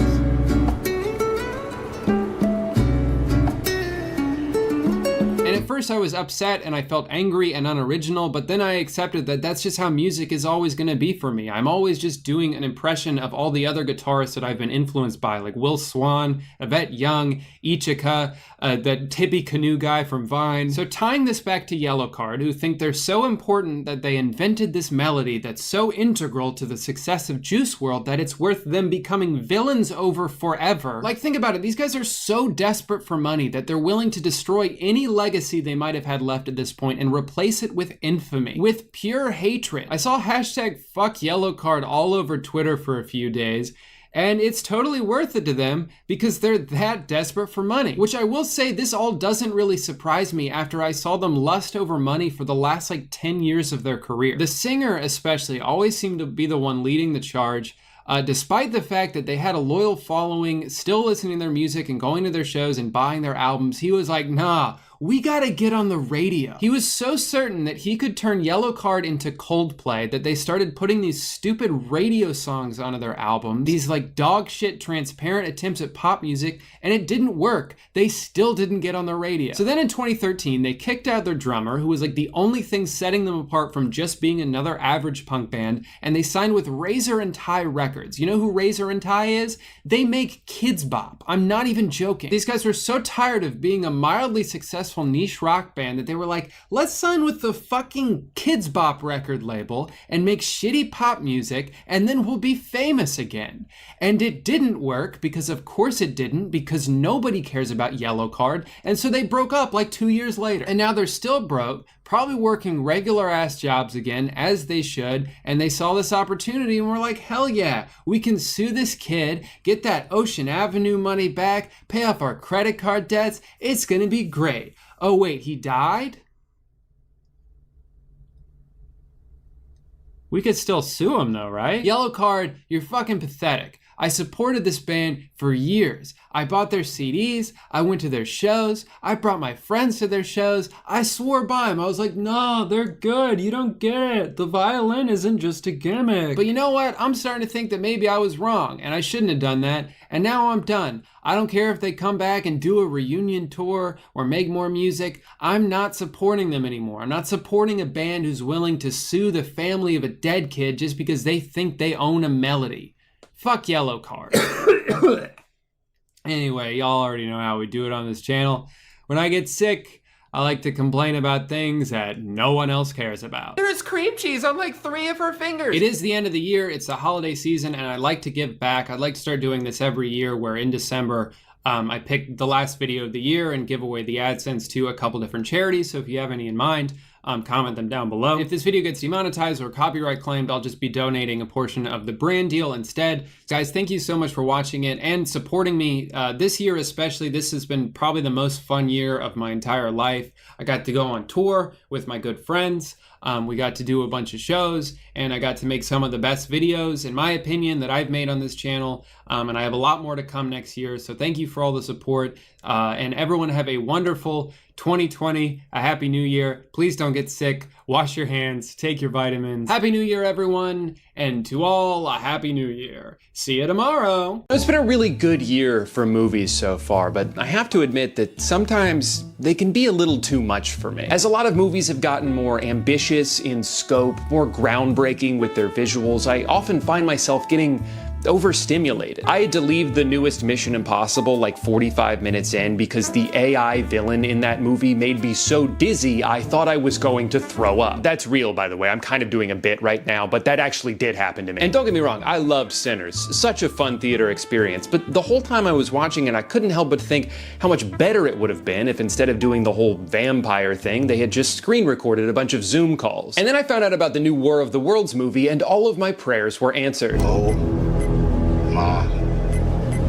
War of the Worlds is Amazon's take on Steven Spielberg's take on the H.G. Wells novel from 1,000 years ago. And I say Amazon and not Prime Video because where a lot of Prime content is made with a noticeable production value, this movie feels like it was made in an Amazon warehouse. No, Mark, no! It's also kind of an ad for Amazon, but I'll get to that later. The main character of War of the Worlds is Will Radford, who works for the Department of Homeland Security as a surveillance and threat assessment expert, which certainly makes it sound like we could be in for an exciting movie here. In reality, all Will actually does is sit at his computer all day watching drone footage of Washington, D.C. I think the conceit of the movie was, okay, what if Jason Bourne worked from home? Sorry? And he was played by Ice Cube?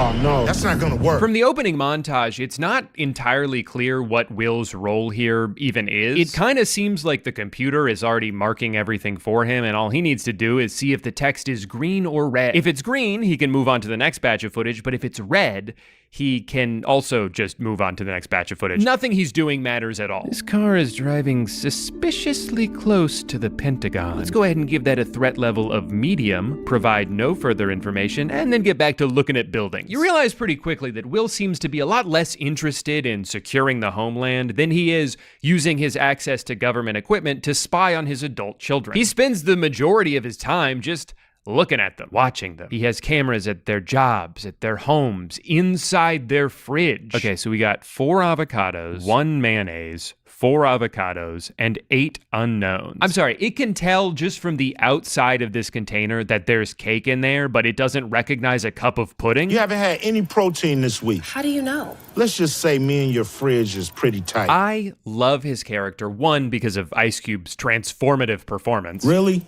A muffin. What are you thinking? Jesus, Dad, how many times have we been One through hard-boiled egg. But also, I like that he doesn't seem to know why his family doesn't fuck with him. Hey, Pops. I'm not your daddy, man. Sorry. He finds out his daughter didn't invite him to her baby shower. What shower?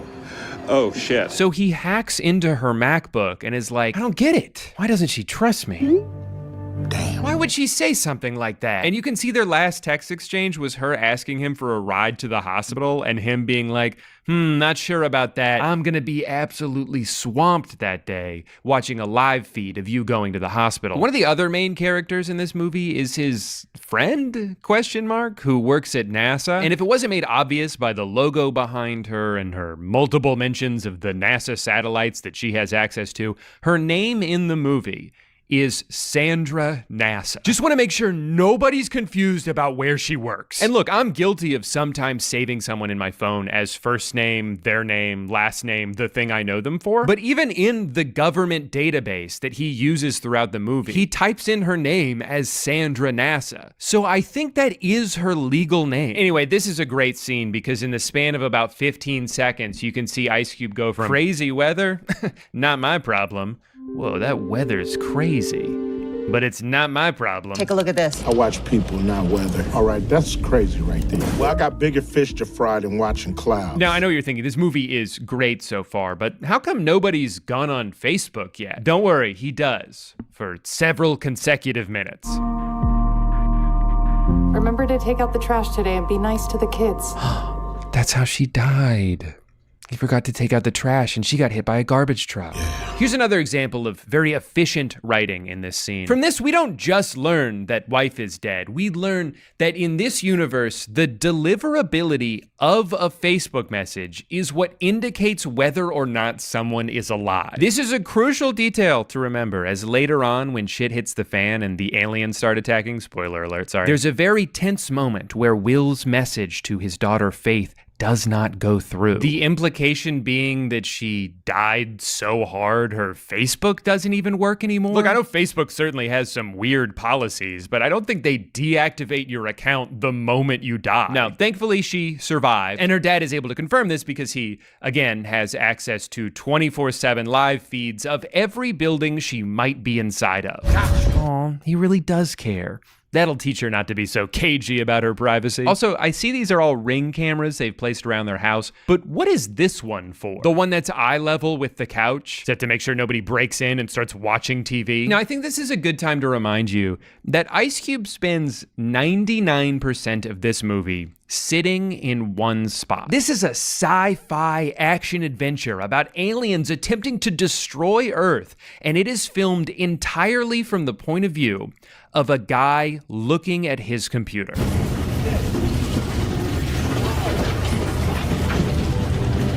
You could make the argument that there's no point in even trying to make this movie if you're not going to actually film any of the things that are supposed to be happening in it. And I'd almost be inclined to agree, but have you stopped to think about how much more work that would have been? Ugh. Watching someone's facial expression change slightly while looking at a bunch of desktop notifications accomplishes the same exact thing. It's terrible. Like even when meteors are hitting the Earth, aliens are coming out and shooting people, we're still not really watching any of those things. We're just watching Ice Cube react to those things.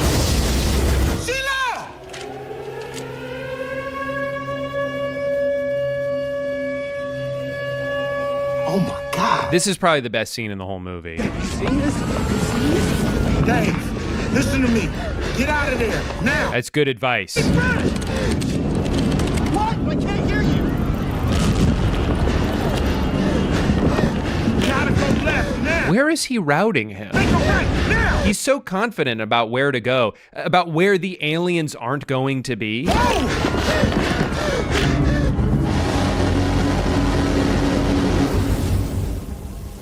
Oh no. My son died from explosion. When is this week gonna end? Thank God.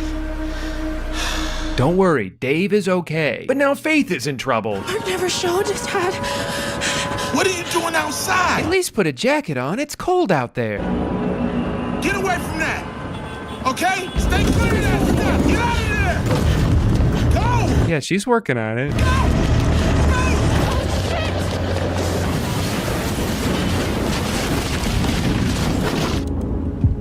He has access to her heart rate? Why didn't he just check that earlier? How are you? How's the baby? They come. Your heart rate is way too high. 105? That's not that high, especially considering the situation they're in. She just sprinted away from an alien laser beam. If anything, it's kind of low. She's freaking calm right now. Oh, cool. We're moving from the computer to the phone. All operators are busy now. The world is at war. I'm coming. Gross. Here I come. Hey, at least he's finally about to go to a more interesting filming location. Damn it. Lockdown. Never mind. The door's locked. My daughter's in danger. I have to go help her. You know, on second thought, I do kind of like this chair. Okay, I'm coming. I'm coming right now. Gross. Quick as you can. I'll open it for you. Hurry up, baby. Faith, you're gonna have to get your ass in gear, man. This is some pathetic effort I'm seeing out of you. Hurry, you're almost there. Keep moving. Just a little bit faster. Good news, she was able to make it into a car that's leading her to safety. Bad news, it's a Tesla. You think you have more power than you really do. You think you have the power to have saved Mom? Classic infuriating movie trope here, where one character has vital information that would help everybody, but the person they're trying to communicate it to won't listen. Son, I need to talk to you about something. I don't have time for that right now. Dad, okay? This is important. I have information I think you might want to know. Not nowadays. The government... No. I don't want to hear nothing you have to say. Dad, listen! I gotta go. There are so many jump cuts in this movie, it's actually insane. Like, I think they just filmed every line individually and forgot they needed to account for conversational timing. So then they had to fix it by putting all these cuts in that you can't do in a movie. YouTube video? Sure, do all the jump cuts you want. But you gotta raise your standards a little bit if you're Universal Pictures. Now, to be clear, I don't blame any of the individual editors for this. In fact, I don't know if I could imagine a more difficult editing task than to have to make something comprehensible with the source material that they were given. Essentially, Amazon gave these two people a photo of a green screen and a handful of Ice Cube reaction shots and said, make a movie. And technically, they did, because we're watching it. Sometimes I wonder, though, if they even knew what was going to be on the computer when they filmed, or if the plan was just get a shot of Ice Cube looking concerned and then we'll figure out the rest later. Because not only do they reuse shots like crazy, but there's times where something so inconsequential happens that it feels like it was just shoved in after the fact. All right, time to fly this drone. Oh, wait, I can't. I could earlier, but now I can't. I need a level 5 password. So I'm gonna DM someone else in the government and ask for a level 5 password. And now I can see the drone. What a fun obstacle to just throw in for no reason at all. Did it make the movie better, or did it just make it longer? Our forces are positioned and ready to engage right now. What do you think, Mr. President? I see no other option to initiate this war of the worlds. He said it. He said it. There are too many of them. What are we going to do? We're going to initiate a Star War. China and the U.S. have joined forces in what is an unprecedented collaboration. On the Song of the Summer. The world's governments have finally put aside their differences in an effort to protect the home planet. Who is saying this? Who is talking right now? Such a heartwarming sequence here, a real glimpse into what life might be like if we all just got along. And the best part is, we get to watch Ice Cube watch it happen. Got him. Took your ass out, huh? Take your intergalactic asses back home. Meanwhile, Faith isn't doing so hot. She's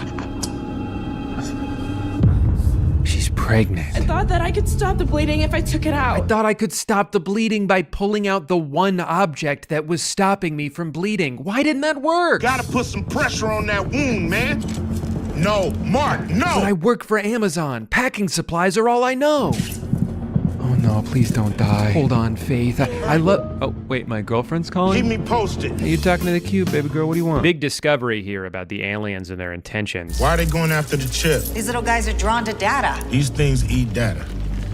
Exactly. Wait a minute. This whole attack is just a big diversion to get those tripods to the data center. And those tripods are just Trojan horses to get those little bugs into the server. I feel like I have to point out that that's not how Trojan horses work. A Trojan horse is when you sneak something nefarious inside of something that appears harmless, so the people you're trying to attack let their guard down. I don't think that quite counts when you're talking about a 50-foot walking laser beam. Guys, a giant robot's destroying the city. How fun is that? I just hope there aren't a bunch of smaller robots inside of it who try to steal my Facebook memories. Oh no, my Facebook memories! I never should have trusted you. No. Remember to take out the trash today and be nice to the It's so sad. It's like she's dying all over again. And how is he going to remember to take out the trash now? Kind of seems like he already forgot the part about being nice to the kids. Jesus, Dave. Dad! I love how often in this movie, Ice Cube exasperatedly takes off his glasses, only to just have them back on immediately in the next scene. Also, in case you didn't pick up on the insane plot twist here, turns out the aliens aren't here to take over the world, they're here to eat our data. We are in utter chaos without our most precious resource, our data. And because of the internet, we have a whole bunch of it. Collecting data. Oh, man. The clues were there all along. Look how hungry that robot is. Shit.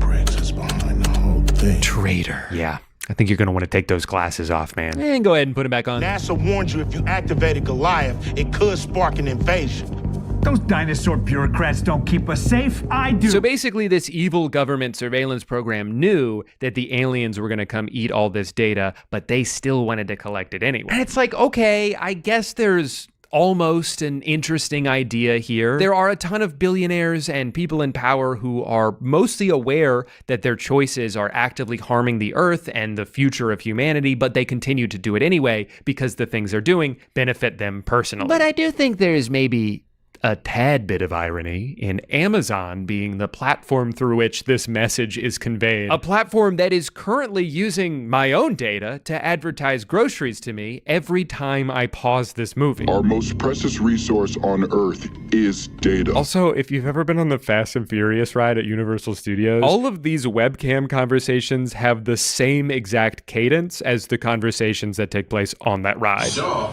that cockroach we beat down in Spain? What's he got to do with this? Nothing. VP, justices, chiefs of staff, all secure. Okay. You insane. I done signed up for this shit. Thank you for your service, Radford. You're dismissed. Stop this thing. Wait! No. Oh, no. He's being dismissed. I'm not sure I understand, though. I might need to see 5 different examples of him being locked out of his computer. What?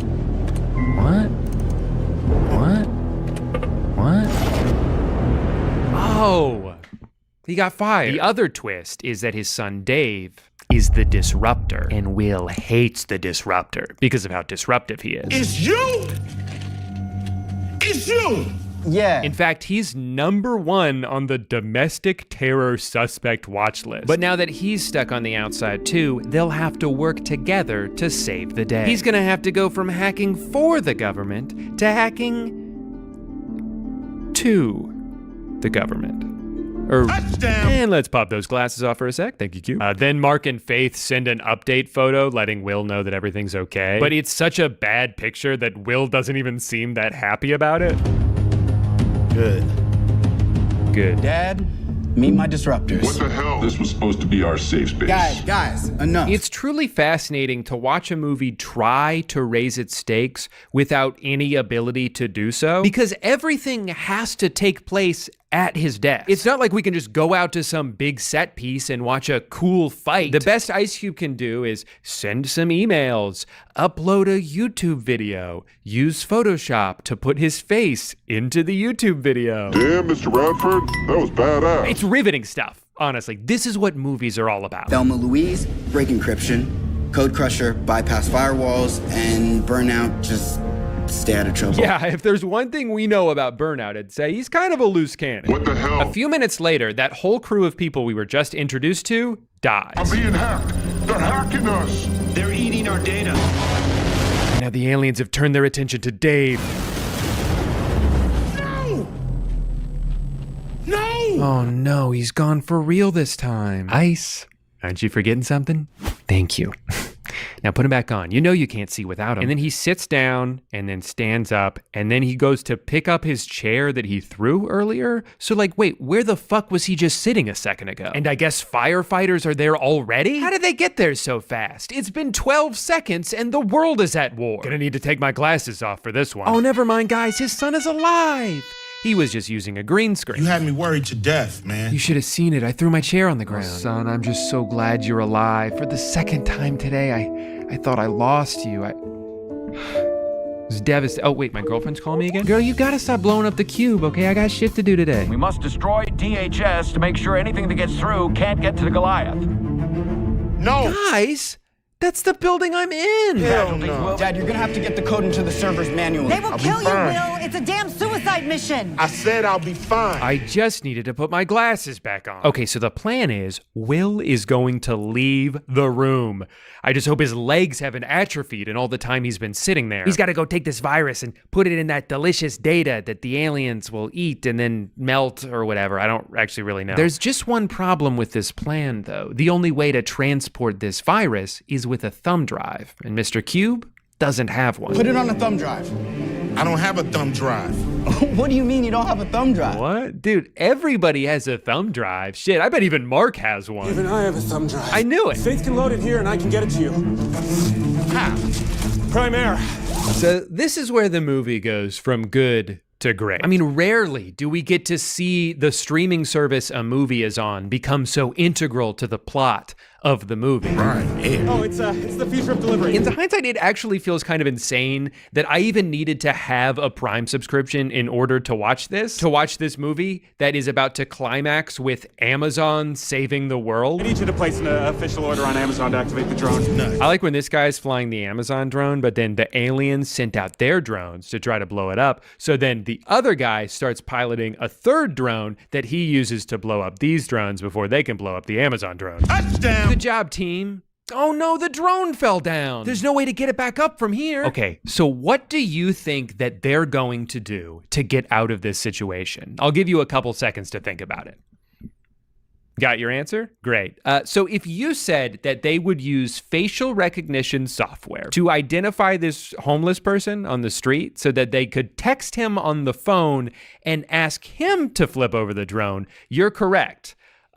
But also a little psychotic for even thinking of that. Jesus Christ, man. But of course, he doesn't just trust this unknown number at face value. He has to be bribed a little bit first. So they give him a $1,000 Amazon gift card. And without hesitation, he sprints into the face of danger to flip that thing over. Oh my God, what a choice. I'm pretty sure that guy exploded, by the way, but that doesn't matter to us because the camera never turns around to look. In his first taste of real action in the entire movie, Will gets grabbed by an alien tentacle that penetrated the building, and then he says this. These things are everywhere! Nope, there was just one, and all he had to do to kill it was tell it to move. Move, bitch! Get out the way! Just like the song. Where's that drum? Coming! Got it! And now for the scene that this entire movie has led up to. No! I love you guys! In hindsight, it actually makes sense why he spent his entire life in that room, because about 5 minutes after he left it for the first time, he died. So maybe he was onto something. Anyway, now it's everybody else's turn to be alone in a room, pretending to react to someone's death. Huh, not so easy, is it? Maybe we shouldn't have been so hard on him, especially now that he's gone. I miss him so much. His quips, his glasses. Oh, never mind, he's okay. Aw, happy ending. I guess nobody died in the movie. Except for the millions of people who definitely died in the movie, but we don't have to think about that. I just got off with the president. He wants you to pioneer a new data collecting protocol that doesn't invade people's personal privacy. Sorry, sir, but not for me. If I can't invade people's personal privacy, then I'm just not interested. This war of the worlds. And that's the movie. It's a total abomination. It's a hoot and a half. It's already being called the worst movie of the decade, but it begs the question, how the fuck did this happen? Look, I refuse to believe that a single person involved in making this was not aware of how terrible it is. I mean, my first thought when I initially saw people posting clips and making fun of it was, oh, Amazon made a terrible movie on purpose to get free publicity, and it's working. If this movie was only kind of bad, no one would be talking about it. And even if it was somehow really good, they still wouldn't be talking about it. I think they put out this steaming pile of product placement-ridden garbage to trick me and 10,000 other YouTubers into making full videos about it. The streaming services have caught on to the effectiveness of rage bait, and just like those data-hungry robots, none of us could resist taking a bite. Weirdly though, the more I read about the production process, the more I actually kind of think this was not intentional and it just happened to suck. The biggest factor being that this movie was filmed 5 years ago during COVID lockdown. It wasn't a conscious artistic choice to shoot it the way they did, although they have now retroactively tried to say that it was. They did it because they could either put each actor in a separate room and try to piece it all together in post, or they just couldn't make a movie at all. And that makes sense. You know, everything was pretty janky in 2020. We were all just trying to adjust to that new reality. But then they sat on this movie for 5 years. We are well past the era of late night shows being filmed on a webcam and sports being played in front of empty stadiums. Movies have been normal again for a while now. Nothing else looks like this. It's so out of place in the year 2025 that you can't help but stare at it. So I don't think they necessarily set out to make a terrible movie. I think they just ended up with one and didn't know what to do with it. But by waiting until audiences' expectations had long since returned to their pre-COVID standards and would be infinitely more critical of something that was shot exclusively on Microsoft Teams, it created the perfect storm of negative attention. It is the best advertisement for Prime Air that Amazon could have possibly hoped for. We're all voluntarily talking about it for free. So you know what? We gotta stop, guys, okay? No more fueling the fire. No more tweets, no more reactions, no more YouTube videos. From this point forward, or at least, well, let's say starting tomorrow, whatever tomorrow is, no more uploading YouTube videos about this movie, okay? And we obviously can't assign that rule retroactively. Anything uploaded today or in the past, it's fine, you know, because we hadn't agreed on the rule yet. I know I'm pretty late with this video. People have been talking about this movie for like 3 weeks now, which in internet time is about 1.5 years. But I just felt like I needed to wait for something else to come out. An article that explains how this all happened. I don't know, maybe a single mention of the movie from any of its cast or crew, but there has been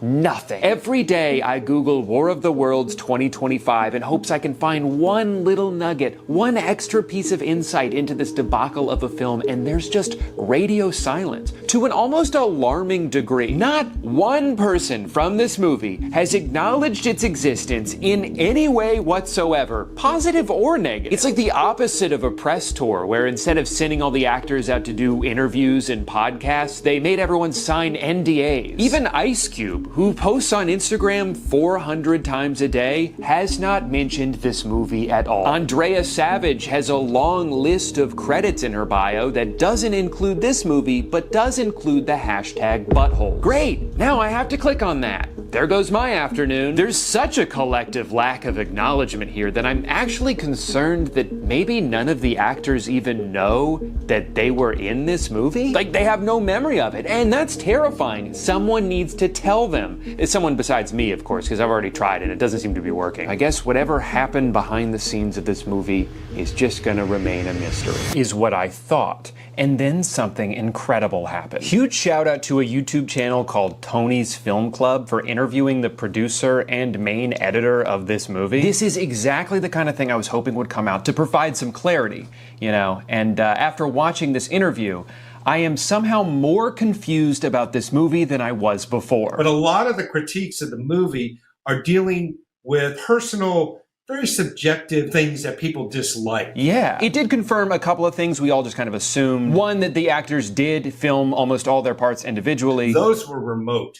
Those were done with the director only. Which explains the total lack of chemistry in every single scene. And number two, that editing this monstrosity was an absolute nightmare. There's some scenes where you end up with about 10 video layers, 10 performance layers, and you have to keep track of all this, make it work, you know, make sure that everybody is able to track and follow what matters on the screen. It's a mountain to keep track of. I genuinely feel bad for this guy for having had to put in hundreds, if not thousands of hours in order to make this movie come to life. Was I scared of entering this project? Yes, I was terrified, frankly. Another thing is that the producer seems to genuinely believe that people just aren't understanding their vision. But Q being a dad, saving his kids and family, that was the movie's intent. They seem to think that they've made this really heartfelt movie about a loving family and are annoyed that other people aren't seeing it that way. Instead, the movie was received as an enormous disappointment, as if it was to be this gigantic $200 million tentpole.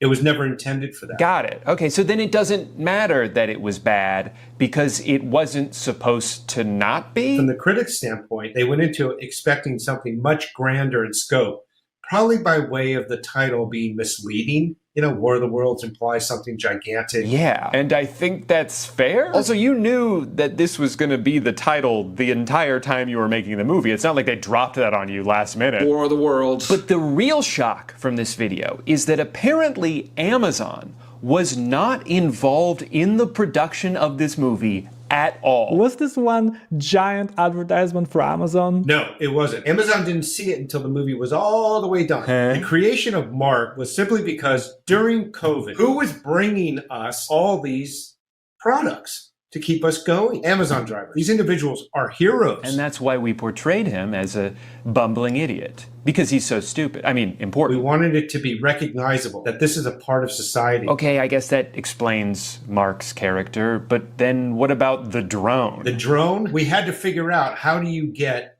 Ice Cube a USB stick with a virus ready to be uploaded when he's 2 miles away from where Mark is? Right, of course, and there's just no other way to do that. And the logo on the screen the entire time? There's the drone that Dave is piloting, and then there's the drone that Mark is piloting. It was very confusing for a time, the edit, when you didn't have the Prime overlay. Okay, but what about the part where they spent like a full minute on Amazon's website? That was the only way that the drone, which was pre-programmed to deliver to the correct address, could get to Cube. Right, of course, and that's not the kind of thing that you could just take creative liberties on. If people saw you using an Amazon drone, but they didn't get to see the entire process of something being ordered online, they would be outraged. Yes. Okay, so that explains all that. What about the Amazon gift card? The Amazon gift card, I would like to address that. LA has a huge homelessness problem. But we wanted to also take the everyman who is not appreciated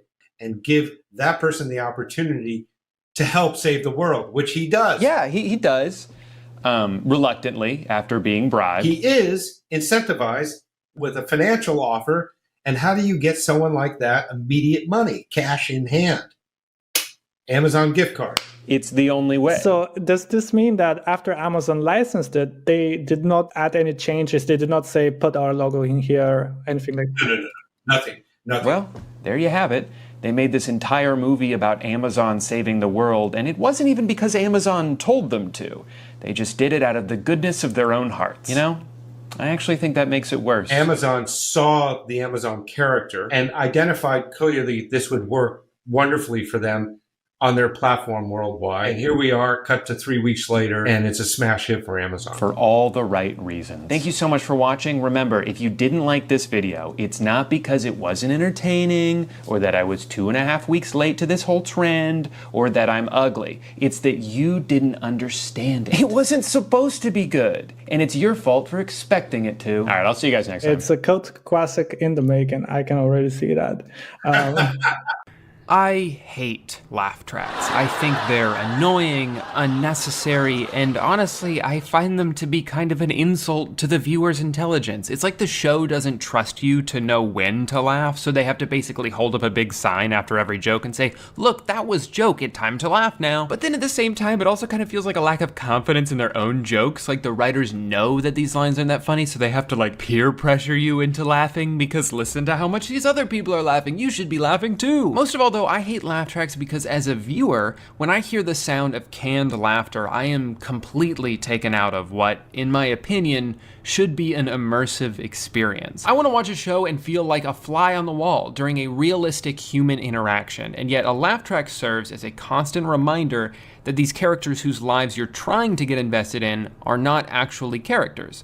They're just actors, acting on a stage in front of a live audience that reacts to every joke like they just woke up from a long coma and this is the first joke they've heard in 20 years. Closeness, schmoseness. There was 3 of us, for crying out loud. In addition to being an auditory distraction, laugh tracks also mess up the flow of every scene. Even if you remove the actual sound of the laughter, it's still evident that these conversations have a very unnatural rhythm. Get one yourself. Ooh, somebody's been taking bitchy pills. God, he's an ass when he drinks. Well, he's an ass when he doesn't. You just don't hear it. Line, long pause. Line, long pause. I've never in my life had a conversation with that cadence. It's just not how people talk. Probably the worst thing about these laugh tracks is that they don't always correlate with the quality of the joke. Every response seems to indicate the same level of hilarity when Here's the thing, some jokes are just better than others. I don't expect every line to elicit this room-wide eruption of laughs and cheers, and I don't hold it against a show if a joke doesn't make me audibly laugh. But when a throwaway line is followed up by several wasted seconds where I'm just waiting for the next joke, and then it happens again and again and again, I get impatient and I don't want to watch the show anymore. These episodes are about 22 minutes long, and it feels like I'm only getting maybe 10 minutes of actual comedy. And that's when my brain hatched an idea exactly how much of an average episode of Friends is just laughter. What percentage of each episode's 22-minute runtime is wasted by a glorified sound effect? And then to take it one step further, how many jokes are there in an episode of Friends compared to an episode of, let's say, The Office? Obviously, quantity and quality aren't the same thing, and one good joke is better than 100 bad ones. But in this case, I do think quantity is a pretty good indicator of overall writing quality. So I had to know. I had to get to the bottom of this. But how? And then I remembered I have a YouTube channel and I can do stuff like this, so.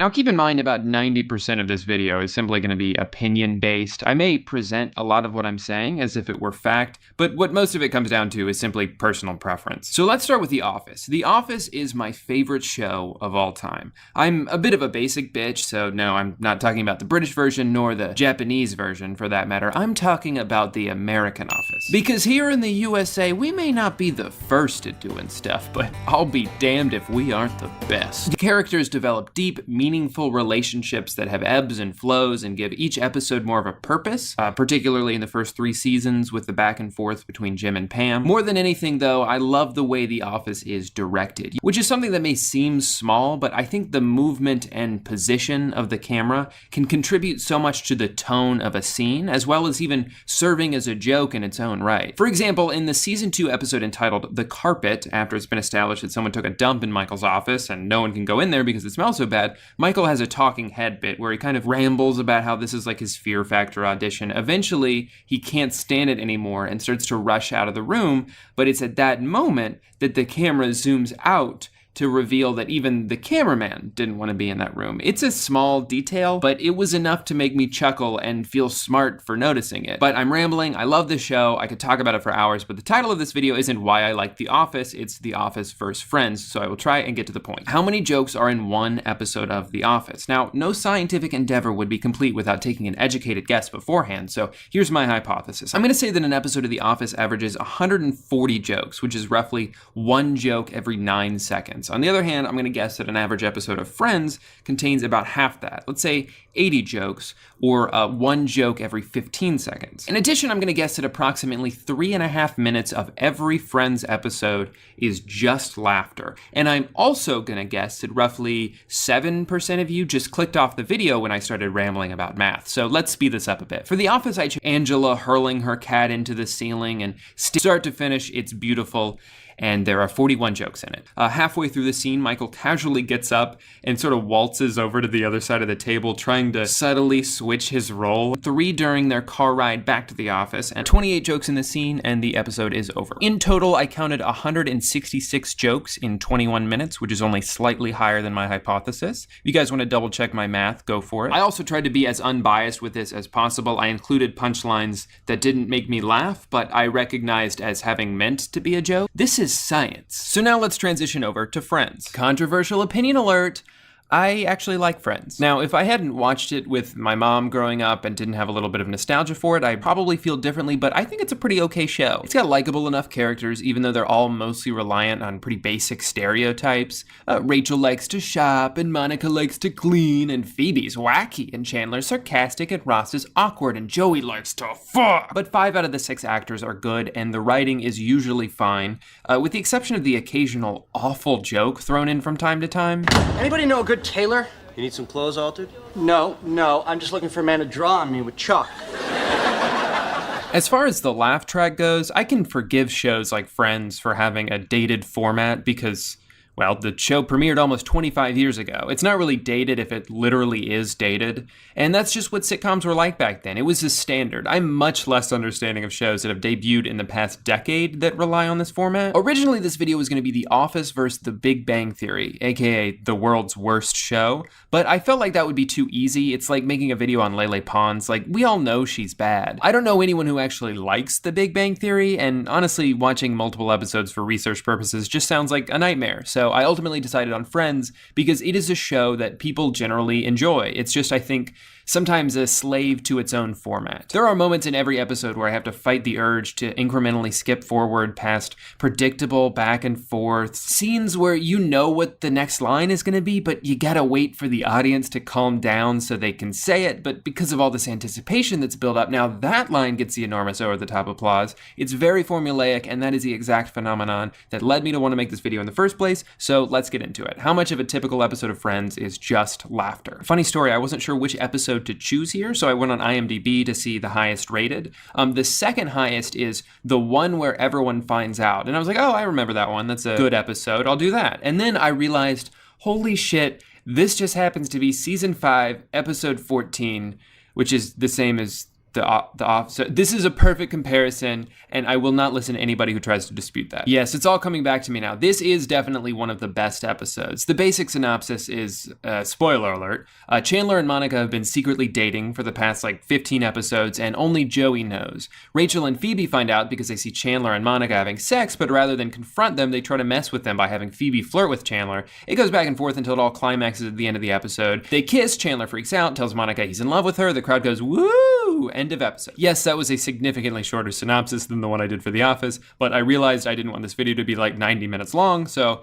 gotta cut corners somewhere. In this episode, I counted 121 laughs, which is surprisingly high, actually. I definitely way underestimated the Friends writers, but I also way underestimated the amount of time the audience reactions would take up. My guess was 3.5 minutes, not even close. Now, I will say I included scene transitions in this, not the theme song, but the silly little stings they play in between scenes, because I felt like these are as much of a waste of time as the laugh tracks. But anyway, after isolating these two things, I was left with 5 minutes and 20 seconds. Over 25% of the episode has no dialogue in it, no substance at all. It's just audible filler to pad the episode in between jokes. Side note, if you guys want to double check this number and see what an entire episode of Friends looks like without any dialogue, I will be posting that video on my Twitter at @DrewIsGooden. It's kind of hilarious, actually, and I feel like even if you've never seen this episode of Friends and just have a basic understanding of the characters, you can completely understand what's going on without hearing a single line of dialogue. Now, for the sake of being somewhat thorough, I went ahead and did the same thing for one more episode of each show, the first episode of season 2, and got pretty similar results. I counted 119 jokes in The Office and 96 in Friends. I'm gonna guess that these numbers are a little more typical of what an average episode of each show is like, whereas the season 5 episode 14s of each show are more an outlier, like the best of each show, but still the results are comparatively pretty similar. All right, so we've counted the number of jokes, we've isolated the laugh track, and used science to determine that The Office is a much more comedically efficient show than Friends. So the only question to answer at this point is, does it really matter? And that's entirely up to you. If comedy is completely subjective, and I'm not here to tell you that you should like one show more than another because there's more jokes in it, but at the end of the day, just watch whatever makes you happy. If you like Kevin Can Wait, then watch it. If you only like Disney Channel original movies, then watch them. Even Camp Rock 2, which was an objectively disappointing sequel. But what the fuck do I know about comedy? The perfect ending. Great job on the video, Drew. Oh, thanks, Mr. Narrator. Yeah, it was nice to not have to be on camera for a change. I grew out my beard. Yeah, you gotta get rid of that. Side note, post-video hot take here. I think David Schwimmer is the best actor on Friends, and I'm not being sarcastic. His biggest detractor is often that he's too emotional, or some people might describe him as kind of a little bitch, and that's 100% true, but he's really convincing in expressing it. His physical comedy is so underrated. The way he moves his body, his facial expressions, his timing are so good. These types of sitcoms were made for people like David Schwimmer. I think his talent just gets overlooked because Ross can be such an annoying character. But next time you're watching the show, and I know this is asking for a lot, but take your eyes off Rachel's exposed nipples for a few moments and you might gain an appreciation for someone you thought you could never appreciate. You go, David. Anyway, just a tangent that wasn't really related to the video, so I threw it in at the end. Thank you again so much for watching, guys. Be sure to like and subscribe, and let me know if you want to see more videos like this, or if you prefer my usual format. This was really fun to make, so I'll probably do more whether you like it or not, but it's still good to ask. Alright, see you later, guys. Hey guys, welcome back to my $400 million 2-bedroom apartment. So my new obsession lately, that I'll inevitably get bored of in about a week, has been watching videos from Architectural Digest, where they do these in-depth house tours of the most colossal mansions your brain is capable of imagining. These 17-bedroom, 30-bathroom houses where like 2 80-year-olds live. And my biggest takeaway from watching these videos is that after a certain point, the more expensive a house is, the uglier it is to look at. Anywhere from $1 to $10 million, and you've got this beautiful, modern, technological marvel of a house. But then when you get up to like $50 million, $100 million, they don't even feel like homes anymore. This is where pretend rich people live. I don't feel like I'm in someone's house right now. I feel like I'm walking through the set of Bridgerton. And I feel like these videos serve as proof that there is such a thing as having too much money. Do I need a bat cave in my house? Or a ski lift that'll take me to my second house? Or an old-timey barber chair in my billiards room? Or a rug that's made out of a bear that's still alive? I'll say it. Rich people have bad taste. He said it. He said the title of the video. Shh. I'm trying to watch something. I feel like there's probably a psychological explanation for this. My theory is that in order to be the kind of person who even strives to make the money necessary to afford a $100 million house, you would probably also tend to value things based solely on how much they cost. So this $2,000 couch may be pretty comfortable and look good in just about any living room, but this absurdist art piece pretending to be a couch costs $14,000. And that makes it better. I have no idea how I would even sit on this, but I'll hire someone to figure it out. Also, chandeliers. Nobody needs one. They have one of the worst cost to utility ratios of any household object, and yet if you're rich, you have 30 of them. But I'm not making this video to psychoanalyze rich people. I'm making it because there's a ton of funny moments in these Architectural Digest videos, and I want to show them to you. You get to sit down here, watch your friends jump in the pool. Hopefully they're clothed. Hello! Is it like that at your house? Because it's not like that at mine. What really makes these videos fun to watch is the various hosts. It's never the same person twice. It's either the quiet rich guy who owns the house or a local realtor who watches a lot of HGTV. This guy, who I'm pretty sure is just Bono in a Howie Mandel costume, is great. There's gonna be times where maybe it's a little too warm or a little too cold, and it's so effortless and so simple just to close this off, give it a little tug, and it's effortless. It really is. It's effortless, huh? What are they trying to hide with that hilariously timed cut? Closing this door is effortless. You just give it a little tug. Give it a little tug. Oh, my foot was in the way. It's effortless. We're gonna cut out that foot thing, right? I also love how they edit these. The transitions always make me laugh. So let me show you the rest of this outdoor living space and how it all connects. Follow me. I'm standing outside. All right, let's check out the other side of the room. So this is actually hand painted. This next guy's really good too. I like how he refuses to break eye contact with the camera, even for a second. So this is all my stuff. The railings throughout the main living area are made up of hundreds of willow branches. But the focal point of this room, under the turret skylight, is the crystal of Crystal Point. Oh, you're not gonna explain that? We're just gonna move on from the giant crystal. This is my recliner, and this is my dehumidified dragon heart. Hey, let's check out the garage. One of the more unique features of this home theater is while you're enjoying your movie with the doors closed, if someone enters the outer door, it blinks the lights on to alert you of their presence. That's good. I am so tired of people sneaking up on me every time I try to watch a movie. I definitely like it better when the owner of the house talks about it themselves because they're always so proud of super specific things. This is our outside covered living room. This room is a little smaller than the other rooms in the house because we wanted a cozier, comfier feel. Like that seems to be a common theme in a lot of these. They always have giant rooms that they don't even want to be in. This room is really the largest room in the house. We don't spend as much time in here. So then they're so proud of themselves when they've cracked the code by manufacturing a small space. Yeah, this room's tiny, but we did that on purpose. We could have made it really big, but we chose not to, and now it kind of feels like a home. Every once in a while, though, I forget that I'm listening to a billionaire talk, and then they'll say something completely absurd. This is the children's theater. This piano over here, last summer Justin Bieber did a concert for 5 of us here. It was really an amazing thing. A private Justin Bieber concert? Yeah, no, I do that too. Actually, he's performing here tonight. Isn't that right, Justin? Do you want to say something to the camera? He's shy. This is the flower cutting room. This room really is for cutting fresh flowers. We have beautiful flower gardens here. I have never, ever in my life heard of a house having a flower cutting room before. Yeah, no, neither have I. Because that's not a thing. No need to hire a florist. That's actually how we can afford this house, because of how much money we save on florists. And all we had to do was create a room that is dedicated solely to this specific task. This is my shoe shining room. This is where I shine all my shoes. You know, when we first moved here, my kids begged me to turn this into their bedroom, and I said, no. Daddy gotta shine those shoes. Plus, their bunk bed looks really good out in the backyard. In addition to this kitchen, we have a chef's kitchen, which we use most of the time, that cooks for the family, so the cook doesn't have to be in the kitchen, in the living space with the family. I like how he tries to phrase that so that it's for the chef's benefit. We have our other kitchen downstairs, so our private chef can cook down there, and he doesn't have to come up in the big kitchen. Ugh, gross. He would hate that. Plus, it would be so hard for him to focus on cooking because we have so many private concerts up here. Actually, the ghost of Prince performed here the other night. It would have been very distracting, so that's why we keep him down in the dungeon. Basement. I said basement.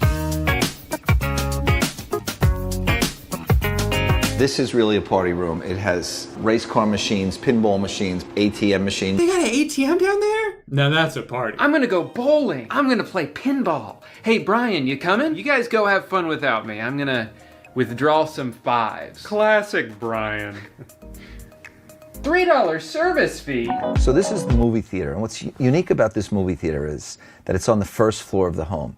I've built many, many movie theaters before, and they're all in the basement, which I find people tend not to use because they have to walk down the stairs in the basement. You wanna watch a movie tonight? You know, I'd love to, I really would, but the theater's all the way downstairs. Oh, thank God. I'm so glad you said something. I did not want to walk down there. Let's just keep hanging out on the floor. Good idea. And then there's this ludicrous Bel Air house that's actually 4 houses. It's so big, the realtor showing it to us has to be driven around in a golf cart. And that guy is having a great time. And listen to those rolling streams. And over there, that's where we keep the pianist. Be careful. Please don't let him out. He always tries to run. music to my ears. Oh! And this can all be yours for $195 million. Sometimes architectural design will go into celebrities' homes, which is fun for me because I love to judge famous people. Here's one where they go into Pierce Brosnan's $100 million beach mansion, or at least I think it's Pierce Brosnan. Can we confirm that? Pierce Brosnan. Pierce's closet. Let me show you Pierce's bathroom. Lucky Pierce. Okay, yeah, I thought I heard correctly. I've noticed that the biggest difference between a celebrity's house and a regular rich person's house is that celebs always have a really dumb chair. Kerry Washington has this beautiful living room with 2 concrete toilets. In Alex Rodriguez's outside bathroom, I guess, he has this little wooden hammock that is so thin, it would probably give me a wedgie. Of course, it's not all fun and games. There was the incident. I love limes. I love them. They're great. I love them so much, and I like to present them like this in my house. Oh, that's awesome, Dakota. I love limes too. And I know I can trust you because you've been in movies. Well, apparently not, because then she went on Jimmy Fallon, Funniest Talk Show, and revealed the truth. What do you do with all of those limes? I actually didn't even know that they were in there. I was giving the tour and went into the kitchen, and it was set dressing. It was hard to just ignore them, so I just lied. Just lied. I'm never trusting anyone ever again. I love lime. Actually, no, that's not the truth. Dakota. But my favorite celebrity house has to be Dita Von Teese's taxidermy-filled home. She's got a stuffed rabbit, stuffed birds, a stuffed fox, a stuffed cheetah and tiger, a stuffed cat. Wait, hold on. Oh. Okay, I think that's just a regular cat. All of a sudden, I have a new dream home. I want to build a 2-story house, kitchen on the bottom, my future child's bedroom right above that, hole in the ceiling. A full-size stuffed giraffe that starts in the kitchen, neck pops up through the hole, head looks at the child, making sure he goes to bed on time, and then every morning I'll shout through the hole, "Oh, Drew Jr., I made egg!" And he excitedly jumps out of bed, makes that sound that Anakin made in The Phantom Menace. He then hops onto the giraffe, slides down his neck, lands perfectly in the chair, fork and knife in hand, bib already on, and says, "Good morning, Dad?" Turns out I'm already gone. You see, I was concerned he wasn't gonna get out of bed in time. So I had started marching up the stairs, ready to discipline my sweet boy. I open up his door, go, "Huh?" Look down the hole. He's already scarfed down his whole breakfast, threw the bib off, backpack on, looks up to me, says, "See you later, Dad," and then scurries out the door just in time to make the bus. And then the giraffe comes back to life and we play video games all day till my son comes home. And that's my dream. Thank you so much for watching today's video, guy, and I'm sorry if I made you jealous with my sweet pad. Before I get out of here, I do want to give a quick shout out to my homies. Y'all already know who you are. You're my day ones, my ride or dies, and that's on God. Be sure to smash that subscribe button so you can be notified when I upload tomorrow. I'm gonna be making a video about the stock market because I have a lot to say about it and I know what's going on with that, and so I'm gonna talk about that tomorrow.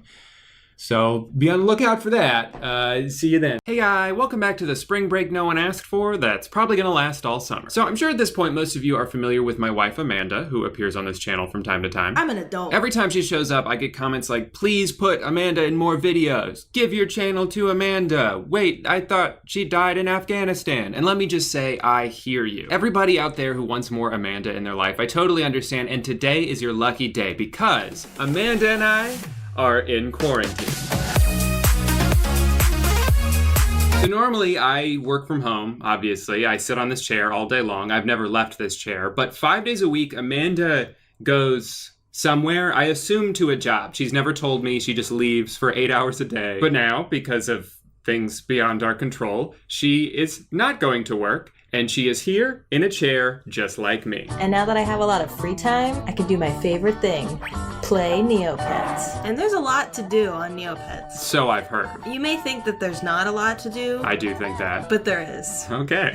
Gambling, betting. There's a whole stock exchange, right? You can kind of like... stock. There's a stock market. There's a whole economy. I was wrong. That does sound like fun. Amanda's been playing Neopets her whole life, and I have never really played Neopets. I played RuneScape growing up. Those are our two things where I explain RuneScape to her. It goes right over her head. She explains Neopets to me. It goes in one ear and out the same ear because it doesn't U-turn back out the same ear. It doesn't matter how many times she explains how it works. I always forget, and it's not because I'm not listening, but it is because I'm not listening. And RuneScape, I couldn't tell you one thing about it. Tell me one thing about it. Oh, she's really trying. So for today's video, here's the game plan. First, I want her to explain to me and to you guys what Neopets is, how it works, why she still plays it, why it's a great thing to do to get your mind off things. But we also are going to try some other quarantine activities. We're going to revisit some of the life hacks that we tried in our last video together. And who knows, maybe we'll get our dumbass cat involved because she seems to want to be in this video. So first thing you gotta do is type in Neopets. I've had my account since December 30th, 2003. So you were 9 when you started. And how old are you now? 25. And you still love it? Yes. When you first log in the morning to Neopets, what's the first thing you do? Okay, so the first thing I do is I go to another website called Jelly Neo. All right, so we're already getting off of Neopets to start. So what I do every day is there's your dailies, check my stocks. And stocks are up right now, you said? Some of them are. I've invested 1 million Neopoints, and I've made 77,000 Neopoints. There's no rhyme or reason to why things are the way they are. Another really fun thing that I still don't know how to do it, there's gambling, so food club. So you bet on these pirates, I guess. I don't know how it works, I just copy somebody's. I've won like 10 million Neopoints. Damn, it feels good to be a gang. So the goal of Neopets is just to acquire as many Neopoints as possible. Well, see, that's the magic of it. You make your own goal. You can do whatever you want. If you want to make as many Neopoints as you want, you can make them. If you want to have the best pets, You could do that. If you want to collect the most things, you could do that. If you want to play the most games, you can have any goal you want. You mentioned games. Oh, yeah. Show me some of the games. Because I've seen over your shoulder you play some of these, and I gotta say, they're pretty riveting. So this is my favorite game. It's called Fashion Fever. It's really fun. Ready? Mm-hmm. Yay! Send my score. You're right, this is fun. So when you play a game, you can send your score 3 times. And what that means is that when you send the score, you get the Neo points. I'd say like 1 million Neo points is like, it's a lot. I was very poor and a dumb kid. You can zap your pet. You can change their gender. You can change their species. You can change...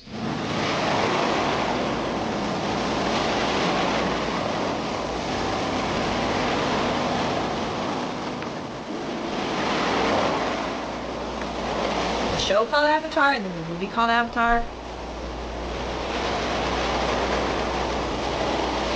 The main aspect of Neopets are the Neopets. There's 55 Neopets to choose from. You can battle your pets. It's like, I can do this with my eyes closed. Do it with your eyes closed.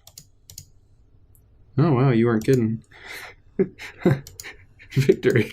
They opened up the NC Mall, which is the Neocash Mall. So this is real money. I have spent real money on Neopets before. I mean, there's contests you can do. You can send a Neo greeting. That's pretty cool, right? Croc Island, Mystery Island, Maraqua, Meridel, Bright Vale, Fairyland. Your pets can also have pets, and your pets can have pets. And then there's the Neo boards where you can talk to people. There's news every week. A slorg wriggles by. They got slot machines. You can just kind of sit here and play some slots. So, I mean, this has just everything you could want in a game. Yeah, there's so much to do. That's awesome. Do you have any questions? No, I think I'm ready to take my pop quiz. Okay, so from what I understand, Neopets is a game. For kids. For kids, okay. See that? Now I understand. Okay, so maybe we changed our clothes and waited 2 days to film this part. So last time we were sitting in this table, in this spot, we were reacting to some of the internet's most helpful relationship life hacks. But there was one really important one that I actually saw and was the reason I wanted to make that video. And then when we went to record it, I totally forgot about it. You forgot about it.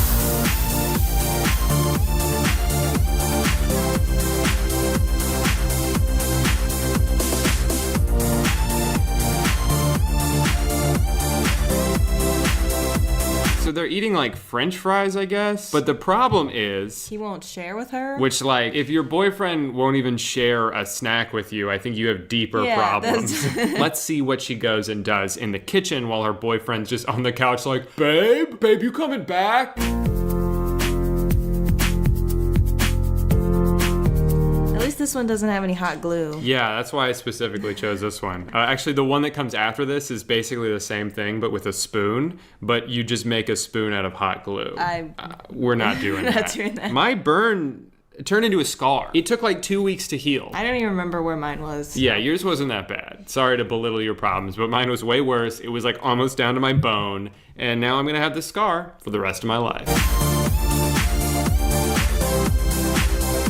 So at this point, I'm like, okay, you're gonna make a bowl out of tape. Fine. Wait, what? You're ironing it? You're not using a hot glue gun, so you have to use something hot anyways. Yeah, life hacks aren't life hacks if you don't have the potential to burn yourself while making it.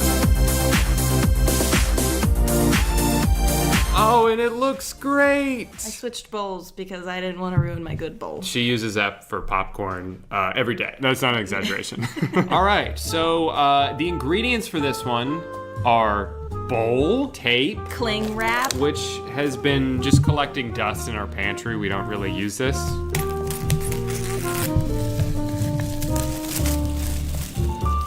We're really bonding again. Can we settle this? Cling wrap? Saran wrap? That shit sucks. All right, there's a reason this was collecting dust. It doesn't stick, it doesn't work, it never does what it's supposed to do. Well, the bowl's too tall. And the bowl's too tall, which is the saran wrap's fault. We're not even to the hard part yet. It's gonna be the best bowl ever. This is gonna be a really good bowl. Okay. And that took way longer than it should have.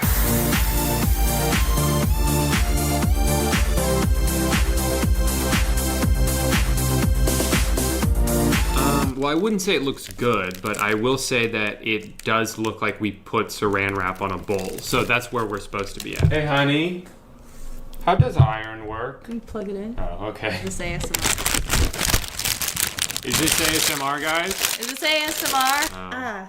It's on. Oh, it's working now. It wasn't like burning hot, it just scared me. Me too. When I thought you were in trouble, I almost jumped in front of the table to protect you. What am I supposed to do? It doesn't say how long or how hot or why. Or why. Wait, why am I doing this? Why are we heating it up? Yeah. Yeah, I don't know. I'm not sure I understand. Shouldn't it already be? It's tape. It's tape. You don't need to activate tape by heating it up. Unless they know something I don't know.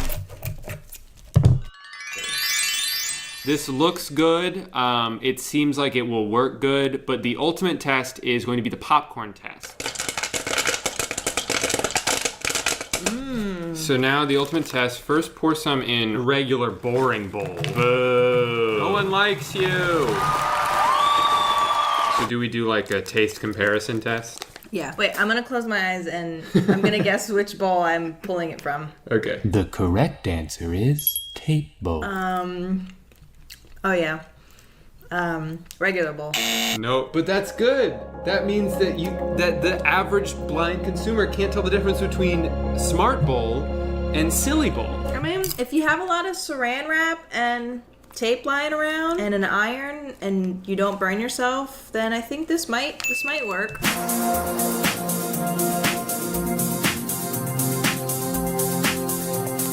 This will make movie night a little bit easier. Ow. The hell? Well, I'm stuffed. What do you say we head back upstairs? Oh man, that was fun. So fun. That was awesome. So now that you've told me all about Neopets, and I was listening, of course, and I remember everything you said, I'm going to do the same for you. I'm going to tell you a little bit about RuneScape, and I'm also going to tell the people at home all about my favorite childhood game. Are you going to say something? Is RuneScape? RuneScape? Is RuneScape. So there's two versions of RuneScape. There's RuneScape 3, which is the new one that looks great but no one plays, and then there's old school RuneScape, which people still play even though it doesn't.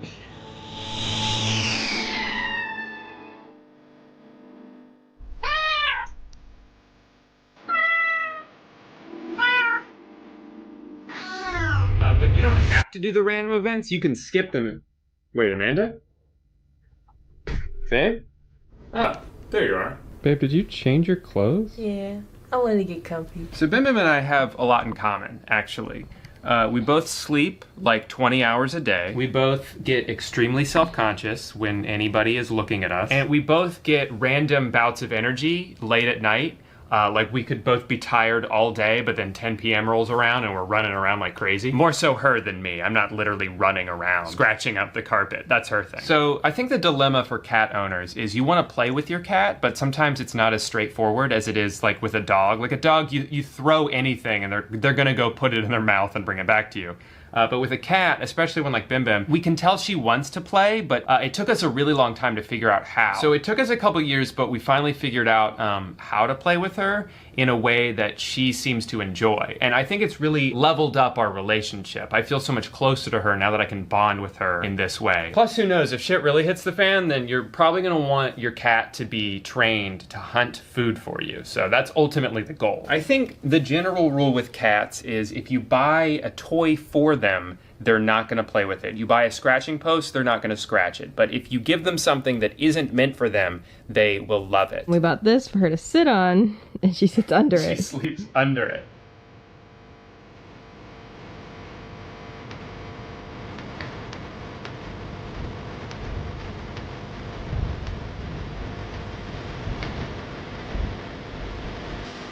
Sometimes it's a bit more of a workout for me than it is for her.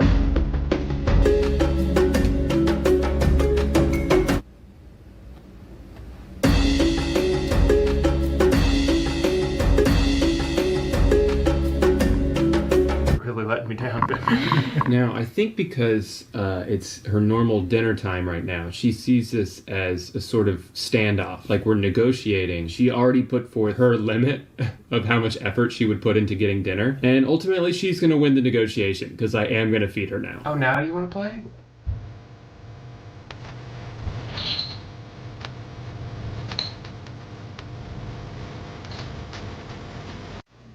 we both get extremely self-conscious.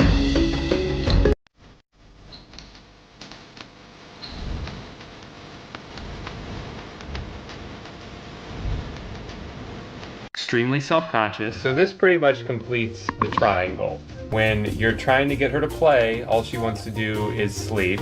When you're trying to get her to sleep, because we're asleep, all she wants to do is eat. And when you're trying to get her to eat, all she wants to do is play. So what the hell? Also, Amanda's allergic to Bim Bim, and we still keep her. Everybody's gotta make sacrifices around here, except for Bim Bim. She sacrifices nothing. Everything is handed to her. She's got the easiest and best life in the world, so. Hey, let's go back to the desk. Well, I think that's pretty much everything we needed to do. I guess this is your channel now? Mm-hmm. So now that you have a YouTube channel, what's the first thing you're gonna do? Welcome back to WatchMojo.com. Today we're going to be talking about the top 10 butterflies. For this video, we're going to be excluding caterpillars, because those are known as future butterflies, and cocoons, because that's when they're not a caterpillar or butterfly. So we're just talking about butterflies only. You're gonna do top 10 lists? Yeah, that's what I always wanted. Well, you can't do like a Watch Mojo thing because Watch Mojo already does that. Well, then I don't want to do it then. So this is still my channel? Yeah, I guess. Nice. Well, sorry for taking you guys on a little bit of an emotional roller coaster there. I thought that this was gonna be her big break, but can't do Watch Mojo. Thanks so much for being here today, and we'll see you again tomorrow with the same video. Bye! 4 years ago, I did the unthinkable.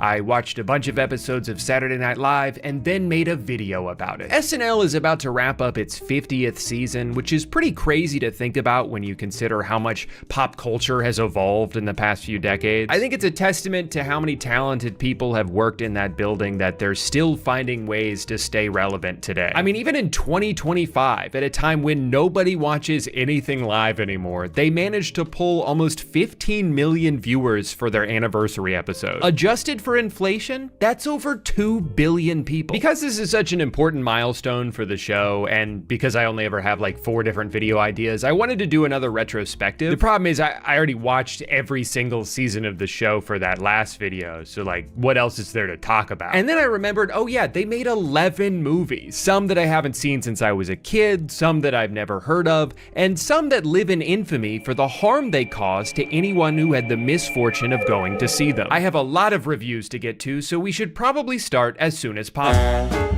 The first ever SNL-inspired movie was The Blues Brothers in 1980, released right in between a time when the show was the most popular it would ever be, and then so bad that it almost got canceled. The Blues Brothers were played by Dan Aykroyd and the late John Belushi, who tragically died while filming this stunt. Now I'm gonna assume that was someone else, but like, is that guy okay? Holy shit, that looked painful. I have to imagine the only reason he didn't break any ribs is because of all the cocaine that everyone was doing the entire time this movie was being filmed. So much cocaine, they had to program it into the budget. So many on-hand substances that it became nearly impossible to wrangle up John Belushi at his call times because he'd either be hungover or just like in somebody's house. The production of this movie is wild to read about. There was a drug empire on set. They went $10 million over budget. They set the world record for most cars destroyed while filming a movie. And in spite of all that, it was a huge success. People loved it. They made a bunch of money. And now that I've finally seen it for the first time, I can confidently say,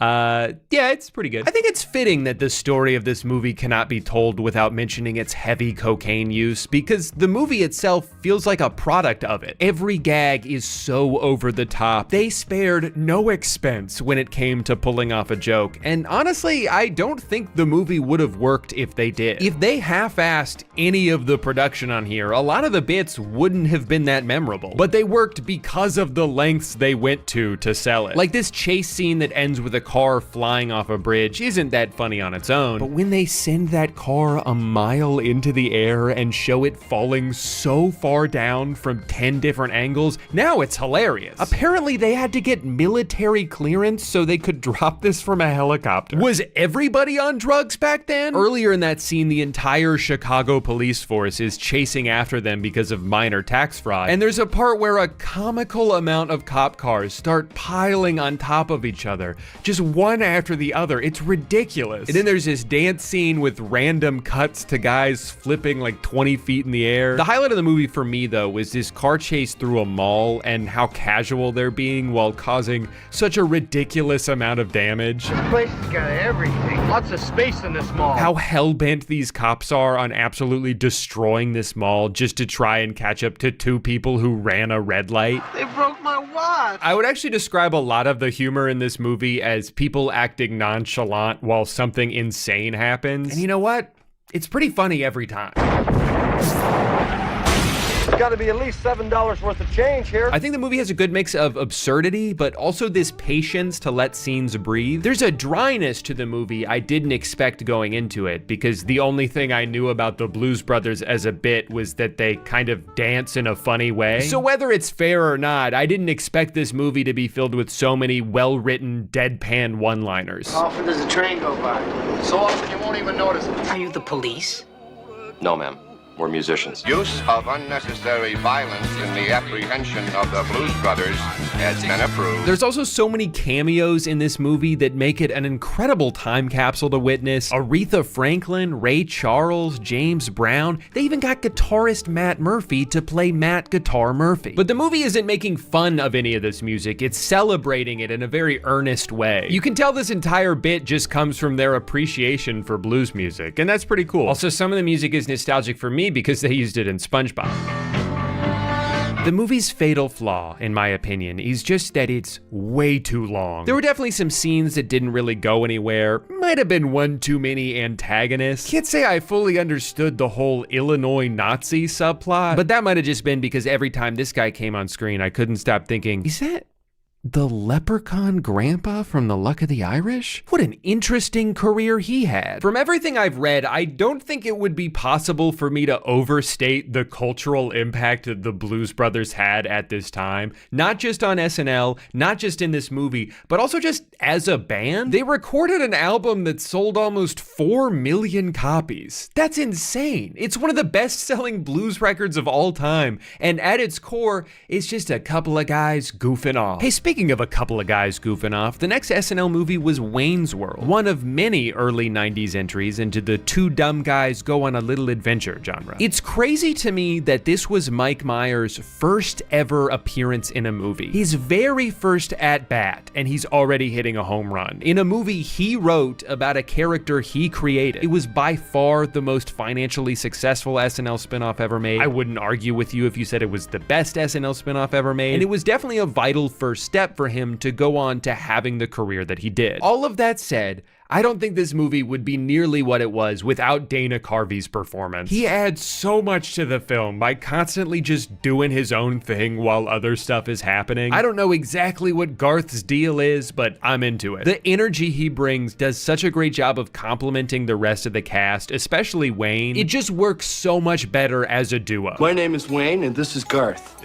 And it was so interesting for me to find out that their dynamic, which is so crucial to the success of the film, almost never happened. Mike never wanted Dana to be in the movie because he was threatened by his star power, which I know in hindsight is kind of funny because of the opposite directions each of their careers went in. But at the time, Dana was the most popular cast member on SNL, and Mike was worried about being overshadowed. He tried everything he could to diminish that character so he could be the focal point, and it almost caused Dana to quit the movie. And there was this animosity between them that continued for years. One of the biggest points of contention being the way Dr. Evil, who Mike wrote into the Austin Powers movies, was kind of a blatant ripoff of an impression of Lorne Michaels that Dana used to do privately at SNL, even down to the pinky. So I kind of understand from Dana's point of view the sense of resentment he might feel to see someone else take his impression and use it to make $1 billion while his own career crashes and burns. Sorry, I know that's a bit of a tangent. I just thought it was interesting, especially because you wouldn't pick up on any of that just by watching this movie. Wayne's World World easily made the smoothest transition from sketch to movie. It doesn't just feel like a skit that's been stretched out to 90 minutes, but an expansion into the universe that the sketches take place inside of. Great casting choices, so many memorable lines and moments, and even though it's just this fun, dumb movie, I think where it really shines is where it subverts that. I love when one of the characters that spent its entire on-screen existence being an idiot suddenly whips out this surprisingly articulate monologue. Crimes and misdemeanors. I thought it wasn't so much a movie as it was an essay of man in society. Although the topic of free will versus determinism is fascinating, I would hardly call it entertainment. Garth? Suck! There's just something about this that makes me laugh every time. It's why my favorite scene in the whole movie is when they go backstage to meet Alice Cooper, and this is how the conversation goes. Come to Milwaukee often? Well, I'm a regular visitor here, but Milwaukee has certainly had its share of visitors. The French missionaries and explorers were coming here as early as the late 1600s to trade with the Native Americans. In fact, isn't Milwaukee an Indian name? Yes, Pete, it is. This movie's jam-packed with bit after bit, and I love how positive it feels to watch. There's no cynicism to it whatsoever. It's just a good time. Wayne's World made more money than anyone involved could have possibly imagined, and so they followed it up with a sequel the next year. Would they manage to catch lightning in a bottle twice? No, second one's not that good. Really just diminishing returns on the whole formula. There's still a few great bits.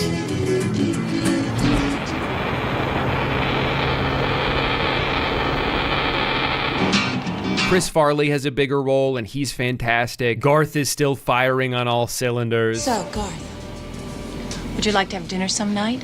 Oh, I like to have dinner every night. The biggest downfall here is that the plot is just not interesting at all. Where the first movie is centered around this fear of selling out and losing your identity in the process, an idea that still carries a lot of relevance today, Wayne's World 2 is just about getting some bands to show up to a music festival. And a couple of the recurring bits aren't even funny the first time they happen, let alone the fifth. If you don't like meta jokes and characters constantly breaking the fourth wall, these are not the movies for you, as that is a big chunk of the humor in them. But if you're into that, I think you can have a good time watching these, even if you're a little too young to understand most of the references. With two incredibly successful forays into the world of film under his belt, Lorne Michaels now had the blueprint laid out in front of him. Take beloved characters out of the constraints of the show, drop them into the real world, and start printing money. So what are we thinking for the next one? Church Lady, Matt Foley. What the fuck is Coneheads? Great question, Drew. Coneheads are an alien family stranded on Earth where they must learn to assimilate themselves until they're able to return to their home planet. But why are they called Coneheads? Great question, Drew. It's because their heads are shaped like cones. I think the most confusing thing about this movie is that they put so much money into it, clearly assuming that it would have the same wide appeal as Wayne's World, and it absolutely did not. They made comic books and action figures as if kids were gonna love this shit. They made a song and a music video. They created their own Subway meal deal. It's for anyone who has a hearty appetite, or like my friend here, comes from France. They put so many eggs into this cone-shaped basket, even though, and I cannot wrap my head around this movie came out 14 years after the last Coneheads appearance on SNL. Wayne's World was made at the height of popularity for those characters, and Coneheads was like, oh hey, remember that thing we used to do 2 decades ago? We should turn that into a very expensive sci-fi comedy. And if you can believe this, it did not go as well as they hoped. The best thing about Coneheads is that it's filled with a bunch of really funny cameos. Phil Hartman and John Lovitz are great. I love Adam Sandler's character in this, even though he's only in one scene. Tim Meadows' appearance lasts all of 4 seconds, but what an incredible 4 seconds it is. I am prepared to fight for my honor.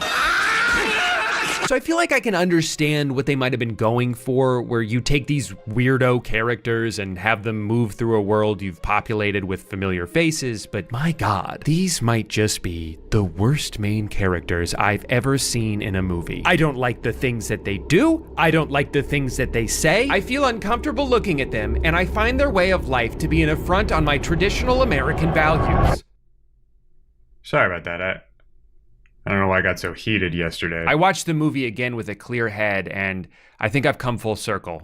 I love the Coneheads now. Once my body stopped being in fight or flight mode, I found there's actually a few things here that I appreciate. I like that the humans in this movie don't notice that the Coneheads are aliens. No one seems concerned about their giant weird heads. They'll just describe them as being tall, or in the case of Jason Alexander's character, they'll be like, you know, I struggled with baldness once too. So instead of having a bunch of sarcastic side characters constantly undercutting the premise, there actually ended up being this sincerity to the movie that I grew to like the more it went on. I think it's sweet how Chris Farley is just so in love with their daughter. I like these three as a family. I actually think it would have been pretty heartwarming if it wasn't extremely unpleasant to look at most of the time. I love you, Mom.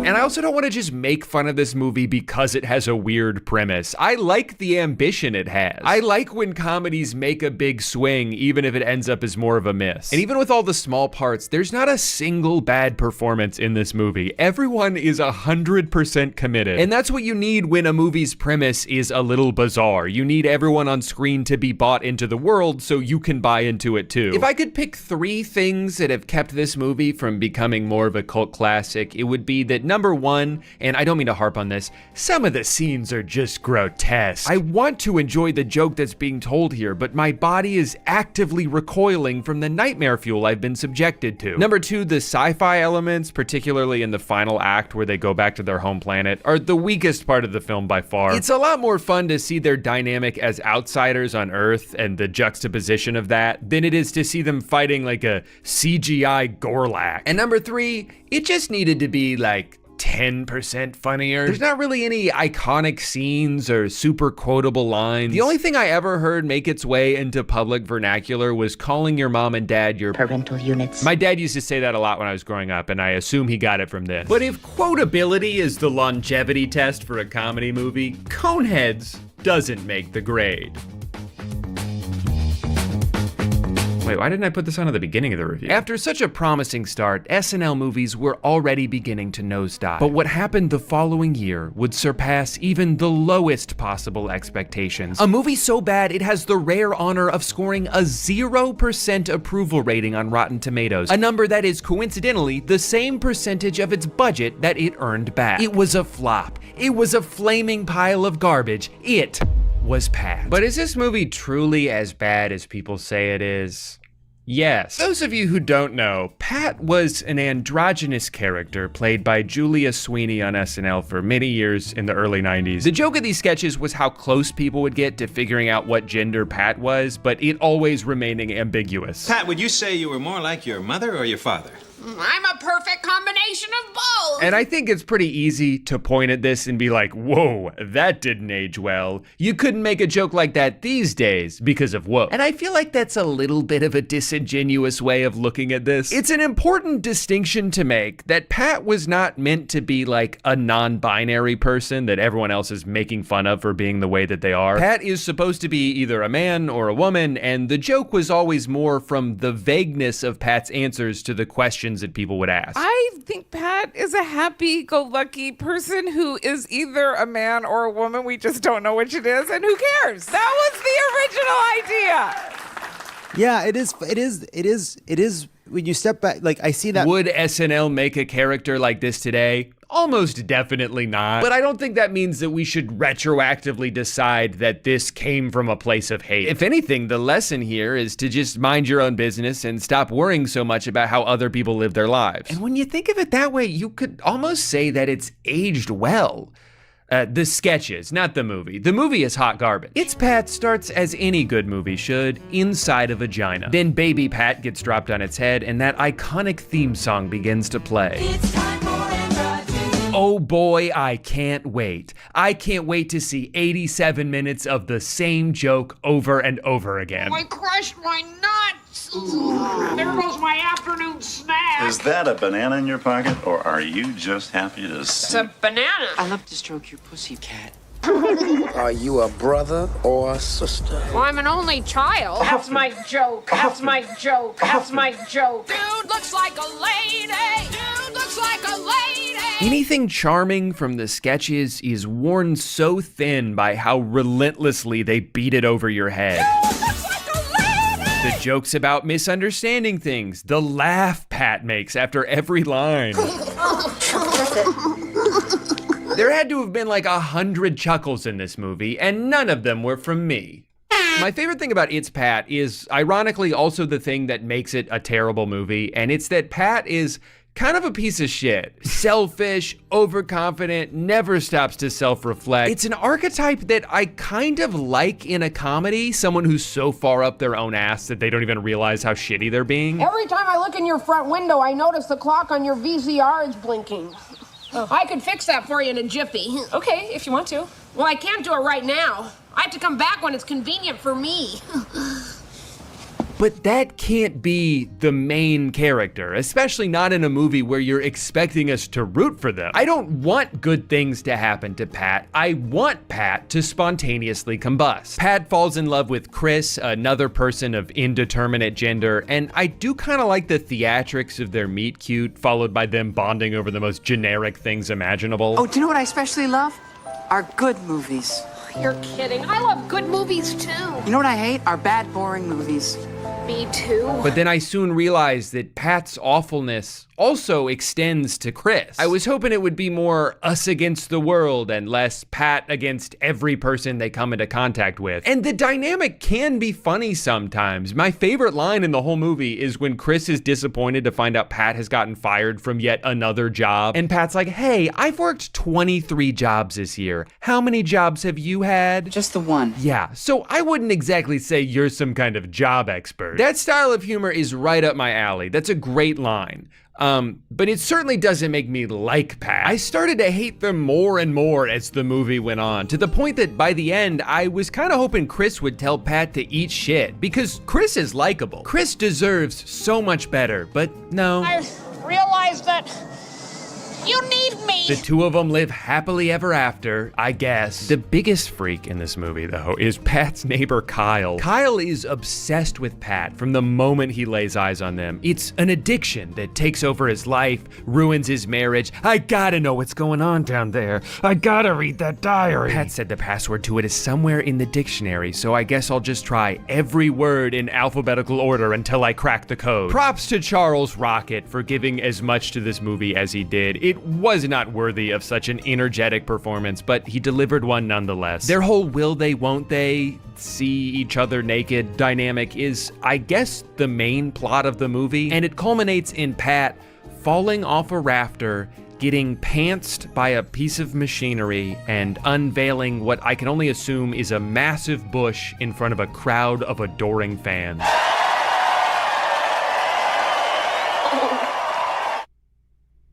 Now, It's Pat is easily the worst movie I've talked about so far, but believe it or not, I don't think it's even the worst movie on this list. While the next two certainly don't commit as many atrocities as It's Pat did, they do something even worse.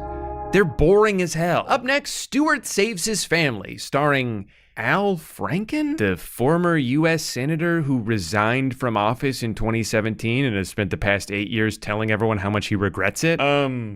That's a little random. Al Franken was a writer and occasional performer for the first 20 years of SNL, but left the show in 1995 to focus on his acting career. Stewart Saves His Family would be the last movie he ever starred in. Going into this video, this is a SNL movie that I knew the least about, and now having watched it 1.5 times, because on my first attempt I got too high and had to go to bed, I feel like I know exactly as much as I did before. I don't know, I think I'm usually pretty good at paying attention to stuff, but there's something about the cadence of this film that was actively encouraging me to dissociate. It's like when you're reading a book and you realize for the past 2 pages you haven't actually absorbed anything, so you go back and reread them only to end up zoning out again. That's how I felt during this entire movie. It seemed like there were jokes happening, I just didn't get any of them. If this is what they teach you in those 12-step or 13-step or 14 or whatever. It's 12.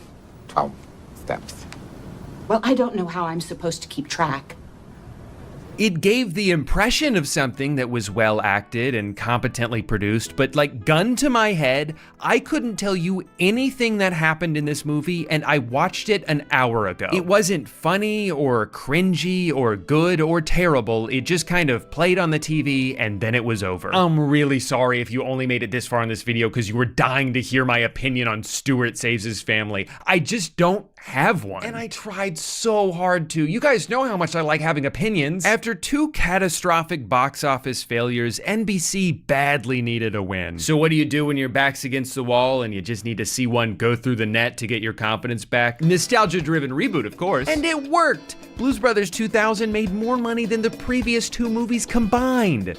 The problem is those 2 movies combined didn't even make $1 million, so that's not really saying much. This movie was always going to be an uphill battle because of the giant shoes they needed to fill after the death of John Belushi, but it feels like he took all the energy with him. This is a joyless, tired rehash of the original formula, with one of its stars missing and the other seeming like he didn't want to be there. God, what a miserable Dan Aykroyd performance. It's like he's trying to do an impression of his original character, but doesn't quite remember how to do it. Just what is it that you do exactly?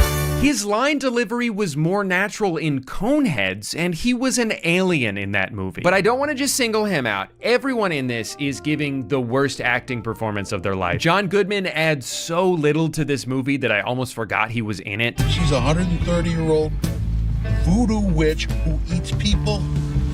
The Lord works in mysterious ways. There's so many line readings that are distractingly flat. Hey man, don't worry about it. We're gonna smoke them turkeys. Hey man, don't worry about it. We're gonna smoke them turkeys. And I know not all of these people are actors, but you can't give a bunch of lines to people who aren't actors and expect them to perform it well. Hey fellas, I think I know that voice. Whatever charm the original had is nowhere to be found, and neither is any of the absurdism. Occasionally, it would dip into some of the weirdness that I liked so much from the first one, but it was so rare. This is truly one of the most boring movies I've ever watched. I could not wait for it to end. And when it's bad, it's so bad. Like, roll your eyes unfunny, screaming the punchline at you over and over again, just in case you didn't see it. I did chuckle one time when Dan was listing the names of blues legends, and there were a couple that were kind of funny. Little Walter, Big Walter, Sonny Boy Williamson 1 and 2. And I once again enjoyed the comically over-the-top police car pileup, but that's not even a new thing. They're just doing the same joke from the first one, but a little bit different and for longer. The only redeeming quality of this movie is that some of the songs are good, but they hardly ever come in at a time that makes sense. The pacing is so inconsistent. Anytime I'd start to get at all invested in what they were setting up, they just start singing again, usually for no reason. You know what I mean when I say respect. And I know you might be thinking, yeah, Drew, that's what a musical is. And you're not wrong. I guess I just didn't give a shit about anything that was happening, so the endless onslaught of songs just felt like a waste of time. It started to feel pretty ridiculous by the end, so I went back and counted. For 57 minutes of this movie, someone is singing. That is too much. If I wanted to listen to music for an hour, I would go listen to music for an hour. I came here to watch a movie, and this movie sucks. Luckily for my sanity, the worst run of SNL movies ended with Blues Brothers 2000, and the next few are actually pretty solid. I think Night at the Roxbury and Superstar have a lot in common. They made a very similar amount of money, they both received the same slightly above average reception, and they both feature Molly Shannon playing someone who is obsessed with Will Ferrell's character, which works both times because they have the chemistry to pull it off. Night at the Roxbury might be the most successful attempt at recreating the thing that made Wayne's World work, where yes, it's a story about a dumb idiot, but there's 2 dumb idiots, so it's actually kind of endearing. Like, I don't think I'd like either of these 2 people individually, but because they always see the best in each other, I feel like I can too. We're good looking? We're very good looking. You especially.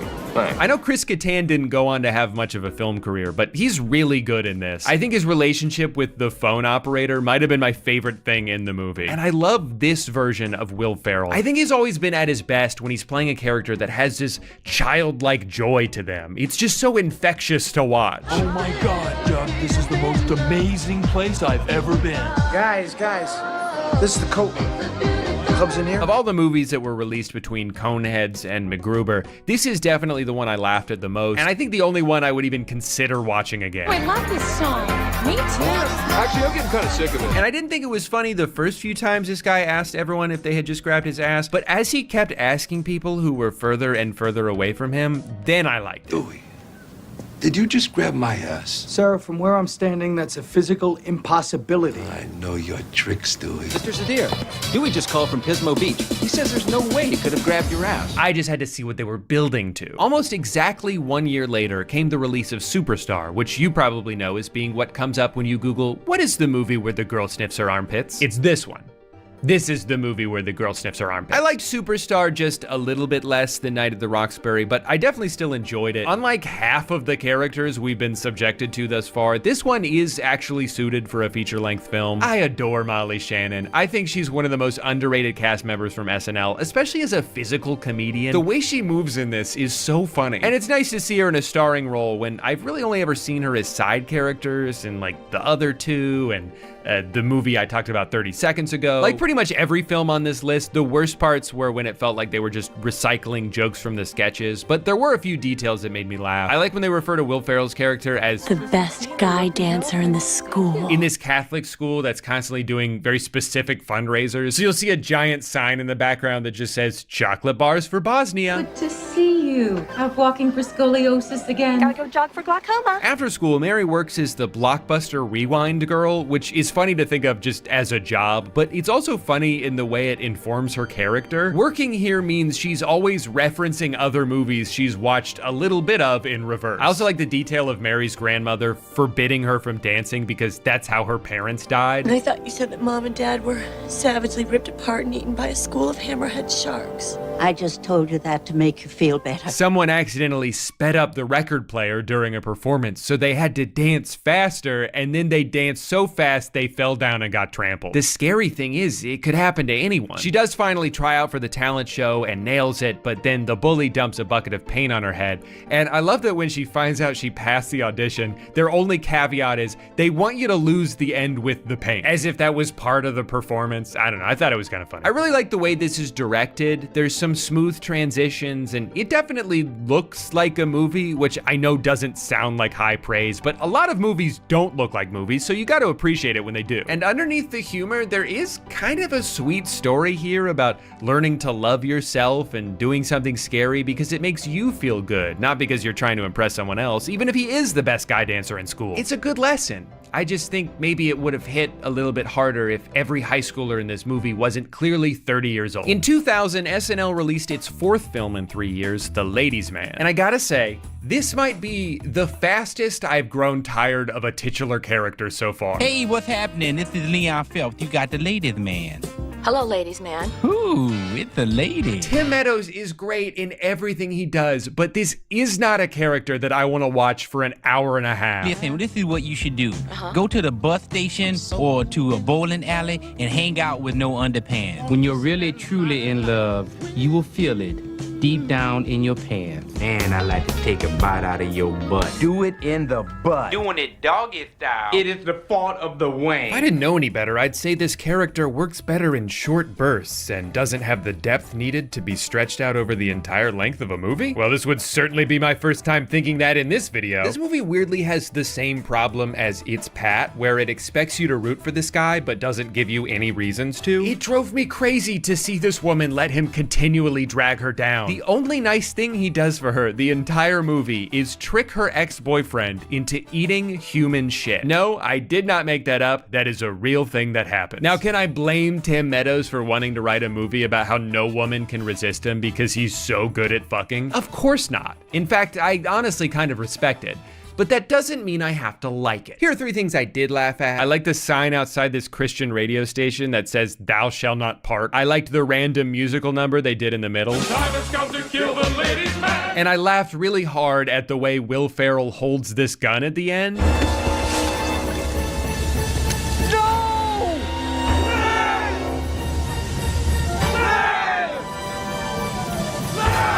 What The Ladies' Man did do is serve as the final straw for SNL Studios. After nearly a decade of movies that ranged from, at best, mild financial successes to, at worst, giant embarrassing failures, their run of cinematic excursions mercifully came to a halt. And for the past 25 years, Saturday Night Live has stayed on television where it belongs. Oh, that is except for one movie, the critically acclaimed 2010 smash hit I'm gonna say something a little controversial here.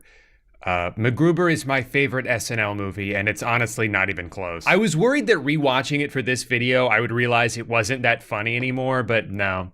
I love it just as much. I'm sure part of it is the soft spot I have for this era of SNL because I was a teenager at the time and everyone's favorite SNL cast is the one from when they were in high school. But god damn it, I love Kristen Wiig. I love Will Forte. I think he's so underappreciated. It's not often you could say a performer is truly one of a kind, but that's how I feel about him. The very specific type of energy he brings, his unwavering commitment to every bit, in both his timid awkwardness and sudden extreme outbursts, it never feels like he's doing an impression of someone else. It feels like he's created a style of comedy that is completely unique to him. Now, MacGruber is the kind of character I described earlier, the stupid asshole who's cockier than he has any right to be. I think it's fairly obvious.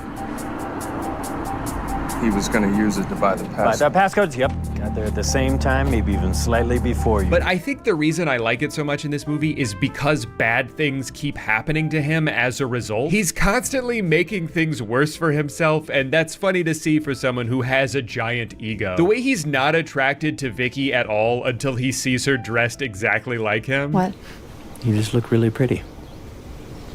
Thank you. The way he has to beg for Piper's forgiveness just moments after treating him like garbage. There's so many scenes in this movie that made me cry from laughter the first time I watched it. When he's coaching Vicky through an earpiece how to act like him since she's supposed to be undercover and she feels so bad about it. No, Vicky, no tip. What are you doing? Get that tip back.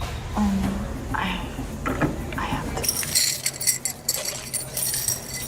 Sorry. No, say you're not sorry.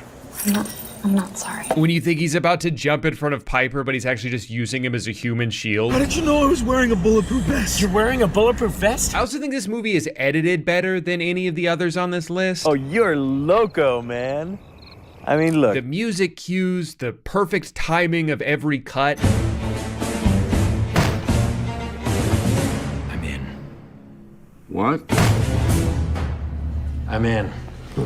Watching this movie when I was 18 and thinking it was the funniest shit ever, and then seeing how much everybody seemed to hate it, made me feel two things. One, that I don't understand what people aren't seeing in this. How did all the same people who seem to love movies like The Hangover and Bridesmaids and 21 Jump Street, all these similar comedies from that era, go and see this one and just feel nothing? I couldn't wrap my head around it. I never felt so out of place in this world. At the same time though, I think it made me love the movie even more. There's something special about things that feel like they're tuned to your exact frequency, like they're speaking a language only you can understand. When you find a movie like that, especially at the right age, it makes it feel like it belongs to you. Sure, it has flaws, but those flaws only make your bond stronger. When you look back at a lot of comedies from the past few decades, there's almost always a disconnect between the critics and the audience. I feel like there became this growing sentiment that comedy movies are pointless. It doesn't matter if they're hilarious, if the story doesn't blow you away, so now they're just packaged into other genres. Superhero movies that lean comedic, family movies that are a little bit funny, rom-coms that have more rom than com. But what happened to all the weird shit? What happened to just stringing together a bunch of loosely connected series of bits? It's been 15 years since MacGruber, and no other sketch has managed to make it back to the big screen. So I guess that leads us to the question of, will there ever be another SNL sketch turned movie? And I honestly don't think so, for a few reasons. One, the way the show operates now is different. It's a lot less character-based than it used to be. It seems like they rarely do recurring sketches anymore. Like, they'll occasionally revisit ideas, but they're not usually centered around just putting one character in different situations. Could they do a Peacock movie about Domingo? Sure, there's always a chance. Could they have done something with that Kate McKinnon character who was always getting abducted by aliens? Probably. And if they wanted to go the Coneheads route of revisiting something from 15 years ago, I feel like a lot of people would be on board for a Stefan spinoff. But does that mean it would be good? Is one funny character enough to carry the entire length of a movie? Usually not. And maybe it just took Lorne 11 tries to realize that. But then there's also the way comedy movies in general have evolved. As Matt Damon famously explained on Hot Ones that one time, the death of DVD sales has made it so the budget of every movie is either very high or very low, with almost nothing in between. And a lot of these old comedies that were in that middle ground of like $20 to $40 million are hard for studios to justify anymore because it's almost impossible for them to make that money back. So they just don't even try. I mean, outside of bottoms. I can't really think of too many straight up comedies that have had a theatrical release the past few years. And even that one, which to me seemed like it had a decently significant cultural impact, profited $1 million.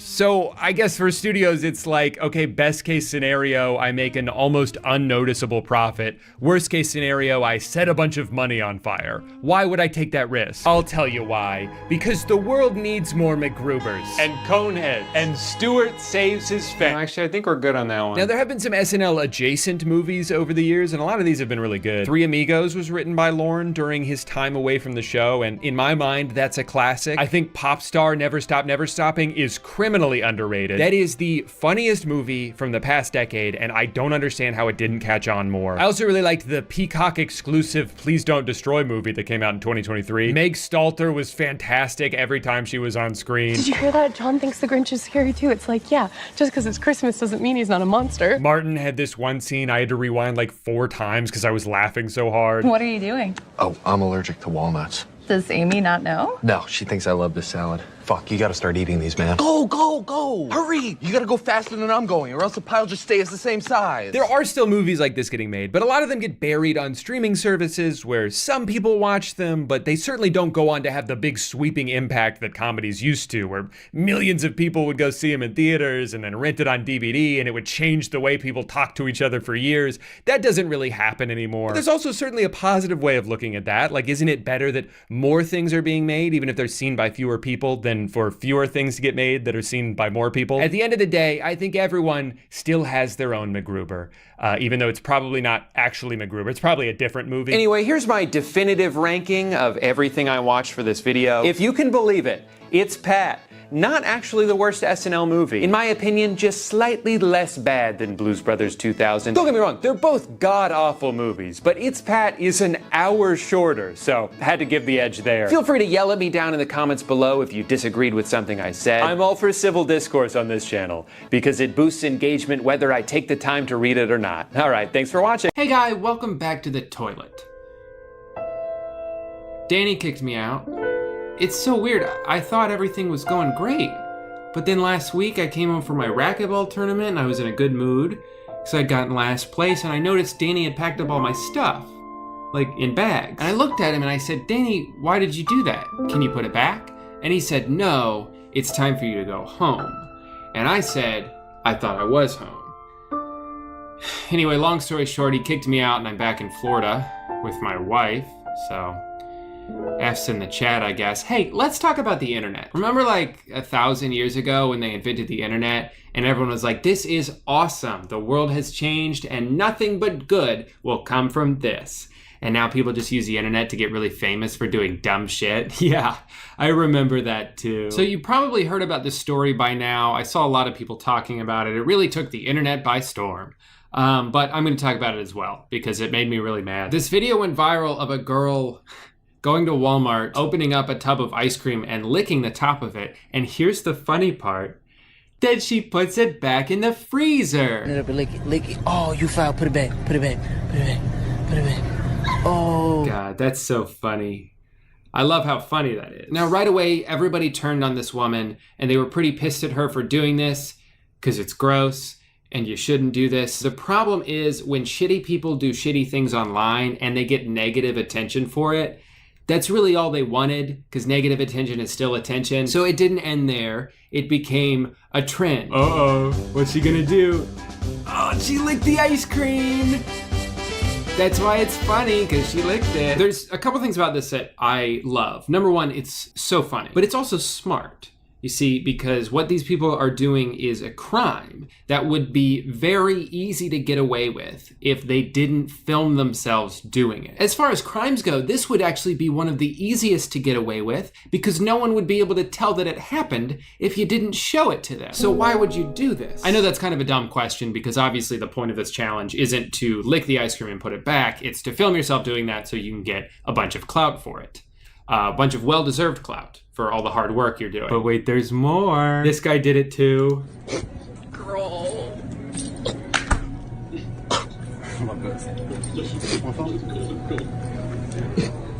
That's so funny. I know I'm not technically like a fashion icon or anything like that, so maybe my opinion doesn't mean anything, but is he wearing baseball pants? Does he have a game tonight? Also, he like kind of fucked up the whole challenge. I guess he was in a hurry to get to his baseball game because he ran out so fast that he forgot to put the lid back on. Not that I want him to be successful at the challenge, I'm glad he failed, but isn't the point of this to make it look like the ice cream has not been touched? Or more specifically licked? I don't think anyone would buy that because the lid's off. They'd probably be like, why is the lid off? Did someone lick this? Don't worry though, I know you're probably pretty frustrated with these people. I am too. He responded to his own tweet with this video of a police officer at his door. Hold on, let me try to wrap my head around this. So you're saying if you film yourself doing a crime and then you put that video on the internet, the police can find you and then they have evidence of you doing the crime? That's so weird that that's all it would take to get arrested, is submitting your own evidence to the police. Speaking of the police, the girl from the first video apparently got arrested as well. The official charge is food tampering, which is a felony in most US states and carries a maximum sentence of up to 20 years. If she gets sentenced to 20 years in prison for filming herself licking ice cream, I will wake up every day for the rest of my life laughing out loud. I will laugh so loud that that's what's gonna wake me up every morning. When something like this has such a poetic ending, it feels pretty good. This is a very satisfying resolution. It really sucks though that the damage was already done. When someone does something stupid and gets rewarded for it, people see that and then they do the same stupid thing. That's why other videos like this are going viral. Like this guy did one too. And it's really funny because instead of ice cream, he did mouthwash. Girl, it has been one musty fucking morning.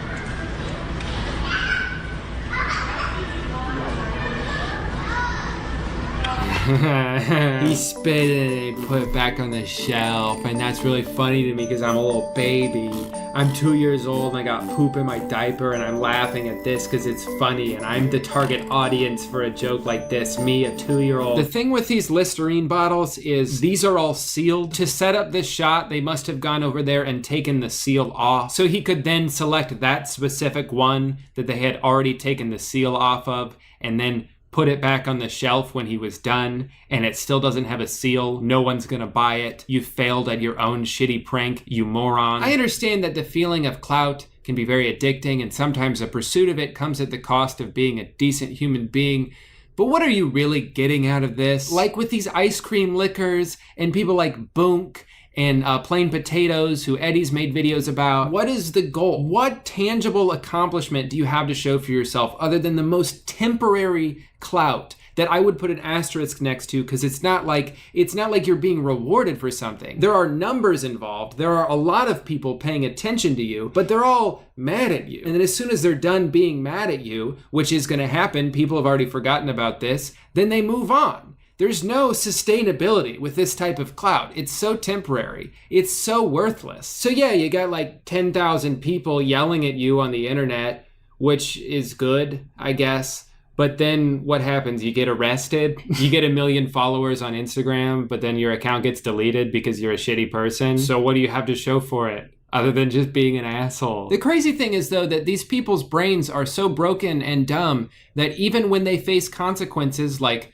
getting arrested, they still think it was all worth it in the end. Just left the police station. Too much clout to kick. So cool. You're probably thinking that if he considers the clout he received to be worth spending the day at the police station, he probably got a lot of followers, right? Like 100,000 or 200,000 or 8,000? 8,000 followers? That's what this is all about? Also, I'm still just concerned about this guy's baseball game that he clearly missed. You can't let your team down like that. Also, where'd you get those boots? Is one of Santa's elves going through a goth phase? What, did you raid the dumpster behind Hot Topic? I don't care that I'm not fashionable enough to make these jokes. Look, if you're ever on the internet and you see a dumb person doing a dumb thing but getting a lot of attention for it, don't feel tempted to also do that dumb thing so you can also maybe get a similar amount of attention. It's not worth it. Plus, there's plenty of wholesome challenges going around that you can take part in. The bottle cap challenge is pretty cool. There's a cucumber challenge. I'm not sure what that is. I haven't looked it up yet, but if it involves vegetables, it's probably wholesome. All I'm saying is there's so much potential for more wholesome content and no one's making it. Which is why today I'm starting a brand new trend. Going to your local grocery store, buying all your groceries at full price, and respecting the employees. Challenge. And don't forget your reusable bag.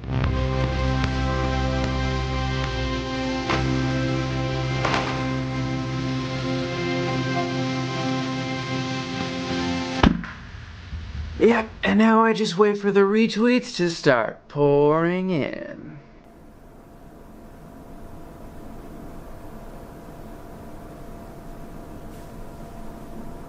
Oh, yeah, they're right. I forgot, it's way more fun to get mad at dumb people than it is to praise people for doing the bare minimum. That's my whole channel, is getting mad at dumb people. One last update on this situation. It looks like the ice cream revolution has gotten so out of hand that stores are now having to lock their frozen dessert section because people won't stop licking ice cream. You know, it was bad enough that you guys committed a felony. But now, if I want to so much as buy some popsicles, I have to talk to someone? Congratulations, ice cream lickers. You just posted cringe. You're going to lose subscriber. Well, it looks like I've officially ended the video more angry than when I started. So mission accomplished. Well, guys, that's gonna do it for today's video. Thank you so much for watching. Sorry this one was a little shorter than what I usually post. It's been a very hectic month. We did not expect to have to move when we did. If you want to see more stuff from me, I did post a sketch last week about Facebook Marketplace. That's on my Twitter and Instagram. I also tweeted about Stranger Things and made a bunch of people really angry. So you should go see what that is and follow me. As always, the links to buy tour tickets and merch are in the description if you feel so inclined. And when I get back from VidCon, I promise to figure out what to do with my background. Well, that's about it. I gotta go explain to my neighbors why they saw me walk into the woods wearing 3 different shirts. So, see you next time. Well, everyone, it finally happened after months of anticipation and build-up and uncertainty as to whether or not it actually would happen. I'm proud to say that I am finally making a video about TikTok. And I'm married, too. Oh, hold on. Actually, that's the wrong picture. Yeah, there it is. I know it sounds super cliche, but it really was one of the best days of my life, and I'm so grateful that so many of my friends got to be there, and I'm so lucky that I get to call Amanda my wife. And for it to not be a lie, because I was already calling her my wife, which is why probably a lot of you probably thought we were already married. But we weren't. I just said wife because fiancé is a stupid word. But anyway, you don't want to hear about my wedding. Why am I even talking about it? If you want to see pictures, you can go look on Instagram. I'm crying in one of them like a big old baby. But we're not going to be talking about my wedding today. We're going to be talking about some TikTok cringe. Like this.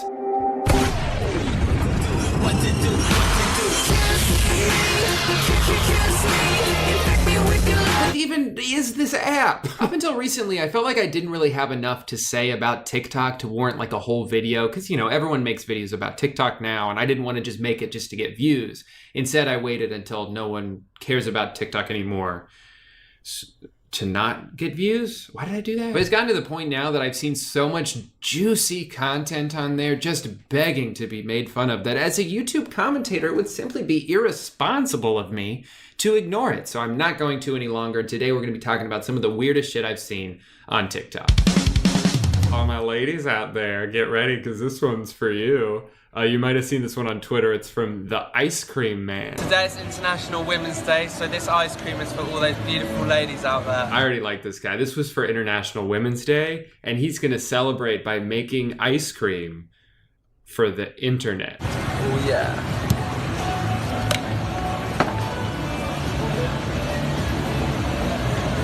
Wow, he's got tricks.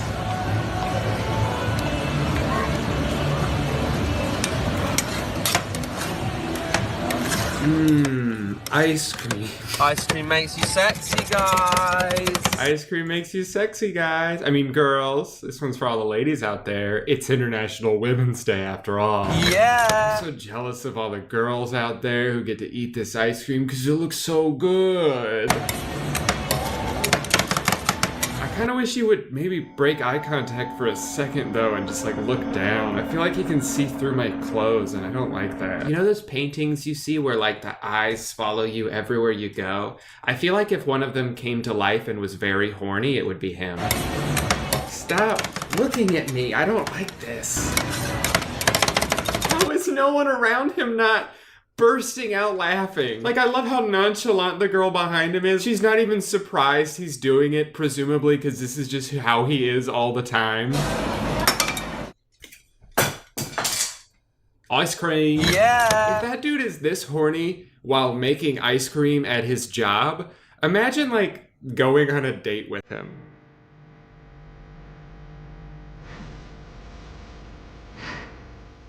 You know, if it was up to me, every day would be International Women's Day.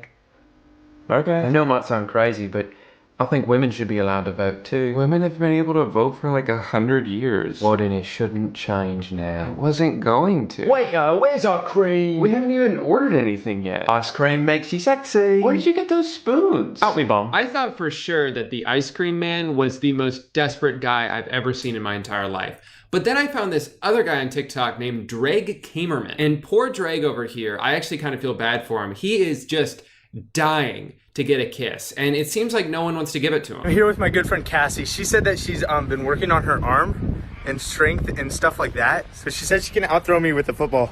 I said I could outthrow her, and if she can't outthrow me, then I get a kiss on the lips. So that's pretty dope. You all remember your first kiss, right? That you earned by winning a skill competition. Classic kiss story. Come on, make it. And she wins. Dang it. Oh no, you lost. Okay, so Cassie surprised me and was able to outthrow me. So can I at least get a kiss on the cheek? Yes.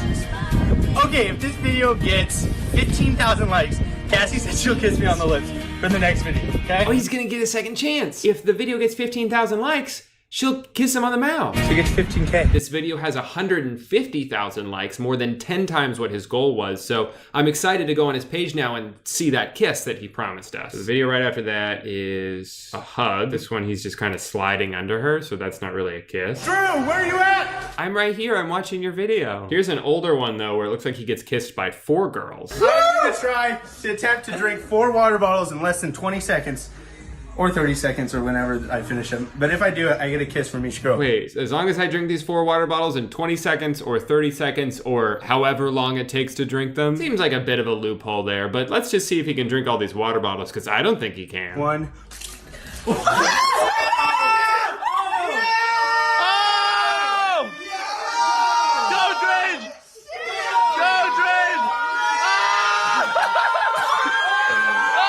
What the fuck? Oh, it's like coming out of his eyes. Wait, what did I just watch? Well, that's great though. He got 4 hot girls to kiss him on the cheek, and all he had to do was almost die. I'm here, girl. But he still hasn't gotten kissed on the lips, and that, to me, is the only kiss that really counts. I'm gonna try one more video. If he doesn't kiss her in this one, I'm just gonna move on. That was such a fun night. That was not me. I promise it wasn't.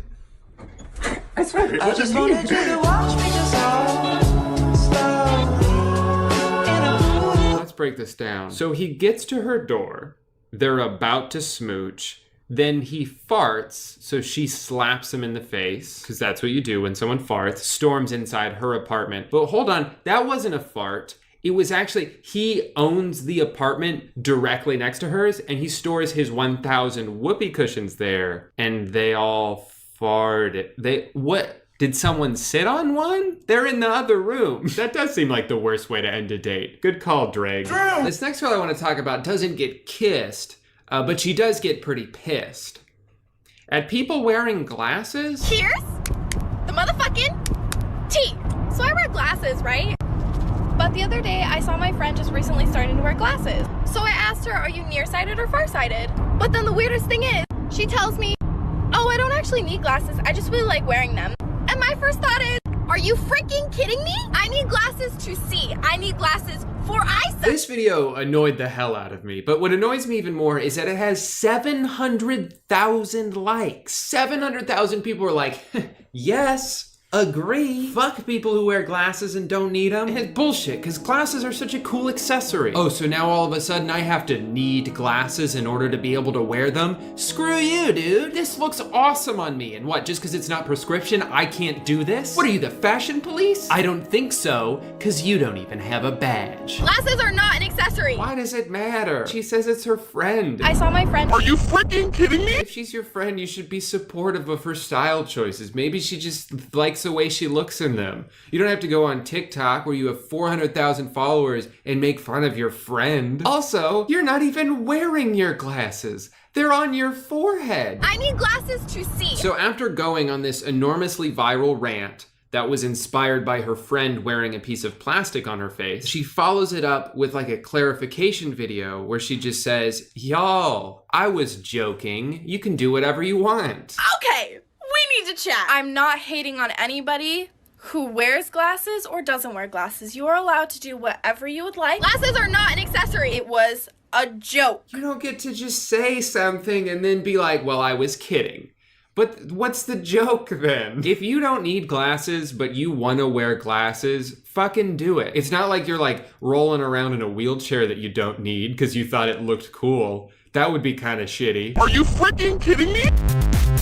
The last TikToker I want to talk about is the Gott family. If you can't find the cure, I'll fix you with my love. Shout out to Jay Cyrus for this one. If you guys don't follow him on Instagram, he's a super funny dude, but also he posts the most obscure, strange TikToks on his Instagram stories, and I think he's worth following even just for that. But a few days ago, I saw him post a couple of the TikToks from this family, and I had to go on their page and watch all of them because they're incredible. These are really unlike anything else I've seen on TikTok, and at their core, they're like supposed to be like these good messages, like almost like PSAs for TikTok. But the execution is always so bad that they just end up being hilarious. You'll see what I'm talking about in a second. This one is called What Happened? All right, kids, I'm off to work. I love you guys. I love you. Okay. Aw, he pretended to die. Mom, is this his car? Apologies, Bob. Honey, please pick up your phone. I'm worried. Go get the keys. I didn't tell me I loved it. I get the idea. I get that it's like, you should always tell your loved ones that you love them because you never know when you'll see them again. That's a good message.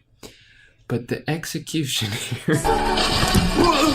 Then the shot of a fire truck, not an ambulance, a fire truck. But since this is fake, he had to like stand there and wait for an ambulance or a fire truck or anything to drive by. That was probably just the first one that did. So it's like, well, close enough. I'm not gonna stand here for hours waiting for an ambulance to drive by with their sirens on. Then at the end, the kid's just like on his phone. Guys, could you keep it down? And again, I understand the message. I understand the PSA they were trying to make. But it just seems like how this came to be was the dad one day was like, bye guys, I love you. And they just sat there and ignored him. And he's like, oh, I'll show you kids. It's also kind of like that running gag in Arrested Development where the parents always teach lessons to the kids by having some really elaborate situation where someone like loses an arm and then they're like, and that's why you always recycle. That's why you don't yell. But the kids end up mortified forever. He's the real life version of that. All right, the message of this one is not quite as good. I got the fishing poles and everything ready. You want to go?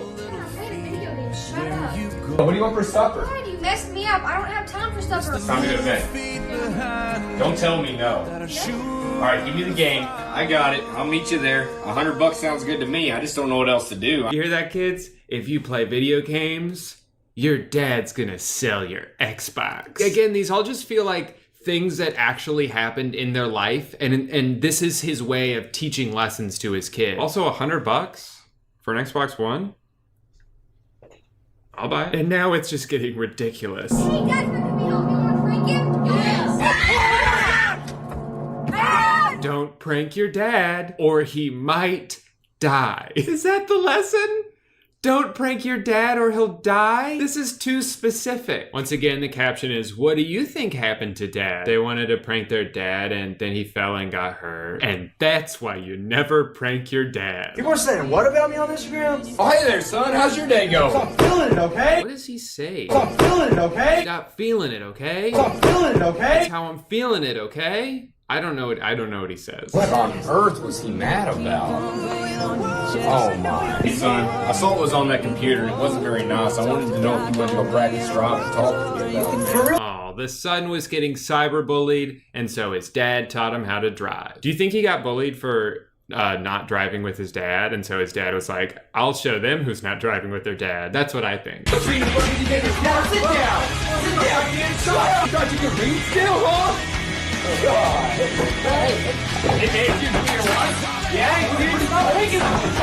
This one can't possibly have a positive message because it's just him shoving his son over and over again. We have to stop this. Carl, this is why your kids don't tell you they love you, because you bully them. This video also proves there is a Shinedown song for literally every situation. There's two in particular that I think are really funny back to back. There's this one where he pretends that he got fired and then his house gets foreclosed and now his family's homeless, and that's the whole thing. And then if you think of this one as the sequel to that, then it makes even less sense. I took the job. No, you can't! I had to! What I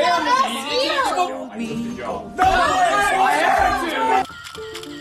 I took the job. Dad, no, my selfie! Because I had to! Daddy, no! Remember when we were homeless in the other one? No, Daddy! Excuse me, what is this? I saw you quit. Babe, it's not what it looks like. Hey, I mean they're positive? Come back, I still need you.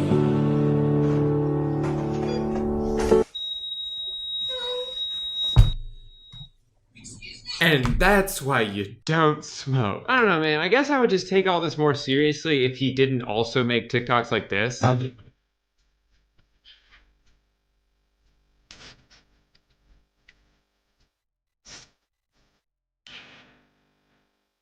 My kids don't love me. That's why you always love your dad. Hope you guys enjoyed today's video. Thank you so much for watching it. I'm back now. I'm no longer getting married because I already am married and I don't have to do it again. But now that I'm back, I plan on uploading as consistently as possible, whatever that means. I don't know, I'll try my best. That's it. Be sure to tune in next week to see me tuning in next week to see you guys tuning in next week. Bye.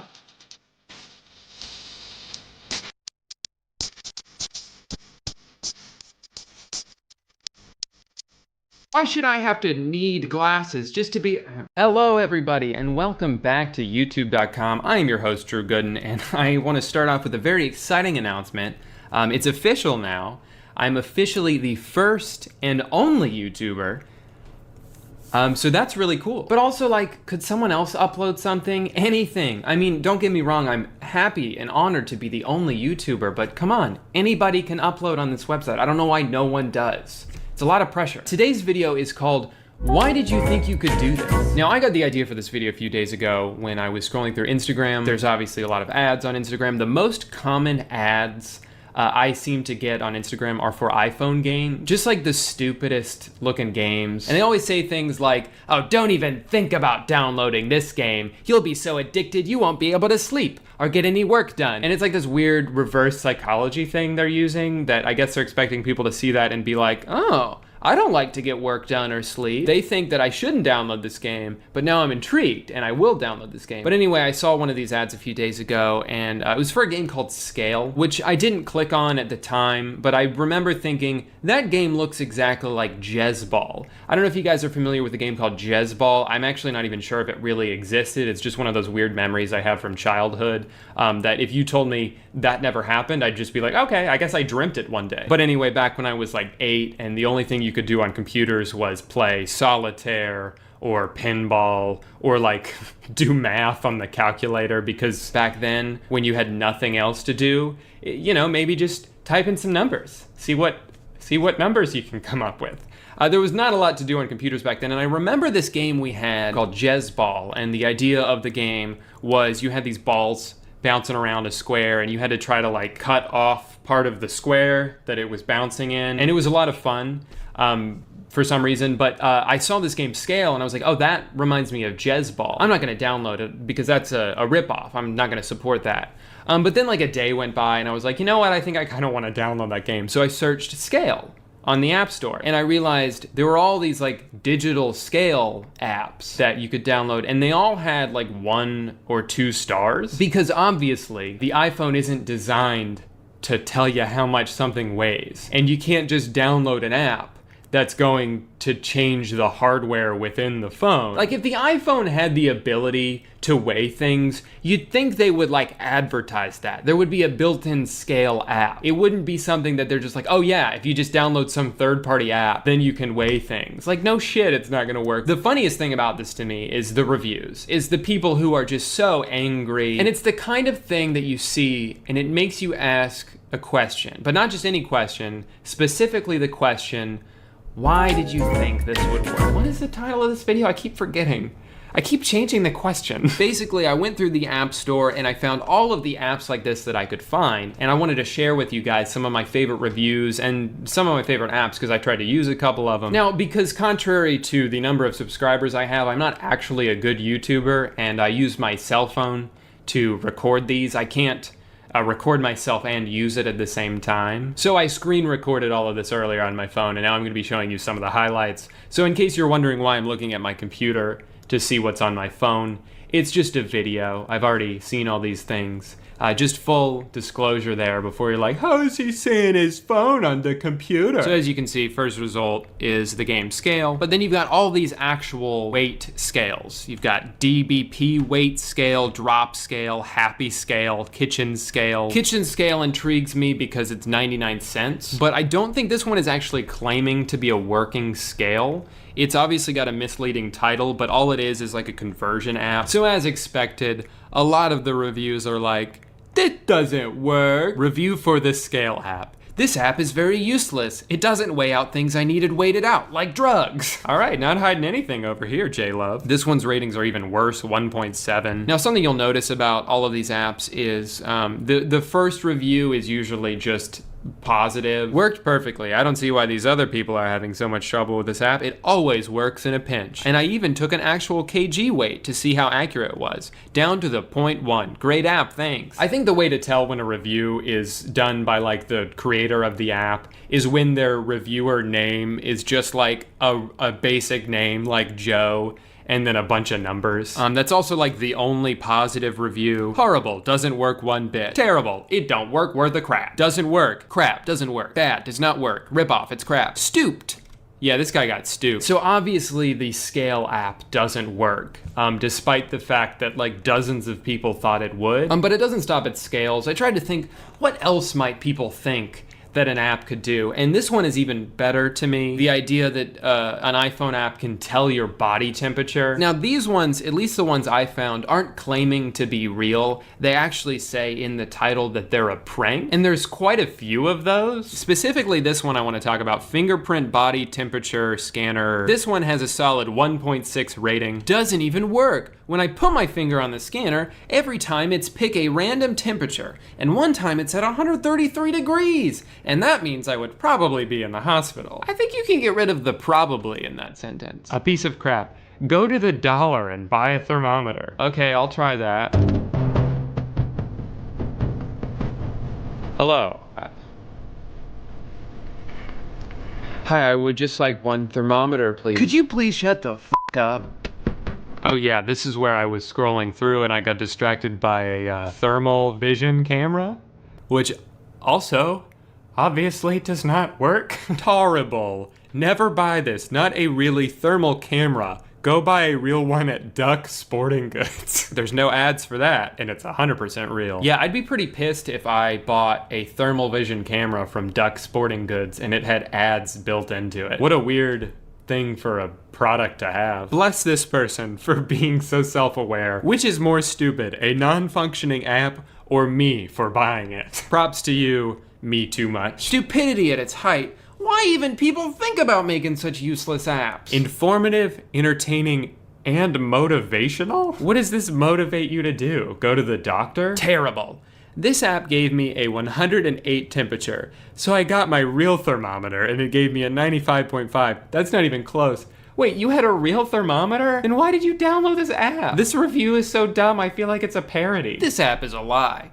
It told me I have a 126 degree fever, and then I checked a regular thermometer. Who are these people? That they're just like on their, like they're on the App Store, searching for a thermometer when they have one in the other room? Why? This fake thermometer doesn't work. Let me pull out my real thermometer. Now, I'm not saying this app is funny. I'm not trying to defend what is obviously a very stupid app, but it's like the one guy said, I don't know what's stupider, this app or me for buying it. Now, I was pretty intrigued by the developers of this app. Apparently they've got a lot of other apps. You got fingerprint, heartbeat prank, but what really stuck out to me was pregnancy test machine prank. It looks like they kind of just like copied and pasted the interface from the other app and then changed the background color. Terrible app. This app doesn't even work. The first time I used it, it said I was pregnant with twins, then a girl, then a boy. I love that the app gets that specific. It's not just yes, you are pregnant or no, you're not. It can also tell the quantity of babies that are inside you and their gender,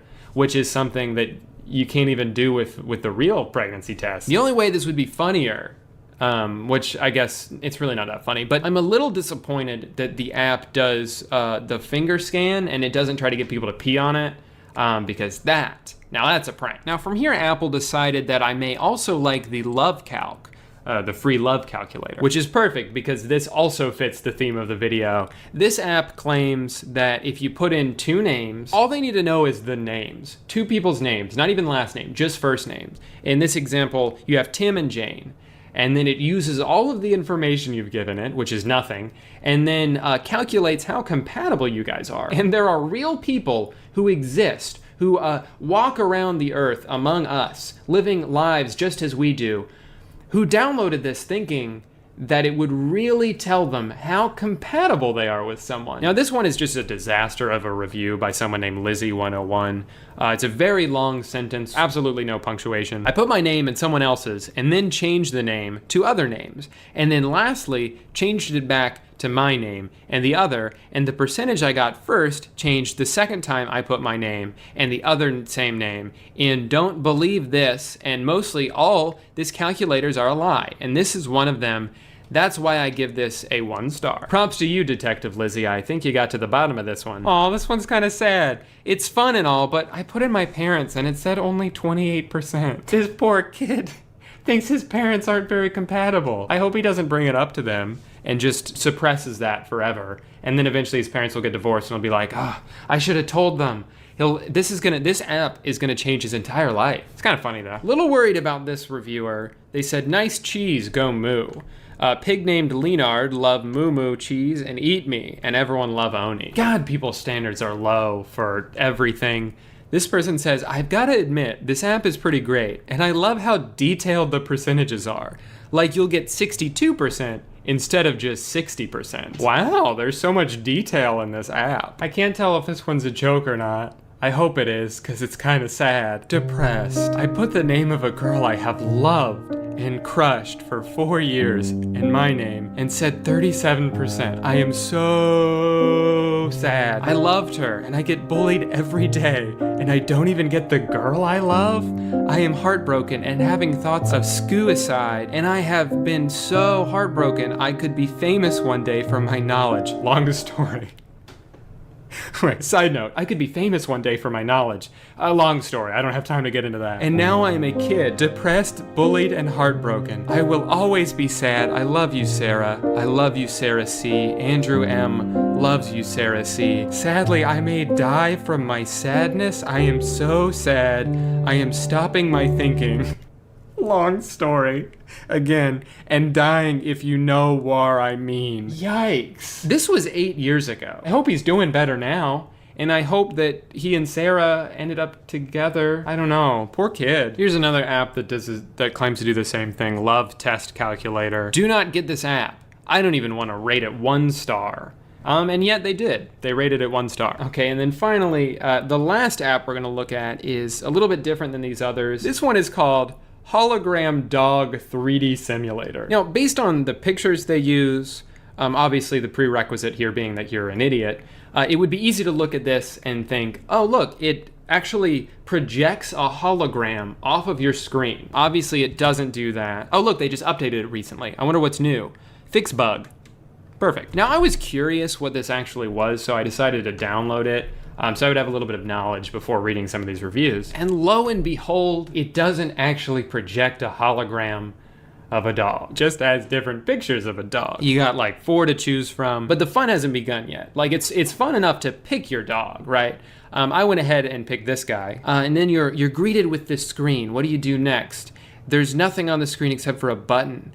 And then you touch the button and the dog shows up, and then you touch the button again and he goes away. So that's a pretty fun app. I gotta say, pretty fun. Good time having it. It's free app to do, and then look at all the fun ad. So a lot of good fun stuff on this app. Let's see what people had to say about it. The top review here, and one of the only positive reviews, his name is Get the App Today.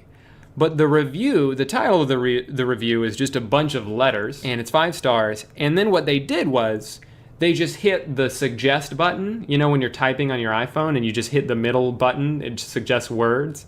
That's what they did. And then that's the top review. Have a great way of the day before I get a follow back on my way home from work. To be the first half of the day before I get a follow back on my way home from work. To be the first half of the year, and I don't think that I have a great way of life, and the other hand is the only thing that would make it a lot of the year that I don't. Not very fun. It's not very fun because the only thing you can do is press a button and a dog shows up. I have to agree with this reviewer who said, great arcade virtual fun. There is a good thing that cool on this. The button is easy to use. Yeah, I got to agree with him on that. The button is pretty easy to use. You just touch it. So, works great. Fools my mom. She thinks it's a real dog. I give the game a 4, and then he gave it 3 stars for some reason. This person said, not worth buy, even though it's free. No hate for the game, just add a little bit more hologram. All right, guys, I think that's gonna do it for today's video. I just wanted to share some of the weirdness that I found on the App Store, and I hope you guys liked it. If you did like it, feel free to hit that thumbs up button. If you didn't like it, you can hit the thumbs down button, but just make sure to hit it twice so I really know how much you disliked the video. Feel free to subscribe if you want, although you don't really need to. Unfortunately, I'm still currently the only person making videos on the website, so I guess if you just go on YouTube, you're just gonna see my videos. So no need to subscribe. All right, anyway, guys, I'm doing the thing again where I just talk and talk and talk at the end of the video for no reason. So I'm gonna stop doing that. Thank you guys so much for watching. See you guys in the next video, which should be out eventually. So, thanks for watching.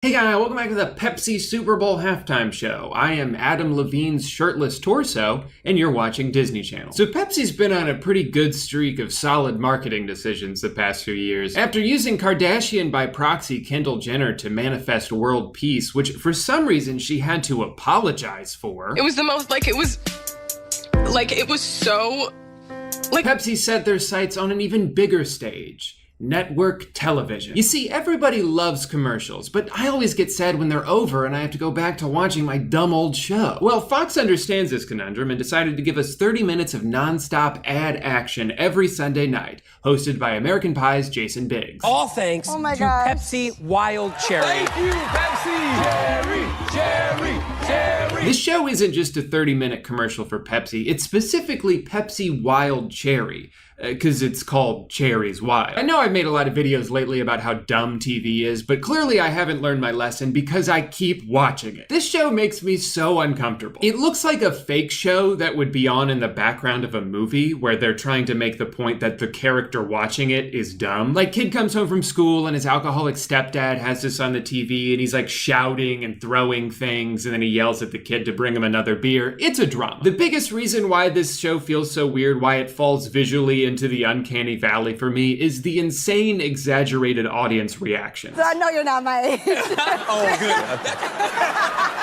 All right, you know what? All right. This round. Right off the bat, seconds into every episode, they show the audience already going bananas. And here's your host, Jason Biggs. Welcome to Cherry's Wild. Oh my God! That's the guy from the movies! Now, it's important to note that this show was filmed last year. There is no audience there. But just like on the other Fox show that I talked about, they put up a screen of fake audience that looks totally cool and normal and isn't just playing a video on a loop. But since you know it's fake, it makes it even weirder when they try to do these over-the-shoulder shots of the crowd that we know is not there. They must film this part separately. You can actually see that this audience is wearing masks while the other one is an entirely different group of people. I assume they're all just sitting in front of a green screen, which I imagine would be a lot of fun to film. Oh my God! That's the guy from the movie! This is definitely the shot that makes this feel like an episode of Black Mirror, because you have this dumb, colorful game show, and then they cut to a bunch of faceless silhouettes quietly watching from behind a pane of glass, like they're observing human behavior. Another thing I notice about the audience is that because their reactions are controlled by the producers, they're always egging the contestants on. That $50,000 goes away. They're always trying to get them to risk their money. Let's do it. Let's do this one. We're gonna keep it going. going. We're gonna keep going. You guys are incredibly inspiring. You guys are such an inspiration to me. Most people would just take that money and then quit, like losers, but you two persevere. Give it a Terry! Oh! Okay. Okay, maybe you should have taken the money. This is definitely different from other games I've seen. In Deal or No Deal, for example, there's times where the audience is like, hey, maybe you should just take the deal, because $300,000 is a lot better than $5, which wouldn't even be enough for the Uber home.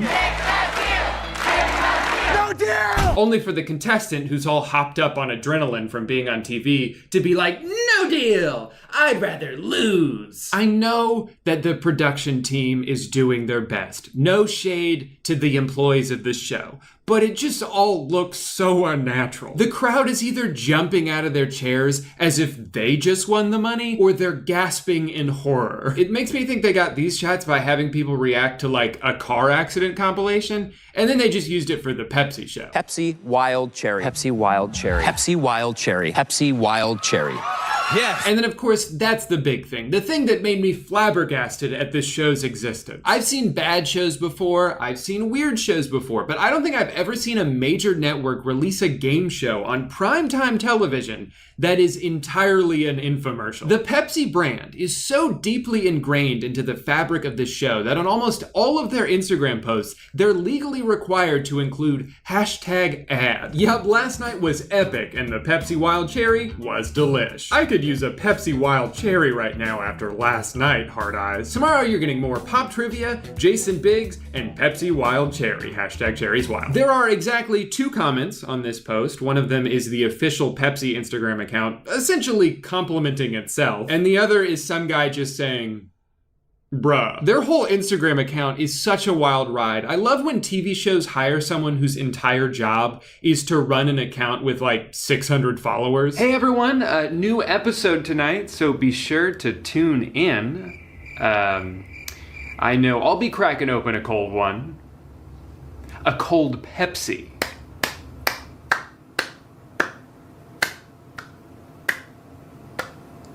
Sounds good to me. They also post these bingo cards for every episode, which is a pretty fun idea, but they're only 3x3 squares, so it should be pretty easy to get bingo. Although maybe I spoke too soon, because some of these don't even make sense. This one just says Europe. What does that even mean? They go to Europe? Like halfway through the episode, they just board a plane and leave. Decisions. Fill in this spot if you see someone deciding stuff. Jason makes a joke.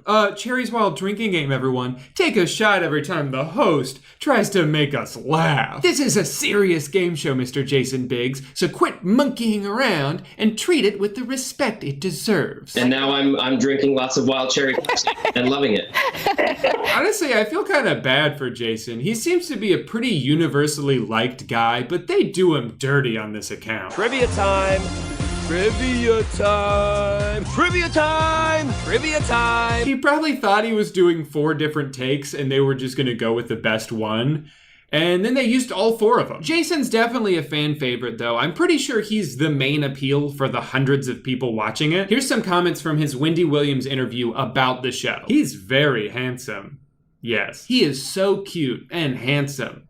Yes. Guys, get out of here, guys. The comments on their Instagram are so funny. There's only a few of them, so it's pretty easy to read them all. There's a handful of positive comments here and there, but a lot of times when you click on them, you realize it's someone who's affiliated with the show. And then there's this one guy who comments on every single post trying to get them to respond, and he seems pretty annoyed that they never do. I love the dichotomy between this almost absurd level of positivity and this guy shitposting. This person commented, only a few more hours until cherry nirvana encompasses the souls of us all. And Ty just said, Pepsi. I don't know if I put this entirely on Jason or if they just asked him a leading question, but in one of his interviews, they ask him about the Pepsi sponsorship and he says this.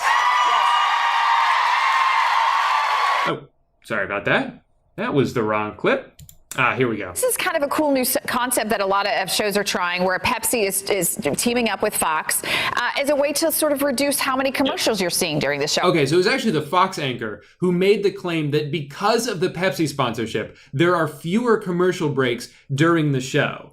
And that's not true. There are just as many commercials. It's still a 21-minute episode, just like every other half-hour show. Maybe they were trying to say you'll see less variety of commercials, because most of them are Pepsi, but they still advertise other things. The other thing about Cherries Wild, even if it wasn't sponsored by and named after Pepsi, it's not even a good idea for a show. It's based entirely around a video slot machine. This is one of the largest slot machines in the world. They say it's one of the biggest slot machines. I think they could get away with just calling it the biggest. It's over 3 stories tall. I don't think they come much bigger than that. But the thing about slot machines is that they are rigged. Almost every casino game is going to be somewhat rigged in favor of the casino, but specifically with slot machines, there is no user control over the outcome of what happens. You can still win something, which is why people use them, but the result was always going to be predetermined by a random number generator. I've never seen something like this before. They actually have to put a disclaimer at the end of the show that says,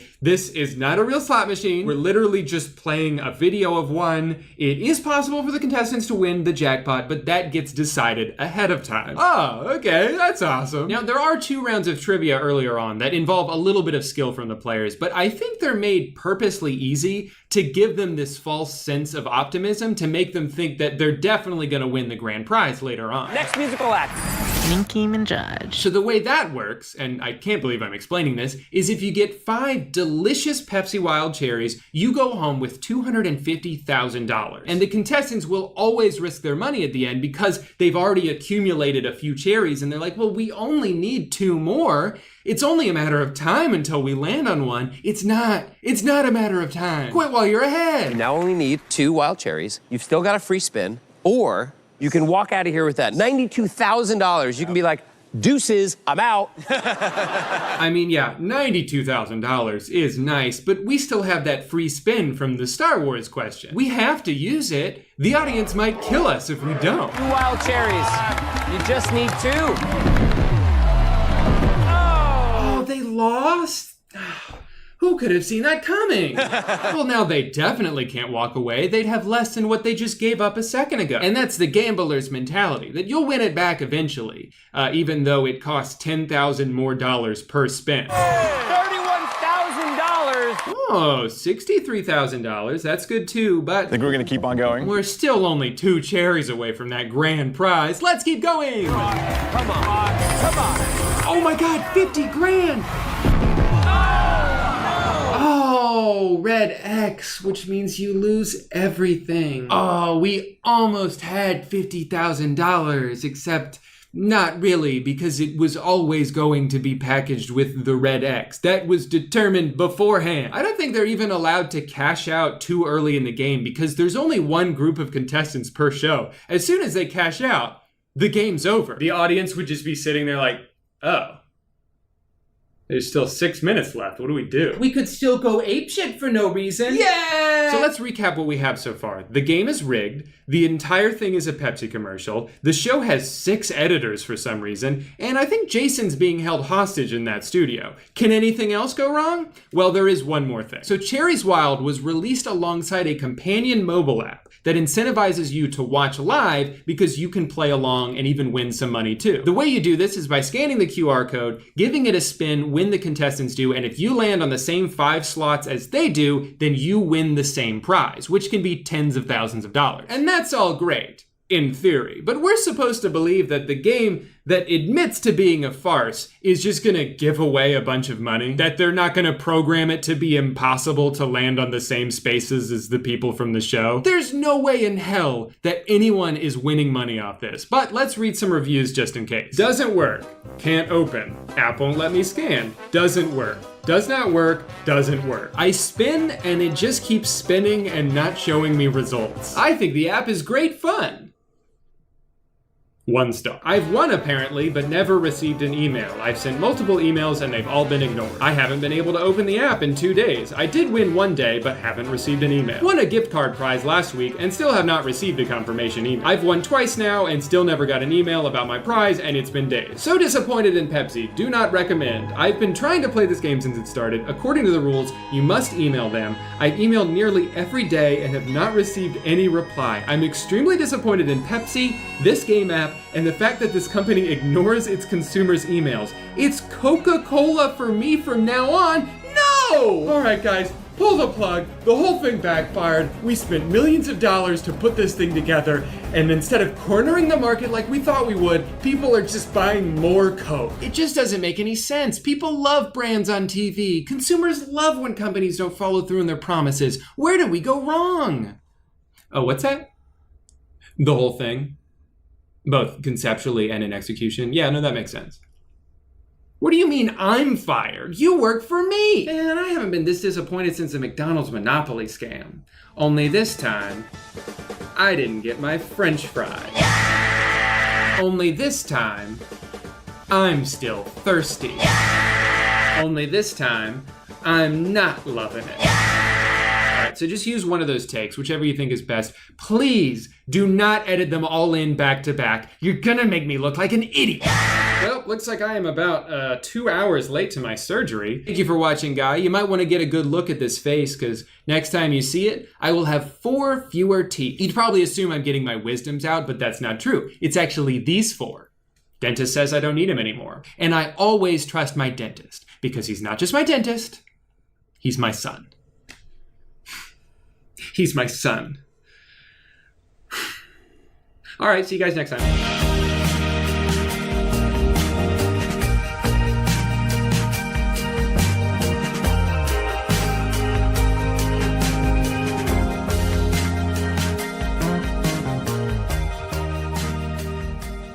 Hey Guy, a couple weeks ago I was at an Airbnb trying to figure out what the $200 cleaning fee is supposed to cover if they're just gonna make me do a bunch of chores anyway, when we realized that episode 4 of Severance had just come out. And what great timing. This place had one of those beautiful 85-inch frame TVs that make it look like an art piece on the wall. They had surround sound, they had a telescope pointed at the TV. I couldn't imagine a more perfect place to watch what would turn out to be a slightly confusing episode of television. So we turn it on and instantly we're like, why does this look like shit? I know that this TV costs thousands of dollars, and yet the moment anything moves on screen, it turns into this jumbled, blurry mess. But of course, because this kind of thing has been happening for years, we knew it was because of True Motion, or Motion Plus, or whatever this TV calls that feature, where it smooths out every frame and makes everything you watch look like it was shot on an iPhone. The best thing about this feature is that it's always on by default, and nobody I've ever met likes it. It's also named something different by every manufacturer, which makes searching the menus for it a little adventure every time. Now, I know I'm not even close to being the first person to complain about this feature. It seems like everybody hates it. But that's also why it's so confusing to me. If so many people hate this, why after over a decade are TV manufacturers still forcing this down everyone's throats? How do they benefit from making their product look worse? I remember ecstatically buying this Samsung in 2019 and almost returning it because the default settings made it look so bad I thought it was defective. I just kind of sat there in denial about it for almost a week before being like, this can't be right. There has to be a setting I can change. Tragically though, a lot of people don't know about this setting. They don't realize their TV is actively sabotaging their viewing experience. And if this doesn't describe you, it probably describes someone you know. And by that, I of course mean your parents. So sit down with them, explain what's going on, tell them why you get a headache whenever you watch TV with them, and reiterate that it's not their fault. Show them this video by a guy named Noodle. Let's say it's on twos. The AI doesn't smooth anything between the first and second frames of a single drawing because there's nothing to smooth. They're the same picture. This means that what was originally a perfectly fine 12 FPS animation is now a janky mess. Or if they'd prefer to hear it from someone they know, have Tom Cruise explain it. Video interpolation or motion smoothing is a digital effect on most high-definition television. I'm Tom Cruise. Just make sure they never find out about the whole Scientology thing. You cannot ruin Top Gun for your dad. That movie's very important to him. Now, I will admit, I was a little surprised reading some of the comments on this video, seeing so many people disagree. I didn't know people liked it when the $100 million movie they're watching looks like a soap opera. Now, I understand, of course, from a gaming perspective, people preferring higher frame rates, but I don't think that logic applies to movies. Games are interactive, so generally the smoother something is, the more responsive it feels. But you're not interacting with the movie, you're just watching. It doesn't need to be perfectly smooth. In fact, I think part of what makes a movie look like a movie is the sort of ethereal nature it has. It doesn't look exactly like the way the world around you does through your own eyes, and I don't think it should. I saw someone say they like it because it shows the flaws in in movies you couldn't see at 24 FPS. And it's like, no, the interpolation is creating those flaws. It's not reverting a film back to its original settings. It's not a director's cut your TV's giving you private access to. It's just generating new frames based on what it thinks should go in between the existing ones. That's where the errors come from. You're not watching a more authentic version of a movie because Sony Motion Flow added a bunch of blurry auras around every fast-moving object. The most authentic version of a movie is watching it the way it was filmed. You shouldn't have to change anything. And I think more than anything else, that's what really aggravates me about this feature, is the hubris of it. There are so many deliberate choices that go into making a movie look a certain way. There's so many people involved in those decisions that know way more about cinematography than I do, so I trust their vision. Why can't TV manufacturers do the same? Why do they look at a beautifully shot television show like it has a problem that they need to fix? Anyway, this experience got me thinking about new technology in a more general sense and how my excitement towards it has waned over time. Sometimes it seems like we kind of already figured everything out. You can communicate with anyone in the world instantaneously. You have immediate access to every piece of music ever made. You can pay some guy to deliver a cold burrito straight to your door and it only costs $70. This is the peak of humanity, baby. There's nowhere else to go from here, except backwards. So many things now seem to just invent a new problem so they can sell you the solution. Or if we do create something novel and revolutionary, it's only gonna stay that way long enough for us to kill all our competition, allowing us to ruin our thing and make it infinitely more expensive. There was a time where streaming services seemed like the final frontier of at-home entertainment, a marriage of cost and convenience that made all previous options obsolete. I mean, my DVDs are just taking up space, and even if I wanted to watch something, I gotta get up, dust off my Xbox, navigate a bunch of menus, switch discs every 4 episodes. Netflix is so much better than this. Until, of course, they quadrupled their price and got rid of every show you ever wanted to watch. So slowly but surely, a lot of people are moving away from the unreliable streaming services and going back to physical media. Things like Blu-rays, vinyls, Tooth Tunes. And I've actually begun that migration process myself. But because I'm incredibly stupid, here's how it's going for me so far. I started watching Friday Night Lights for the first time in December. It was something I had wanted to watch for years but always put off, which is crazy because it's a show about football, which I like, with a bunch of music from Explosions in the Sky, a band I grew up listening to all the time. It kind of felt like they made this show specifically for me, and still I was like, I'll get around to it eventually. It wasn't until a couple of months ago that I finally gave it a chance and got really into it. 12 days before it was going to be removed from Netflix. For the last 2 weeks of December, I binged as much of the show as I could, as quickly as I could, until around 3 a.m. on New Year's Eve. 13 minutes left in the season 2 finale. I was given an abrupt error message telling me that my beloved show was now gone. At this point, I was pretty invested, and I didn't just want to wait until it was maybe on Peacock one day, and I certainly didn't want to spend $2 per episode to digitally own it. So I decided what better time than right now to begin my brand new Blu-ray collection, starting naturally with a show I had yet to watch even half of. So about $37 and 8 days later, my Blu-rays show up at my door and I'm ecstatic. I can't wait to see how season 2 ends. So I pop the disc in my computer, try to play it, and it does not work. Turns out the external DVD drive I bought a couple years ago isn't compatible with Blu-rays, so I'm gonna have to buy another one. No problem, what's another $110? Jesus Christ. Well, I already bought the Blu-rays, I'm not gonna not watch them. So I bite the bullet on the Blu-ray drive. It shows up 2 days later, pop it into my computer, so excited to learn what will become of Brian Smash Williams. Huh, that's weird. Doesn't seem to work on VLC. Or the Any DVD app. I guess I could spend $20 on Blu-ray player, play Blu-ray, but that one says in its description that it doesn't play Blu-rays. At this point, I'm a little frustrated, but even more than that, I'm confused. So I go where I always turn to in times of crisis, a Google search with the word Reddit thrown onto the end. And believe it or not, even on Reddit, home of some of the most dedicated people on the planet, every single answer I see is, nah man, Power DVD 23 Essential is your only option. There is one way to watch Blu-rays on your computer, and it is with this app. You want to know how much that app costs?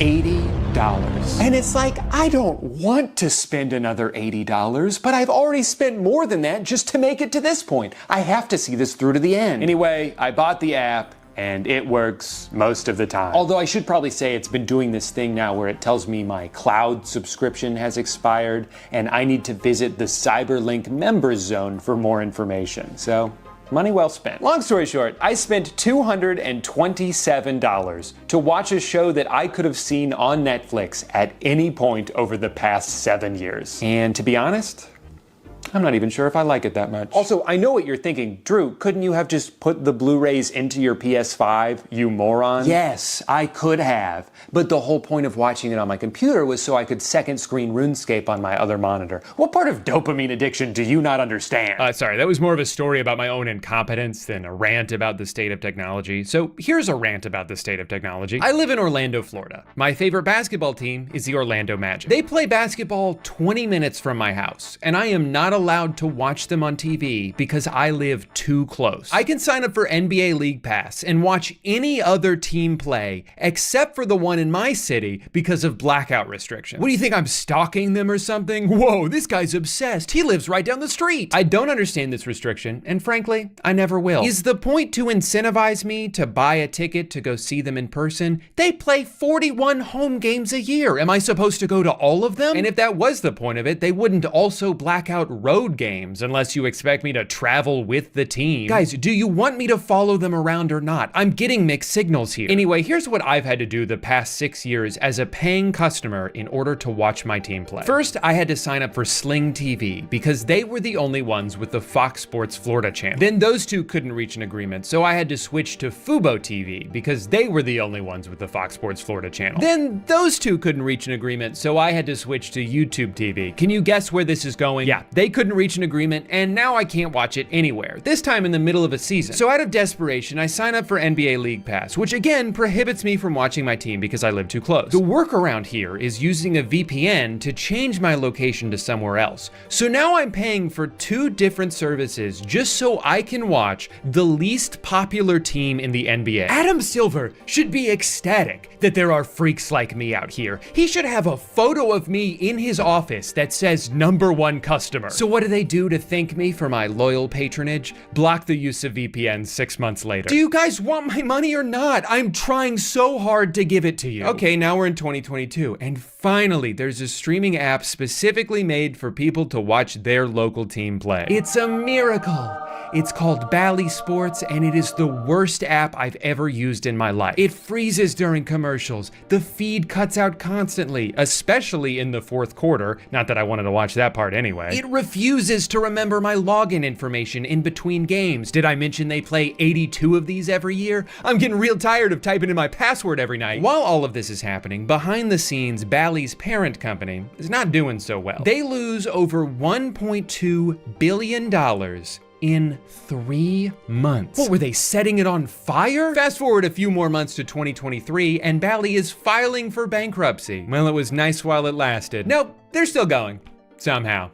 Turns out I don't know what bankruptcy actually means. What I do know is that this probably doesn't bode well for the growing list of technical problems they apparently don't have the money to address. So that brings us to today, where after 3 tumultuous years, I'm excited to report that the app is now a little bit more reliable.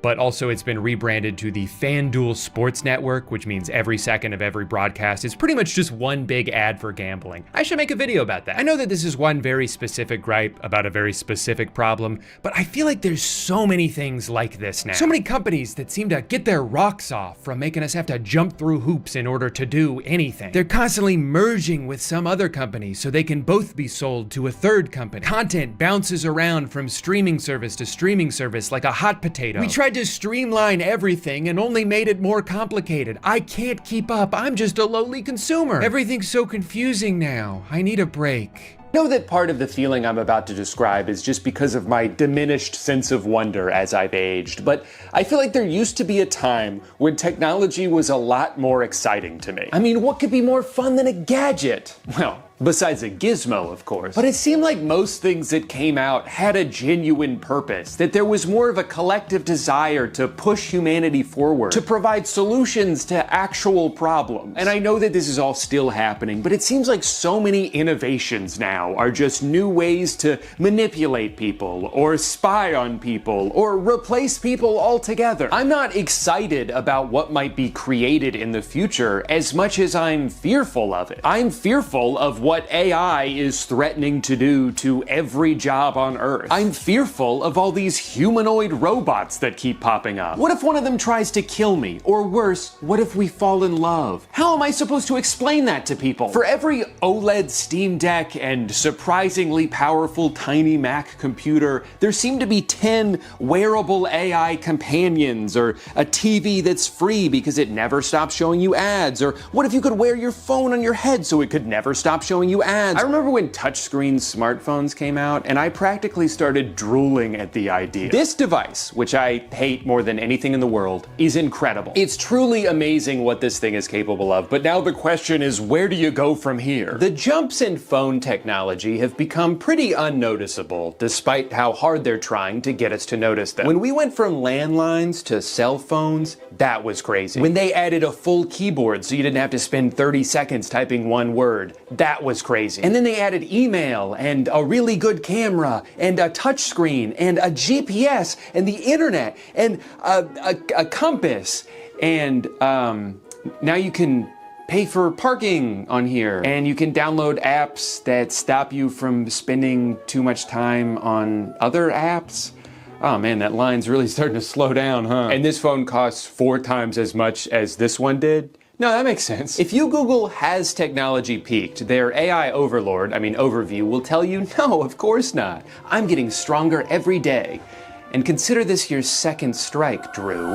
That's awfully ominous. And what was my first? No, of course technology hasn't peaked, but it does feel like it's starting to level off a bit. The improvements between video game consoles used to be astronomical. Now I end up on a side-by-side comparison video, squinting as hard as I can trying to spot any difference. In 1995, video games looked like this. 10 years later, they look like this. 10 years after that, they look like this. And in the 10 years since, they look like, wait, which one is a new one? And I know I'm viewing this from a consumer standpoint. I'm completely oblivious to the strides being made in medicine and science and interplanetary defense mechanisms. But it just seems like whenever a new thing comes out, we have to pay a lot for very little. Technology has gone so far in the wrong direction that people are now trying to find ways to go back. Physical media is making a comeback. Dumb phones are making a comeback. As people become more disillusioned to the future that was promised to us, the best way to break out of it is to recapture a sense of simplicity. And not all of this is just nostalgia. I think some of it speaks to the fundamental difference in how things are made now. You used to be able to own things. Now almost everything is borrowed. You're not buying a product, you're subscribing to a service. I don't own a bunch of music because I'm paying Spotify every month. I'm just temporarily given access to music until I stop paying and then have nothing to show for it. And even if you do buy a physical product, there's no guarantee it's gonna stay in the condition it was in when you bought it. A lot of things now can be remotely updated or even deactivated. The Spotify car thing completely bricked when they stopped wanting to deal with it. A few months ago, Roku forced an update onto all of their TVs, making it so you can't turn the motion smoothing feature off. This company just announced they're gonna start charging a monthly fee so anyone who already bought their thermostat can continue to use it. We're buying things that can be made worse or taken away from us whenever the manufacturer feels like it.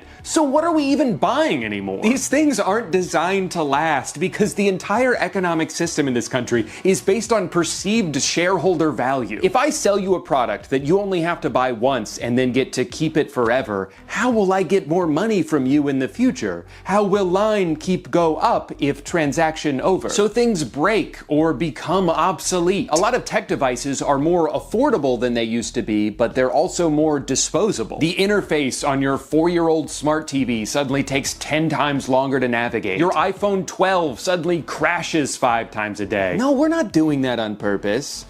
But it does kind of seem like a sign that it's time to buy a new one, right? And this isn't a conspiracy or an exaggeration. Technology is making us dumber. Rarely while using your phone are you in the driver's seat, except when you're texting while driving, which is a lot of fun. But it's mostly a passive activity. More often than not, you don't open an app in order to do a specific thing. You open an app and just see whatever it chooses to show you. Sometimes you like it, sometimes you don't. Either way, the past hour of your life was entirely decided by an algorithm. You're not thinking for yourself, you're not making a decision for yourself, you just turn off your frontal cortex and submit to whatever Mark Zuckerberg has curated for you. And the more we're conditioned to accept this relationship, the easier it is to sell us an AI agent that does all of our thinking for us and that we learn to trust implicitly. I mean, how am I supposed to be excited about technology when this is the direction we're headed in? It seems like everything is slowly trying to turn into everything else. A new app will come along with one specific niche use and then inevitably get turned into yet another form of social media. Like the Shop app. I've been using this for a couple years because I like the idea of having one account that works across multiple websites. But now, of course, it's just like another thing designed for you to scroll through. I open it up to see how far away my pants are and it's like, oh hey, you want to buy something else while you're here? You want some Alpha Lion Superhuman Hulk juice? What about Goof juice? Chug juice? Oh, I know what you want. A little cake shaped like Texas. They also give you rewards, but it amounts to virtually nothing and is really just an excuse to send you more push notifications. Hey, don't forget to use that 14-cent credit before it runs out. It only works on this website that sells hoodies for dogs. You open up the Ring app so you can see who's knocking at your door and they're like, hey, you want to see this funny video of a goat? Venmo defaults to the page showing you how many of your friends had pizza this week. Why do I need to know that? I bought that light in the corner a few months ago and the only way to control it is through an app. And you're probably thinking, certainly there's no social media aspect to an app that turns lights on and off, and that might just be the dumbest thing you've ever said. Of course it has its own news feed and hashtags. Of course there's a pop-up telling me to take the Govee app user experience survey so I can earn 50 Govee points and a chance to win Govee merch. App is a goddamn joke now. Worst change to an app that could ever happen. Can't even remember my dream view settings anymore. May as well check all my lights and bin if this is the only way to control them. What a joke. Well, I wanted to respond to this comment saying that I'm just here for the Govee points, hashtag Govee rewards program, but that feature is only available to savvy users. So I agreed to the savvy terms and conditions and they congratulated me on becoming a savvy user. You're following all of this, right? Instagram has its own TikTok feature. Twitter has its own TikTok feature. And you probably guessed this because you'd never make the same mistake twice. The Govee app has its own TikTok feature. Everything is the same thing, and I'm tired of it. These apps are all so intent on monopolizing your time that they'll design it in a way that makes it hard for you to leave. You click a YouTube link on the Facebook Messenger app, and instead of just taking you there, it'll be like, oh, I guess you want to open that app instead, huh? All right, here's a button. It doesn't work though. No, I'm just kidding. It will work if you click it 15 times. And then it will take you to the App Store so you can open the homepage of YouTube and just search for that video yourself. Was that helpful? Good, it wasn't supposed to be. I just noticed the desktop Instagram website has incorporated that thing that's supposed to prevent you from accidentally exiting out of like a checkout screen or a form you're halfway through filling out. But they're just using it anywhere on their website. Literally scrolling through the homepage, I try to leave, they grab my arm and say, no, are you sure you're done with us? We were just about to show you a really cool ad. Are you sure you don't want to see what it looks like? Sometimes I feel like you don't even like me anymore. It's no wonder so many people are trying to turn the clock back on technology and return to a simpler era. Not so far back that you gotta like eat bugs and sleep on a log, but just back to when these modern conveniences were still exciting and didn't feel so predatory and manipulative. Technological advancements don't feel fun anymore because of the motivations behind so many of them. It doesn't feel like we're trying to make life better when almost everything is designed to be as addictive as possible. These things aren't supposed to be fun additions to your life. They're supposed to be a new thing for your life to revolve around. And no amount of profit or growth will ever be enough. It seems like there's more thought put into how you can continue to charge people for something they already own than to just expand the experience of it in the first place. But hey, at least we're using all that extra revenue to pay the employees, right? right? Sorry, I'm doing that thing again where I try to provide catharsis by ranting in a critical yet lighthearted fashion, but just end up spreading more negativity in the process. So I'd like to end this video by highlighting some technological innovations that I'm thankful for. Number one, fiber internet. In 2018, we lived in a house where it would take me 2 hours to upload a 15-minute YouTube video. And during that time, no other device in the house could connect to the internet because I was using all of it. Now I get like 2 gigs per second and it never goes out. That's a luxury I know I take for granted. Now I should probably say that AT&T almost electrocuted me when they were digging in our front yard, burst into a water pipe, flooded half the neighborhood, and knocked down a power line, leaving live wires dangerously close to the newly installed moat they surprised me with. But they did offer me a $1 credit when I called to complain. So I wish I was joking about that. They destroyed our lawn and then offered $1 single as an apology. And you know what? They're still not as bad as Spectrum. Number two, our Nespresso machine. This is the world's greatest invention. It's all the convenience of a Keurig, except it doesn't taste like burnt garbage, and you can actually send the pods back when you're done to have them recycled. I mean, allegedly. They probably just throw them in the ocean like I do. I can't believe these pods are only moderately more expensive than K-Cups. They taste 100 times better, and you don't have to wait 45 minutes for it to cool off. Side note, how much money do you think Sabrina Carpenter turned down to not do a collaboration with them? They had to have asked, right? That's that mean espresso. It was right there. What are you guys waiting for? Some stupid YouTuber to promote your shit for free? Never gonna happen, bozo. Number three, electric razors. Why was I scraping the shit out of my face for so long? These things aren't just better, but they're cheaper in the long run because you don't have to change the blades all the time. And I can use it on my balls. Oh, was that it? It was just the 3 things? Sorry, I thought I'd have more time to think of an outro here. Thank you so much for watching. Subscribe if you want. As always, YouTube gives me $100 for every new subscriber, which I like to withdraw as cash and use as kindling to help make it through this brutal Florida winter. So remember, every time you subscribe, you're keeping me and my family warm for a couple of minutes. Thank you for watching. Bye. A few months ago, I made a video called Efficiency in Comedy, The Office vs. Friends. In this video, I took 2 shows that both hold a special place in my heart and compared them based on one metric. How many jokes are there per minute, aka which show, in my eyes, is more comedically efficient? I think the biggest problem with this video, despite just not being thorough enough with my data, is that these 2 shows are just too different to compare head to head. Completely different styles of comedy made during 2 distinct eras of pop culture, making this relationship too apples versus oranges to draw any real conclusions. So when I set out to revisit this format, I made it my goal to only compare shows that are both apples or both oranges or both bananas. You get the idea. 2 shows that are very similar. And when I made this my goal, 2 shows immediately came to mind: Arrested Development and Community. The closer I started to compare these shows, the more I realized how many elements between them are nearly identical. They each feature ensemble casts made up of a bunch of quirky weirdos and one straight man to react to their quirky weirdness. They're both very meta shows that repeatedly break the 4th wall in ways most other shows don't, and they both seem to have mastered the art of the callback,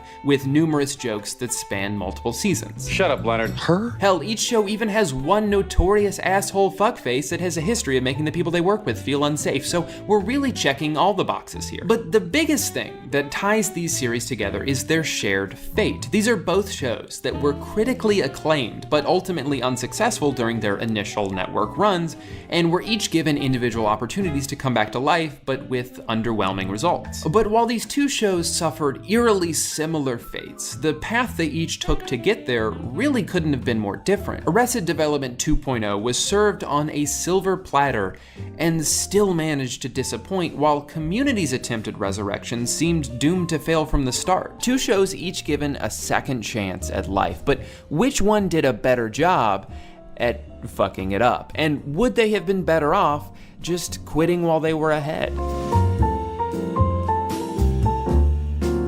So first, let's do a quick history lesson that will never be taught in any school ever. starting with Arrested Development. The first season premiered in 2003 to initially high ratings that slowly dwindled over the next few months. Almost instantaneously, Fox was ready to give up on Arrested Development despite the fact that they were literally winning awards immediately. They won 5 Emmys in 2004, and yet none of the cast was even sure if they were going to be brought back for another season because the critical acclaim wasn't translating into broad enough popularity for Fox's liking. You see, Arrested Development was always praised for its cleverness and originality during a time when simplistic, formulaic sitcoms were being birthed left and right. Each episode weaved together storylines and long-running bits in such a carefully crafted way that just wasn't typically seen on television. In fact, the show was so jam-packed with jokes that I think it was actually ahead of its time in a bad way. Because while Arrested Development has since earned a reputation as a show you sometimes have to pause and rewind or rewatch episodes altogether to catch subtle nuances you may not have noticed at first, you couldn't really do that at the time. In 2003, if you sat down with your family to watch a show live on TV that you can't rewind or pause or anything like that, and the show you're watching feels almost like an onslaught of punchlines and dialogue and information, it's not necessarily going to satisfy the need that most people had when they watched television, which was more or less to turn off your brain for an hour or two of easy laughs after a long day at work. In a lot of ways, Arrested Development was made to be binged before that became the standard for television. The writers seem to have more foresight from the beginning than in any show I've ever seen, certainly in any comedy I've ever seen. Even small things like Buster getting his hand bitten off by a loose seal, but his love interest and mother, 2 separate characters I should say, are both named Lucille. Watch out for Lucille!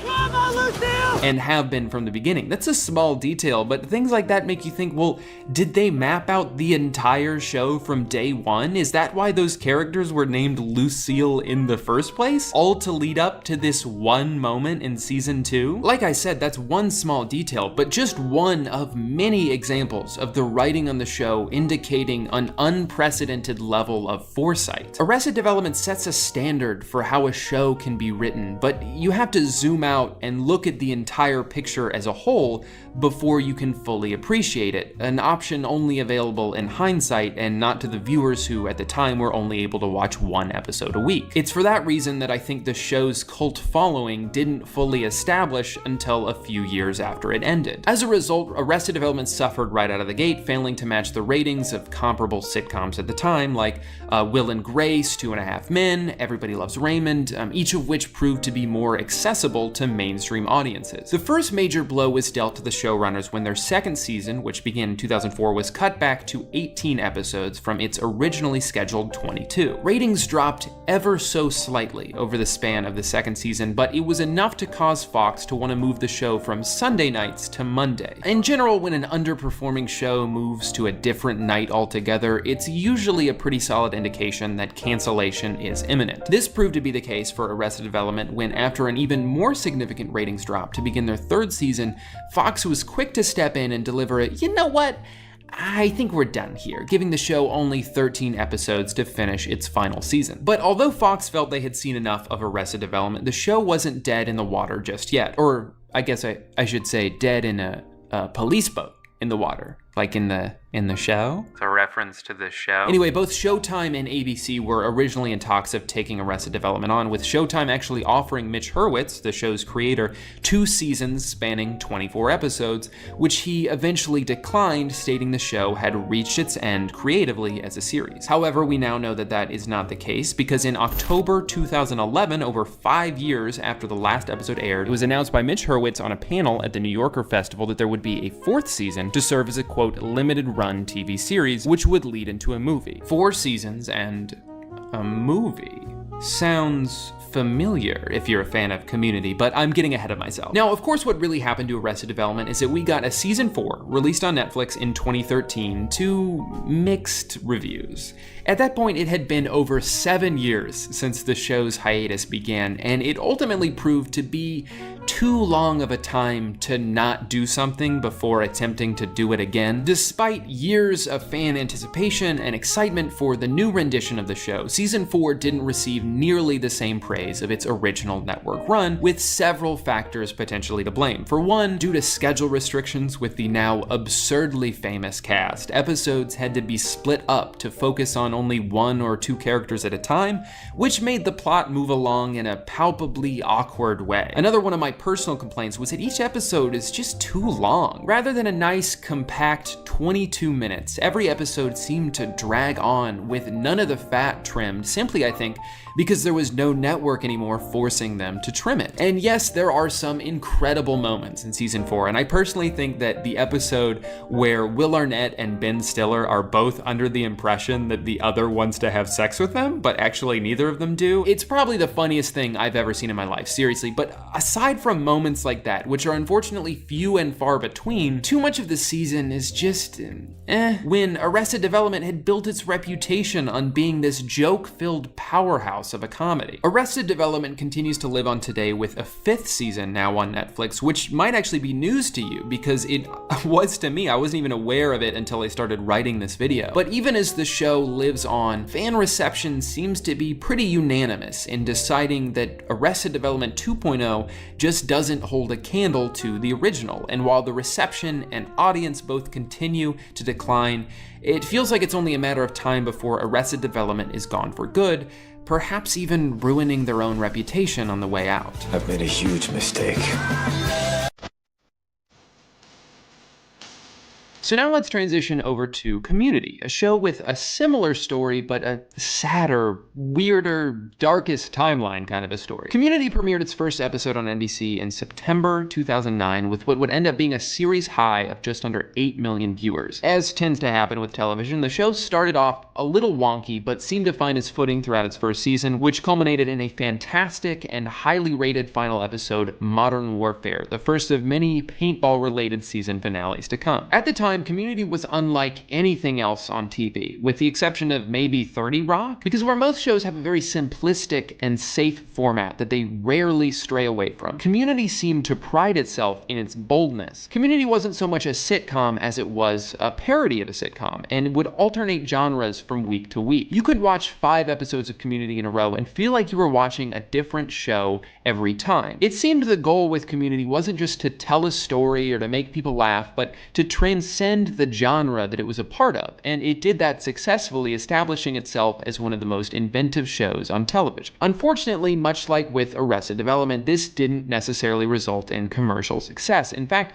the show's genre-hopping ambition probably had a negative effect on the general TV-watching public, most of whom would prefer to laugh at a show like Virgin Nerd Guy Say Smart Thing or Too Hot Girl Do Dumb Job. Because it's simple, it's easy, you know what you're gonna get every week, and you don't have to think. The first season of Community averaged just short of 5 million viewers per episode, underperforming relative to similar shows airing at the time like The Office, 30 Rock, and How I Met Your Mother, each of which garnered nearly double the viewership of Community. Although the quality of the show only improved immensely over the first 3 seasons, especially in season 3. If you haven't seen the show and you just want to watch one episode, watch season 3, episode 3, Remedial Chaos Theory. I believe this episode was nominated for a Hugo Award and an Emmy, but you watch this episode and you just think, like, how did they write this? How long did it take to conceptualize this? It's fucking brilliant. But anyway, even though the quality of the show continued to improve as time went on, the ratings consistently were on the decline, and so NBC, after 3 seasons, felt like they needed to make a change. So in 2012, Dan Harmon,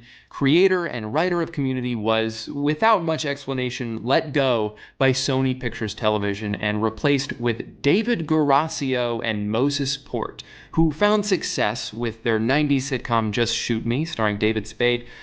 Their more recent body of work, however, includes a show so terrible and bizarre, you have to wonder how they were even considered for a job like this. The show in question is called Aliens in America, and the basic synopsis is that this family ordered a foreign exchange kid from London to be like friends with their son because the son is a loser, and they thought this would make people think he was cool if he had a friend from London. Yeah, that's the real plot of the show, guys, but it gets even worse. You see, the family ends up being disappointed when they find out that the kid they ordered was actually from Pakistan.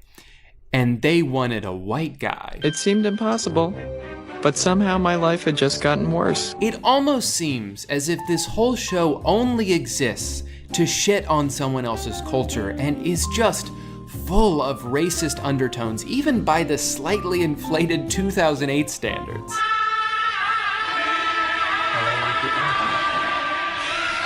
Aliens in America ran for, and you're not gonna believe this, but only one season. Crazy, right? On the CW, and all the episodes are on YouTube, to my knowledge, if you wanna see how bad this gets. But the point is, the masterminds behind this embarrassing travesty were given the keys to one of the most creative and unique shows in modern television history right at its peak. What could go wrong, right? Well, pretty much everything. Needless to say, the 4th season didn't go so well, with the drop in quality immediately apparent to fans. In fact, the season was so out of place and generally disliked that they even began the eventual season 5 by having Abed relate the previous year to that weird final season of Scrubs that nobody asked for and basically ruined the show. See? He does a voiceover wrap-up at the end of every episode. Despite Dan Harmon eventually being brought back for that season 5, and I think reviving the show creatively, it seemed that most of the damage done by the previous season was irreparable, and the show never fully recovered, with the ratings now at an all-time low. Season 5 would end up being Community's final season on NBC. This left a lot of fans confused due to Community's commonly used mantra, 6 seasons in a movie, which was interpreted as like the plan for the show. But NBC chairman Bob Greenblatt came out and basically said, and I'm summarizing here, but basically said, no, that was their thing. That had nothing to do with us. So NBC canceled the show in 2014, claiming it just didn't make sense for them to have another season with that level of an audience. And just like that, Community, like Arrested Development before it, was dead in the water, abandoned by their own network. In a desperate attempt to finish the show's creative arc and fulfill the self-imposed prophecy of 6 seasons in a movie, Dan Harmon was forced to do the unthinkable. In a last-ditch effort to keep his show alive, he turned somewhere few have even dared approach and none will ever approach again. And maybe you're thinking, it can't be that bad. Who revived the show? Comedy Central? No. Netflix? Not quite. Community's 6th season was picked up by none other than the world-famous Yahoo Screen, a streaming service so good it doesn't exist anymore. Yahoo sunk $42 million into Community's 6th season, and as a result had monumental, I'd even say unrealistic expectations for the financial success of the show. As you can probably imagine, advertisers didn't really have any interest in providing funding for a show that failed on its own network and then moved to a streaming service that nobody had ever heard of. Community's tumultuous 6th season would end up being its last, with most of the cast out of their contracts and moving on to bigger and better things, a reputation basically destroyed by Yahoo, and less fan support than ever. After years of riding a roller coaster that had far more downs than ups, which actually sounds like a fun roller coaster, but not if you're describing the path of a television show. Anyway, Community was finally, and perhaps mercifully, laid to rest. The weirdest thing about all of this, and maybe even the saddest part, is that the 6th season was actually pretty good. It was clever, it was ambitious, and it had the same charm that the show had for 4 of the previous 5 seasons. The problem wasn't that it was bad. The problem was that nobody watched it, because it was on Yahoo fucking Screen. That sounds like a joke. That sounds like something Clickhole would come up with. Like, what's next? AOL Go? The Blockbuster app? What did this gift of a show do to deserve this fate besides try their best? Nothing. Because sometimes life just isn't fair, especially when you're trying to make a television show.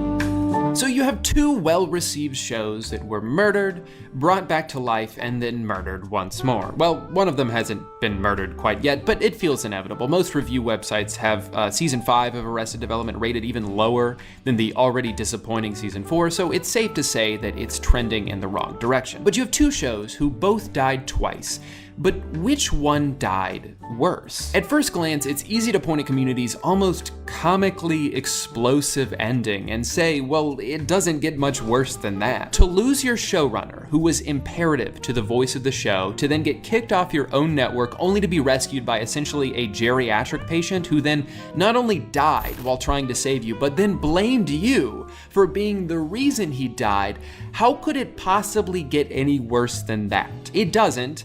But how much of that was Community's fault? I mean, in spite of years of adversity, Community still delivered a relatively consistent product that continued to stretch the boundaries of television, even by their own lofty standards. Arrested Development, on the other hand, had basically everything going for them when they came back for a season 4. They had all the marketing in the world from an online global superpower entering the peak of its worldwide dominance. They had years of buildup and hype and a cast that had more star power now than they did initially when the show was first on, and they still fucked it up because they lost what made them so good in the first place. If this was a game of poker, Arrested Development was dealt a royal flush from the beginning, while Community was given a handful of that one card in the pack that has like the return policy on it or something, and also one Uno card that accidentally got shuffled into the deck and has like a weird stain on it. But even with two drastically different hands to play, the game ended the same for both of them. They both folded their hands and walked out of the casino in shame, probably wishing they had quit hours ago before arrogantly squandering away their winnings. I think the tragedy in all of this is how good both of these shows were at their peak, and how a few missteps, even if not through any fault of their own, could cause the perceptions of these shows to be permanently altered in a negative way. Maybe the story can be a lesson to networks and streaming services out there who insist on pulling dead shows out of their grave to dance around for us one last time, only to disappoint us when we realize that the corpse doesn't dance as well as it did when it was alive. Am I getting a little out of hand here with the analogies? I feel like I might be, but the point is, maybe it's okay to let something end, even if it's still good. Not every mildly successful movie needs 14 sequels. Not every Full House needs to get fuller. Sometimes it's okay to just let our memories be memories, because we as humans suffer from recency bias, so we should do our best when we can to let our most recent memory of someone or something we love be a positive one.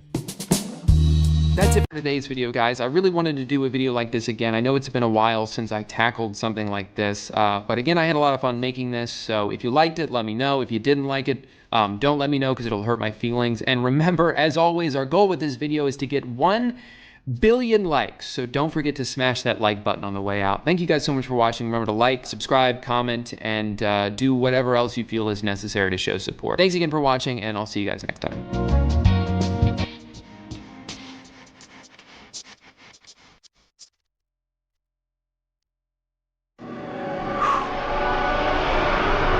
Wow, I did it! I posted a YouTube video. What a day! Well, time to celebrate. Alexa, play the national anthem. Oh, and a fireworks compilation. Okay.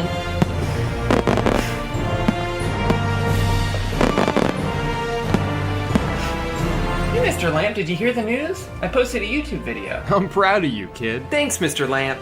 You sure know how to turn me on. Gross, don't say stuff like that. No, I just meant like... Just please stop talking. No, it's just because I'm a lamp, you know? So it's like how you turn on a light bulb. I'm thirsty. A beer. But I haven't had a beer since my 13th birthday. I blacked out for weeks. But I guess I was just a kid. I should be fine if I just have one. Besides, I deserve this. I posted a YouTube video after all. Well, here goes nothing.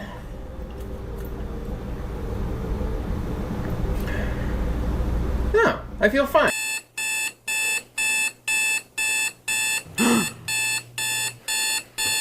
Oh, god damn it, not again! Why am I so sensitive to alcohol? Did my hair really grow this much in just 3 weeks? Wait, 3 weeks? I gotta watch the news. Canceling the 14 Trek sequels they had planned, saying there was simply too much interest. Oh, this is terrible. Really fucked up. It's not even a vlog. It's just a montage of him picking up his little dog like a football and punting it across a football field. What? It's literally just a trap beat and Logan Paul kicking his Logan, dog. can you just stop? Also, I kind of wish I could have made a video on this. Oh wait, Instagram. I have to see what I've missed. No, it's just so awful. Gotta talk about it. Hello everybody and welcome back to YouTube.com, a website I built from the ground up using nothing but my bare hands. So first of all, shout out to the Instagram user by the name of 0.09 centimeters for sending me this video. This is from Andrea Espada. TV. Now this wasn't on her account, this was reposted by another account called Cutiesvid, and we'll dive more into her profile in a minute, but first I have to show you this work of art that just left me speechless. Mom, I'm tired. Let's go already. I'm almost done. Just 1 minute.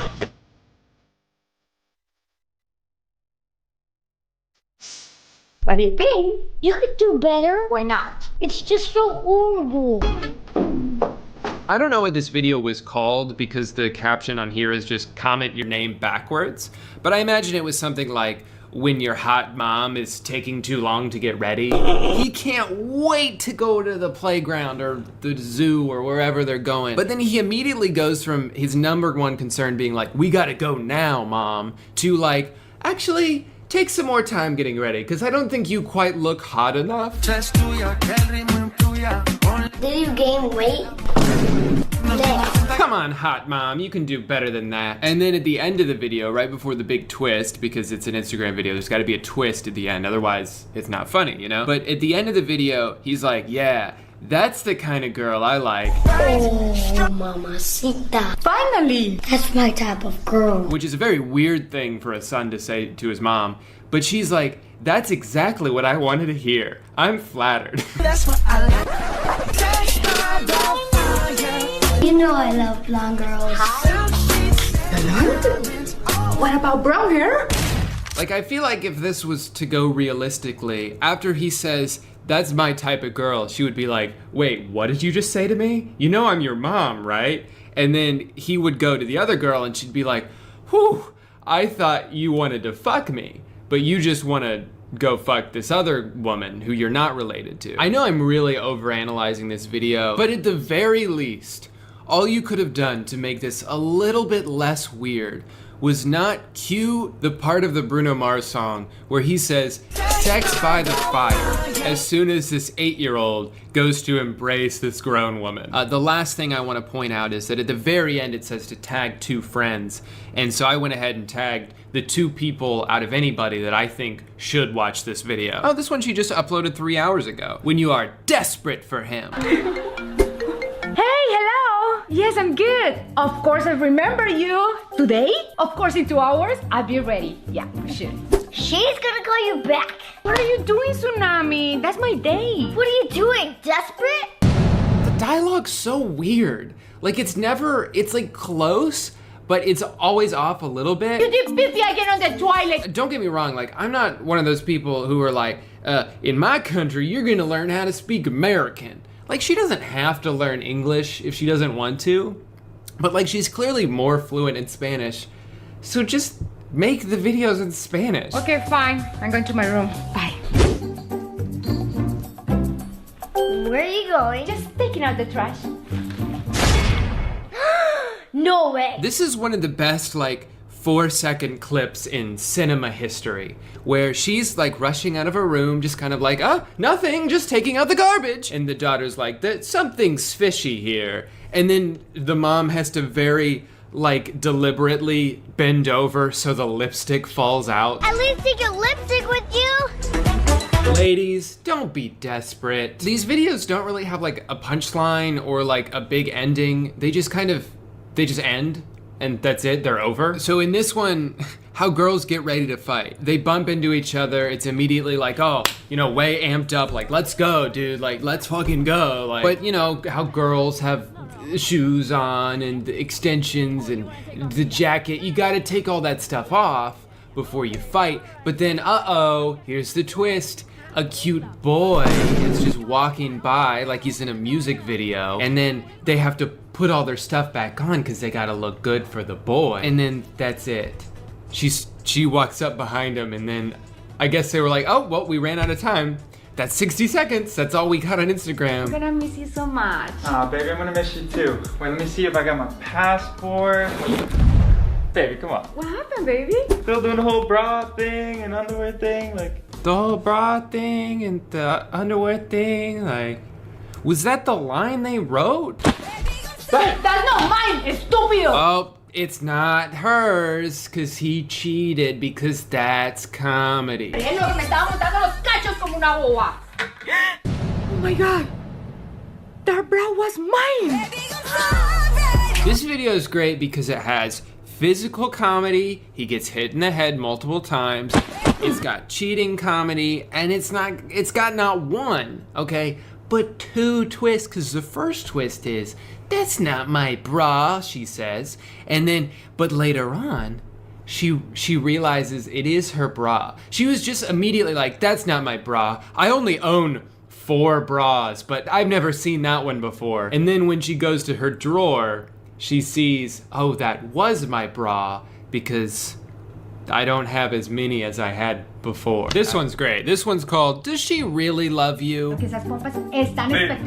Are you serious? You're on the phone again, doing your makeup? It seems like you don't even love me anymore. I do love you. That's how the video starts? She's on the phone doing her makeup, which is like a normal thing, and he walks in, babe, I just noticed you're not in the other room sucking my dick. Like, she's not on the phone with like Osama bin Laden. She's just like talking to her friend, like doing makeup. Yeah, the insurance said they're not gonna cover it. I don't know what I'm gonna do. Babe, really? You're doing your makeup and what? You're on the phone? Do you even love me anymore? Drew, what the fuck? Having bad luck. Uh-oh, she gotta go poopy. There she goes, pooping and, oh no, toilet paper. Oh, she's putting on pants. She put her leg in the wrong hole. She's going out to the car. What's gonna happen? What's gonna happen? She's starting the car.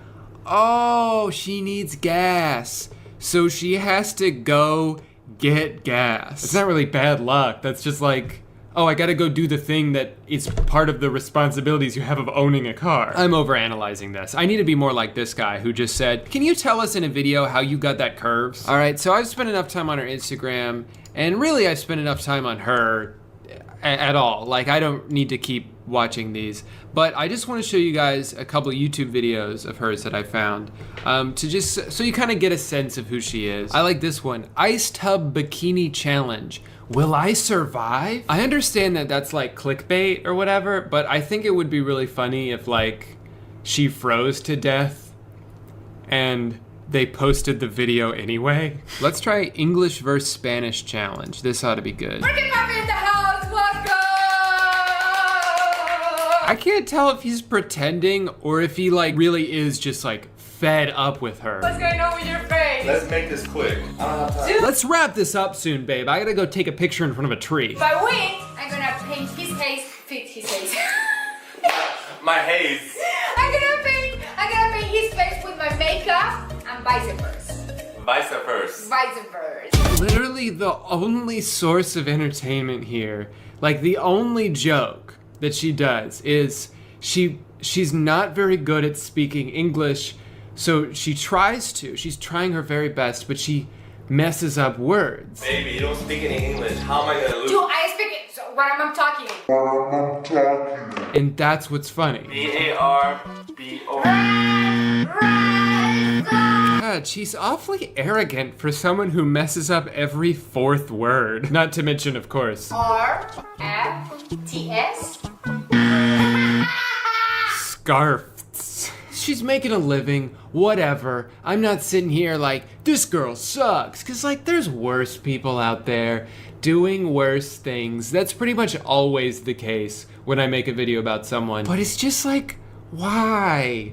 Why? Cause how come that she can just have a big butt and now she's got a lot of money? I have a little butt, okay? You know how small my butt is? I have to try very hard to make a living in comedy. If you follow Andrea, I think that's gonna do it for today. Thank you so much for watching. If you like this video, please 360 no scope the like button, and that was my joke. I don't know what else to say after that. Oh, also subscribe, please. Oh, and I started a podcast. I announced it here on like a community post, but this is my first video I've made since starting it. I'm doing that, or I'm gonna try to do that once a week. Mostly gonna be me and Amanda, or me and whatever guest. I don't really wanna do it by myself, so it's just something that if you're interested, if you wanna see more content from me and you just like to hear me talk, that's the way to do it. So there's a link to that channel in the description as well. It's called The Little Stinker Radio Hour, clocking in at just under an hour, but I rounded up. But that's it, guys. Thank you again so much for watching, and have a scarf day. Hey guys, welcome back to my 5th annual Christmas video that I almost never upload in time for Christmas. I wasn't going to do one of these this year. I had something else I was already working on, but then the Samsung TV Plus app that my television defaults to whenever I turn it on ended up on the Christmas movie channel, and I kept accidentally watching the endings of random terrible Christmas movies, and it made me realize that that's the funniest part of the movie. You have no context, no idea who anyone is or how we got here, but you still get to see every weird storyline resolve itself. The first one I saw was The Search for Secret Santa, and this is the exact moment that I jumped into, so you have as much context going into this as I did. Okay, bye.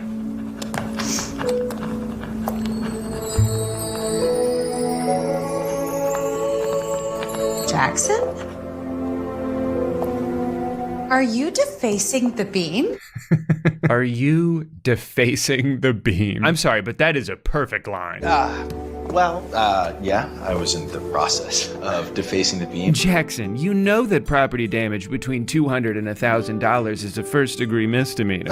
Yeah, I just needed your final approval. My final approval for what? For defacing the beam. This is a place of forever love, and I wanted to write Sophia and Jackson inside the heart.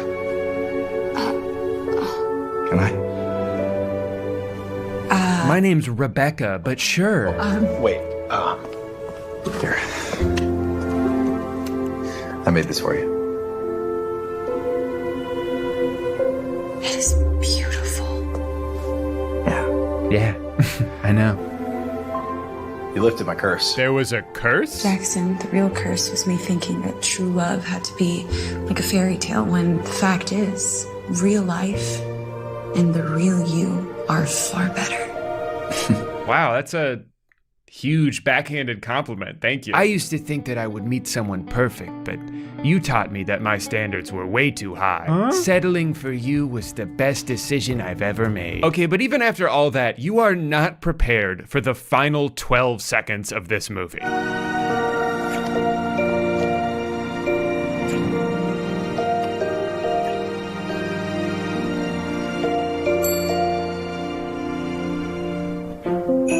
Why did they choose that frame? So at this point, I was just determined to watch as many Christmas movie endings as I could over the past couple weeks, and that's exactly what I did. Up next, we've got Holiday Road Trip, starring none other than Christy North. Now, when I saw that she was in this, I assumed she must act in a bunch of Christmas movies, right? Because that's just what some actors do. They find their niche and then only do that forever. But as far as I can tell, this is the only other Christmas movie that this actress has ever been in, which makes this pretty special. So it seems like she's found herself in a bit of a love triangle here. What's he doing here? These two men can't stop fighting over her. I need to ask you something. Hey, well, easy, just easy, pal. Back off, Chief, before I get all kinds of ninja on you. And what's up with the Band-Aid? Drive at her on your face? Huh? Drive at her on your face? One more time? Drive at her on your face? Drive at her on your face? Drive at her on your face? Hey, go ahead and comment down below what the fuck you think that guy just said, because I don't know. It seems like they're pretty deep into this love triangle because both of these men propose to her, and they're both really good at it, too. We should get married. Give me your hand. I have feelings for Christy North. Who's she gonna choose? Is it gonna be the guy covered in bruises who was repulsed by the way she decorated her home? I had no idea that you lived like this. No, it's the other guy who seems normal. Wow, the dog is not happy about this. Relax, boy, it's fine. Well, that seemed like a pretty standard Christmas movie ending. I'm sure they're not gonna just throw in something insane, right?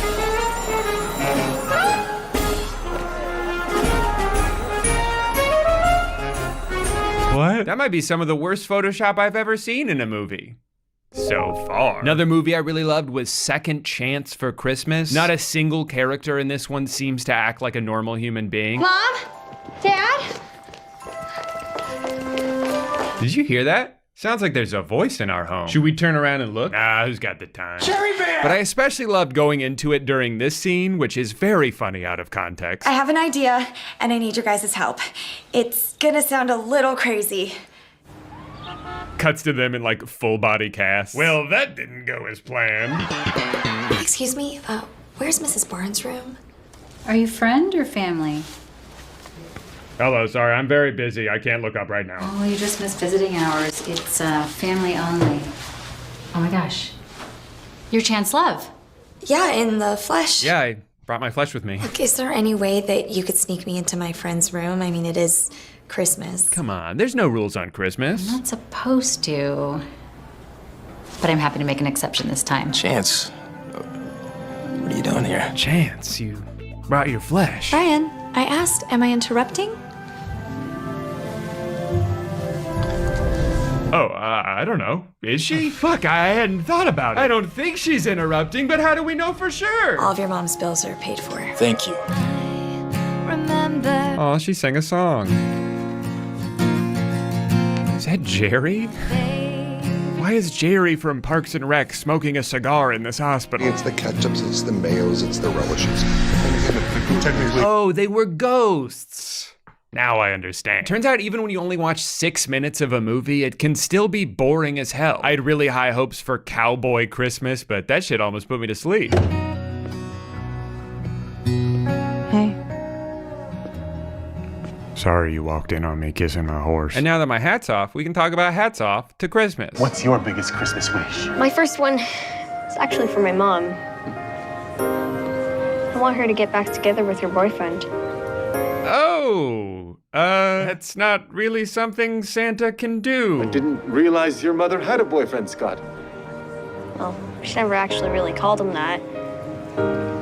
But if you love someone, doesn't that just make them your boyfriend? You know, I never thought about it like that, but he's right. Hey, Amanda, you're my boyfriend now. Tell me, what's your Christmas wish?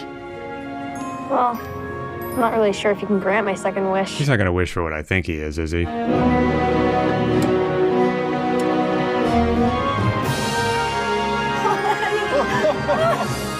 Wow, I guess science is no competition for the magic of Christmas. Oh my god, she just pulled Santa's beard off! Alright, well let's mix it up a little bit and talk about one of my favorite subgenres of Christmas movies. Dog Christmas movies. In fact, right on YouTube.com, you've got The Dog Who Saved Christmas, The Dog Who Saved Christmas Vacation, and The Dog Who Saved the Holidays. Oh, they're including other holidays in this one? No, that's just another word for Christmas. So we enter this one on two bad guys who are trying to hunt some dogs, but then they get hit in the head by the guys they work for, even though it seems like they were doing their job. As you can see, their boss is very Italian. This thing is a fugazi! And since the tree topper they stole turned out to be a fake, the Italian guy decides to cut off their thumbs. Guess we're gonna have to settle for their thumbs. I get a pretty penny for them on the black market. Who is buying thumbs on the black market? Man, I know what I'll be wishing for this Christmas. Don't worry, guys, I didn't actually lose my thumbs. Just a little bit of movie magic here. Hold on. Oh, he's saying goodbye. No! Timber!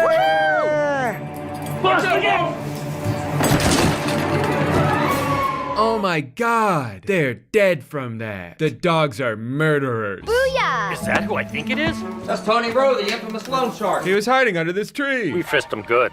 They're clean thanks to these dogs. The dog? Oh, you know, 4 legs, tail. I've never seen a person with a tail. They're not, they're animals. All right, now you're just making shit up. Next one that caught my attention was Dog Napped, Hound for the Holidays. And I entered the movie during a scene where it seems like the main characters are trying to prove that they didn't kidnap the dog, who we know from the title, but no one believes them until they present their evidence. If that's not enough, roll them. Roll that flash drive, and then just hit any button in the middle of the remote, and the video will start playing. Thanks for the summer collection designs. I've always hated stealing your work, but your designs are just so much better than mine. Good thing they've got this HD security footage of the criminals admitting how and why they committed the crime. Otherwise, they'd be screwed. Everybody, put your hands up. Whoa, what the fuck? And don't even think about trying to stop me if you really care about what happens to this dog. Dog, get me! All right, that's it, come on. Wait, there was a cop there the whole time? There were two cops? What, were they just waiting for the dog to save the day? I've always known that your sketches were the driving force behind the product line. How would you like to be the new face of the brand going forward? The face of the brand? Yes, she got the job at the company. I'm so proud of her. It's been a crazy week and an even crazier night. Yeah, someone brought a gun. Looks like you have a new job and a new dog. I guess I owe you a reward for helping me find him. Sex? $75 and a Christmas wish, I believe. That's not sex. And like you said, never underestimate The value of a Christmas wish. Yes, I did say that earlier in the movie, probably. Wow, what a passionate kiss. I like that they don't move, even a little bit. Well, I hope you've enjoyed the production value of these movies so far, because it's only going downhill from here. The next one, I think, is an original movie made by the YouTube channel Family Central, and it's called Doggone Christmas. No offense, but this is the most fun I've had in years. How are you doing there, little fella? He's such a cutie. The basketball? No, we just sit back and wait for them to make the next move. I know what's going on in this movie. I don't think the dog talked in that last movie, but he definitely does in this one. I like that he kind of goes in and out of doing a Trump impression. Trust me, guys, this is how it has to happen. It's for the best. Okay, I trust you. Me too. We all do. I'd trust you with my life. Yeah, we'd kill someone if you wanted us to. Now you can obviously see where this is going. The kids are gonna get on their bicycles and try to outrun a helicopter. And somehow it worked. Goodbye, Murphy. Goodbye, kiddo. See ya. I hope this works. Oh, what's going on? They say don't try this at home. The dog's gonna set off some dynamite. Yeah, no, that makes sense. Showtime!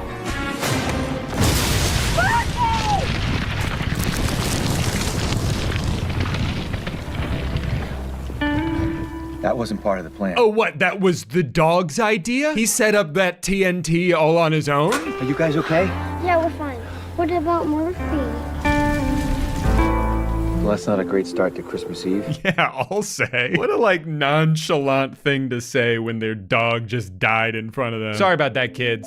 But you know how Mondays can be. Well, looks like that does it for the month. Seems so. Looks like there's nothing left for us to do but pack up and clear out of this one-horse town. Looks like we've accomplished our mission. Can you talk normally for 5 minutes? Who's ready for some hot chocolate? Not really in the mood, Dad. Our dog just exploded. I can't possibly drink all this hot chocolate by myself. I mean, I could try to drink it all by myself. Let's see. Oh, you don't have to. Yeah, that's a lot of hot chocolate. No one forced you to do that. Mr. Gernsback, after hearing of your recent departure from Galaxy, we'd like to know if you'd be at all interested in the position of lead developer here at Smart House Toys. I got the job! I got the job! This is the best Christmas ever. The best Christmas ever? Couldn't possibly get any better. Murphy? Murphy! Yay! He didn't explode! We were so sure that he did! But it's not the end, because they wrote an original song. That guy's name is Johnny Roast Beef Santori, courtesy of Egg Records. This movie's not real, but alas, it is real. And it's not the only film in the Doggone saga. Let's see how Doggone Adventure ends. What's this, guys? Oh, they really, amped up the special effects in this one, huh? Awesome job, guys. It looks really good. They're catching up! What do I do? Oh boy, their backs are up against the wall now. How do you think they'll get out of this one? Remember to smash that like button to lock in your answer. All right, let's find out. Malfunction. Malfunction.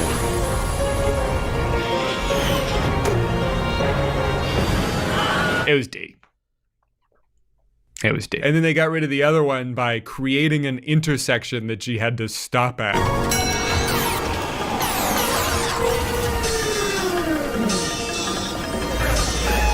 I'll say it, that's actually really fun. I really like how this production company went from a pretty simple dog Christmas movie to one that is entirely reliant on special effects. Like, yeah, it looks like shit, but this is probably done by one guy and it took him forever. I'm gonna miss you, Murph. Bye, guys. Goodbye, Murphy. Man, that ending left me with a lot of questions that probably would have been answered if I had watched the rest of the movie, but I already decided that that's not what this video is. Anyway, once I started watching these Family Central movies, I couldn't stop. The production value here is just unmatched. The next one was Christmas Staycation. Matt, can you make a fire, please? Is that guy dead? Matt. What? All right, I don't know. Me too. Definitely seems like he could have just walked around them. It was kind of rude.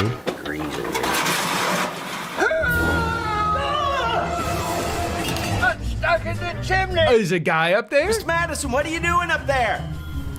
Get me the hell out of here, and then we can play 20 questions. You feeling better, Grandpa? What, me? Sure. Takes a lot more than that to knock your old grandpa off his game. Oh, I get stuck in chimneys all the time. I still love you, Grandpa. I would hope so. What was that? What? That noise from the basement, that whining, barking sound. A puppy! I got a puppy! I don't believe this! Yeah, your grandpa left you a puppy down in the basement 2 weeks ago, actually. Probably should have left him some food. You can't just buy her a dog without our permission. Unbelievable. You had a dog when you were a kid? Every kid should have a dog. Someone gonna pick that tree up? This next one's called Christmas Coupon, and I like that in what seems to be one of the most important scenes of the movie. It sounds like the entire audio was recorded after the fact. Oh, hey, Pastor Chris. What are you doing here? Hello, Doctor. How is your day going? I'm so sorry. Leaving you was the biggest mistake I ever made. It should have never happened. I didn't edit this, all right? This is exactly how the movie looks and sounds.